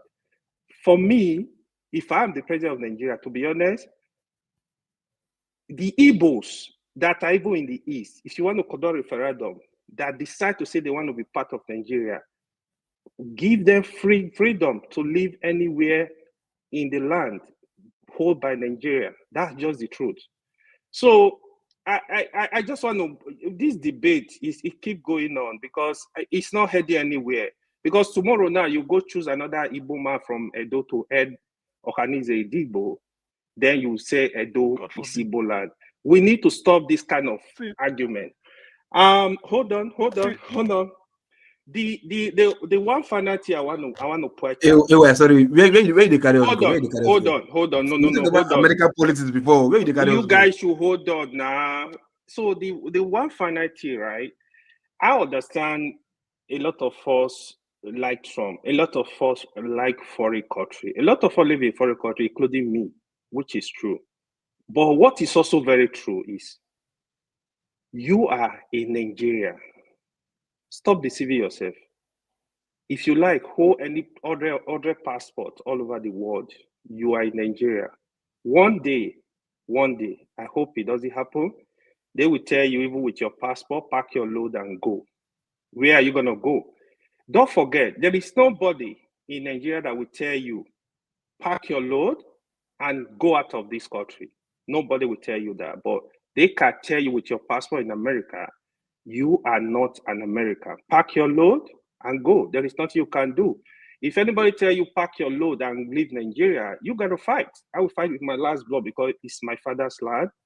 There is nothing anybody can do to me in that land. But in foreign land, the passport, yeah, but it doesn't matter. I'm in Nigeria. We should stop deceiving ourselves. Thank you, Dr. David. All right, thank you, AY. Okay. Before Please, just a right of rebuttal, please, because he called me out, so that before I leave, I'm always going to go. You see, actually, sometimes I always say I'm responsible for whatever I say, but not for whatever anybody understood it to be. What I said and what remains, why I said the election of Azota Mbata from Rivers State as the President General of Ohaneze Ndigbo is historical. Historical in the sense that a lot of innuendos has been going around for years. People now call us, we have 5 plots of land. That is what they mean by state. And the people that say this plot of land, if they are Yoruba, you say at least they have 6 plots of land. But people say calling us 5 plots of land are people that if a state should be called a plot of land, the single plot of land they are even sharing, they have about 10 ethnic groups they are sharing it with. Yet you are calling somebody who has full 5, demean the person, but that is by the way. So what we are saying is the fact that the president of Ohaneze Ndigbo is from Rivers State. We know that the Rivers State is not an Igbo state. Please, people should know, Rivers State, there are Ijaw people, indigenous, there are Ogoni. What we are saying is that even if it's 2 by 2, 2 meter by 2 meter, that man comes from, that place is Igbo land. It's as simple as that. That's what we are saying. And that remains. Because for long, they've been agitating. They've been saying, why do we forgive? Do we leave them? We rotate it among the 5. Later, it was moved to Ogwashuku because of Uwechwe. He said they are Igbos. Today, Ned Nwoko is making serious effort to make sure they carve an Yoma area out of Delta State. They want to move. They want to join their brothers. So what happened, what you fail to understand is, nobody is saying that River State is Igbo. Please, perish that thought. What we are saying is, the land, the area that speak Igbo are Igbos. So if we draw the map of Igbo now, it will get into River State, cover those areas. That's what we are saying. We are not going to a place like Akoko Toru, that is Ijoland. We are not going to a place like, where is it called, Bori. We are not going to Kana and all those Ogoni land. It doesn't matter. But Ahoda, Eche, Omuma, Ikwere, where is the other one? All these local Ndoni, these are Igbos because people from there contested. There were about 5 of them. We have to select the best among them. It's as simple as that. And so it is. So forever, nobody should come and be saying, oh, you have 5 plots of land. Just include the small plot that is in River State. We don't want to leave it behind. And for your information, because you are from Edo State, there was once lived there. Hey, hold on. Let me say this because we are here to educate people. There is a book written. The title is "I Remain, Sir, Your Obedient Servant." It was written by Oba Kenzua, the late Oba of Benin. This man worked as a district officer during the colonial days between 1954 to around 1965. He worked all over the Igbo-speaking area of the river. That is to say, he worked in Ikwere land, he worked in Eche and their holder, all these people. He came back to write a book about his experience. He never knew that from Port Harcourt to Onitsha is pure Igbo land. Port Harcourt you call today is not a name of it's not indigenous. It's called Iguacha. Just like you had Port Elizabeth in South Africa, they later changed to their real name now. So if the man could write somebody who is Bini, a former Oba, and who knows the tradition of his people, could tell people that, look, these people down there, they are Ndi Igbo, they are not Bini. Who the hell will now come and redefine figure, will now come and tell us that where it comes from? So please know it today. We are not claiming River State. Please, they are Ogoni. We don't want Ogoni. They are civilized people. They are their own.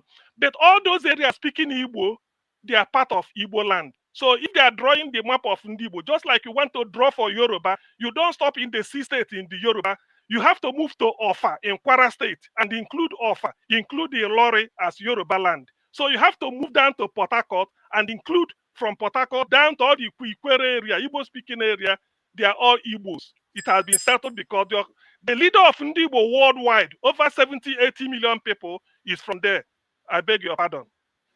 All right, thank you, CM. Hold on, Port Harcourt for Igbo people. Hold on. Yes, Hold on. Port Harcourt is Igbo. Port Harcourt is pure Igbo land. Nobody is doubting that. Port Harcourt is called Igbocha. Go and ask Ucho Okuku. He's an Ikwere man. He will tell you the story. Port Harcourt is Igbocha. All right, no, nobody. I'm taking the time. Mr. Harcourt was the secretary of the colonies that changed the name to Harcourt. So the way you have Port Elizabeth, so Port Harcourt is pure Igbo city, just like Onisha Enugu. It's as simple as that. Anybody can debate it to any level. All right, CM, thank you. Let me just, before I leave, remind everybody that tomorrow on 90 Minutes Africa, I have Adiola coming on the show. He will help us to analyze what's going on with the government of Nigeria and her experience when she traveled to Nairobi, Kenya, a few weeks ago. So that will be tomorrow at 12:30 p.m. New York time, 6:30 p.m. in Nigeria.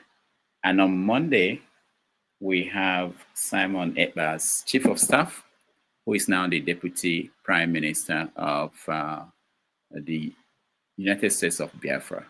So she will join us at 1 p.m. Why are you laughing, Revolution? 1 p.m. on Monday, which is 7 p.m. Nigerian time. So if you can join us, that would be wonderful. All right, I will let Loco P. All right. Now, wow. Say something before I leave. After many years. Anyways, two things, just for what CM was saying, yeah. Look, when it comes to history of sort of migration issue, right? People can migrate to a place, and they can migrate to a place for 200 years or wherever, yeah. Historical or by gene or by what's called indigenousship, you still might not come from there. But migration-wise, you might go there and be staying there for 200 years. Still do not mean maybe the land itself belongs to you. But by rights, by naturalization or by ownership, you might stay there, claim that, yeah, that is your place now because you'll be there for years. But if you say going back to indigenous, like you might migrate to the place, you understand, over the years and you'll be there for donkeys of years. Still do not mean maybe the land belongs to you. Just like in America now, the black race have dominance there. Nobody can ask them to leave because they've built the place. They'll be there for years, but they'll tell you some of their forefathers is still there. But we know all forefathers came from Africa, all Black American forefathers came from Africa. But because those people have been there for years, doesn't mean they cannot elect a president of a black descent in America. You understand? So because you have a president of America being black, you will not say America is a black. Hold on. Let me finish. Let me finish first. Let me finish first now. Let me finish first. I beg. It does not apply to my own. It does not apply to Ndibo. So you can continue, but it doesn't apply. America, hold on now. Because America has a black president, you not say because it has a black president over many blacks worldwide. I didn't say that. This is a conjecture. I've told you what I told you. These are conjecture. No, that's what I'm saying. No, I say your premises. Can you let him talk, please? Your premises has sort of it might be like kind of 40 there because you said Azumta, I've forgotten his name here. Azumta like is president general of over 70 million whatever, and you say that place is not Igbo. No, because he's president from there doesn't mean it's Igbo. Because 2 by 2 or a few persons are speaking Igbo there doesn't really mean they originate from there. Do you get it? Yeah. But migration, they've been there. You understand? The big there. We all know what you migration. don't tell it. He's This people alive. I finish now. I will invite you. No. You are misleading people now. You can't tell somebody where he comes from. The person No, knows where your he own came words. from. I'm attacking your No. own words. He knows. You said because why is it by I can't mute CM? I can't for whatever reason. I'll give him access to admin because I'm buying from admin, buying from the. So like I'm saying anyway, like it's an argument. Trying to justify. You understand? Like because you have 2x2 portion of Igbo speaking people from River State, from that land, those do not necessarily mean they are from there. It by extension they might migrate and just be at the border of that place and may still be there. Chances are possible, but because you have 2x2 plot of land, Igbo speaking people doesn't mean that land because beyond the bet. I don't know. You might still be correct. Hold on. I'm just telling you now that by your premises, it doesn't mean you are correct. Igbo. You are not Igbo. You are not from Rivers. You are not in your land. You guys should learn road of moderate now. Why CM, what is your problem? Why? I don't know. These are now because, listen. All right, guys. Thank you. I don't know why you want to Jaguda for here. Just keep quiet. Let me finish, and you go talk. When you talk, I keep quiet. Then for the American politics anyway. What I want to say is this: look, you were arguing Kenny and the other lady. You were arguing this for this. If you were talking about Heather talking about homosexuality, this and that, whatever. Then Kenny was talking about Trump, whatever. The only thing I want to say about this: look, no matter the leaders or the president of America. America has kingmakers, you understand? And those kingmakers are the important ones, not even the president himself, whether Trump, Joe, Biden, or whatever, you understand? My own is, what is the interest of the American leadership for black race? And to me, both of them, whether Democrat or Republican, none of them have interest to see black race dominating the world in the nearest future. None of them. You understand? Whatever they want to do, they will do everything that will protect or support their own interests over defense before black race. You understand? So but I know for sure in the time past, Republicans were full of majority blacks. You understand? Republican Party way back, you understand, senatorial in America by history I read, the majority blacks Republican. But over time, the full Democrats who were white started sending white Democrats to go and infiltrate black Republican by going to the party. Now it seems that Republicans are now white, blacks are now Democrats. No, but initially in the old days it was the reverse. But like I've always said, the American philosophy today do not give a rat ass about black nation becoming leaders of the world tomorrow. So what I would tell people like you black saying Donald Trump or Joe Biden, whatever, look, stick to your own people. The Indians have done it. Look at where it got them to. The Chinese or whatever they've done it. Look at where it got them to. So you Africans, black people, you too, do this. You follow the same pattern. It has worked for that race over the years. You stick to yourself. Build your own empire. Even if you want to build it in America, build it. At least we have Chinatown all over the world. Let's have African town where they are excelling. You understand? Where they can have say in the rule of whatever they want to rule. So you come in, Trump this, Trump that. For me, I think it's just a bunch of nonsense talk which in the nearest future will not have say.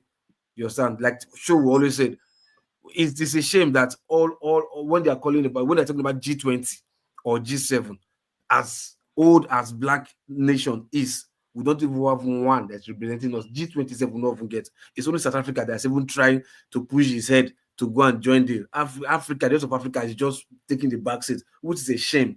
So when I hear people fighting for America, fighting for look like, man, come on, you guys are just making me sick, man. All right, thank you. Support diaspora voting. On this note, I will just have to take my leave. I want to thank everybody that joined us today. I want to thank people on the comment section. You were very active today, and I read most of it. I want to thank Alexander Gomez, Don Anthony, Kulata, all the people that help us to keep this station going. Eccentrica, we thank you. I'm not sure we showed that. Tope, we thank you. I don't know, this is your new name, Uriako. I hope it's not what I think. Real K, thank you so much. The next stream will be on. I shared the link on the comment section for those who didn't say it, and Forefathers will be the person that we host. Again, tomorrow I have Adiola joining us, and on Monday we have the Chief of Staff of Simon Eba, who is the Deputy Prime Minister. All right, on that note, I want to thank everybody. Thank you all, and we can switch over to where Forefathers. Let's go on Panta. I'm ready today. Because I see the night shift, many of them are here already. We don't come. When I saw Amadio, I said I'm overstaying my time, and then AY came. I said that's it. And Loco P now. What am I doing? And the Kene don't show again. I thank you so much, Kene. Thank you so much for joining. CM, thank you. Oti, thank you so much, and of course all the people who joined the panel, especially BB. If you are listening, if you can join us again, we would like to have you who joined the panel as part of us.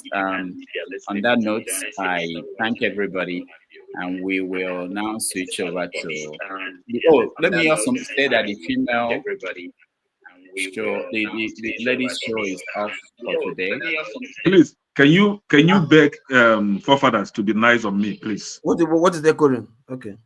Forefathers, you have to be nice to Kene. Thank you. God bless. I know. Look at that. I've been nice to him all this while. People don't understand. I have met Kene. Kene is more real to me than Forefathers. Rudolph, please, whoever applies, we make application to you to give the person the right to come in and go out. Because when you are not here, some people are so evil-minded. When you are moving a position, they don't like See, listen. If it's look, I have no wish to see a final man. Let me tell you, I want to acquire the right so that not for anything, so that whoever removes me, I remove the person. Because in the balance of terror, when you are equal, you negotiate. When you are higher, you oppress. When you are lower, then you obey. So that's what I want. Because all these things, some people will just come at midnight and be playing with somebody as if they have the key to the paradise. If they remove you, remove their back. All right. Thank you, everybody. Thank you so much.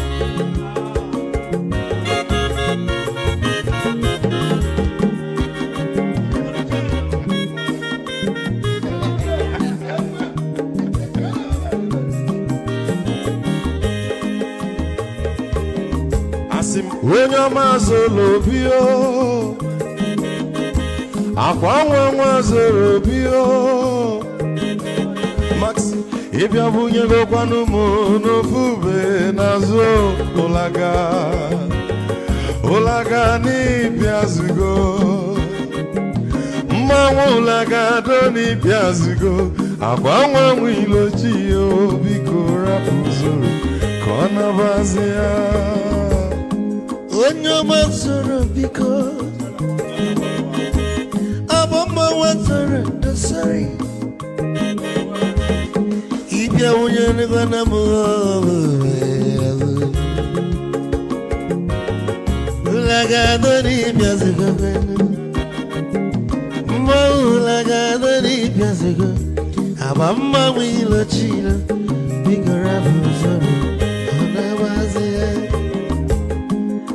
Mazi welcome up. Odoguno kwere Onye ọma ni gadele mo.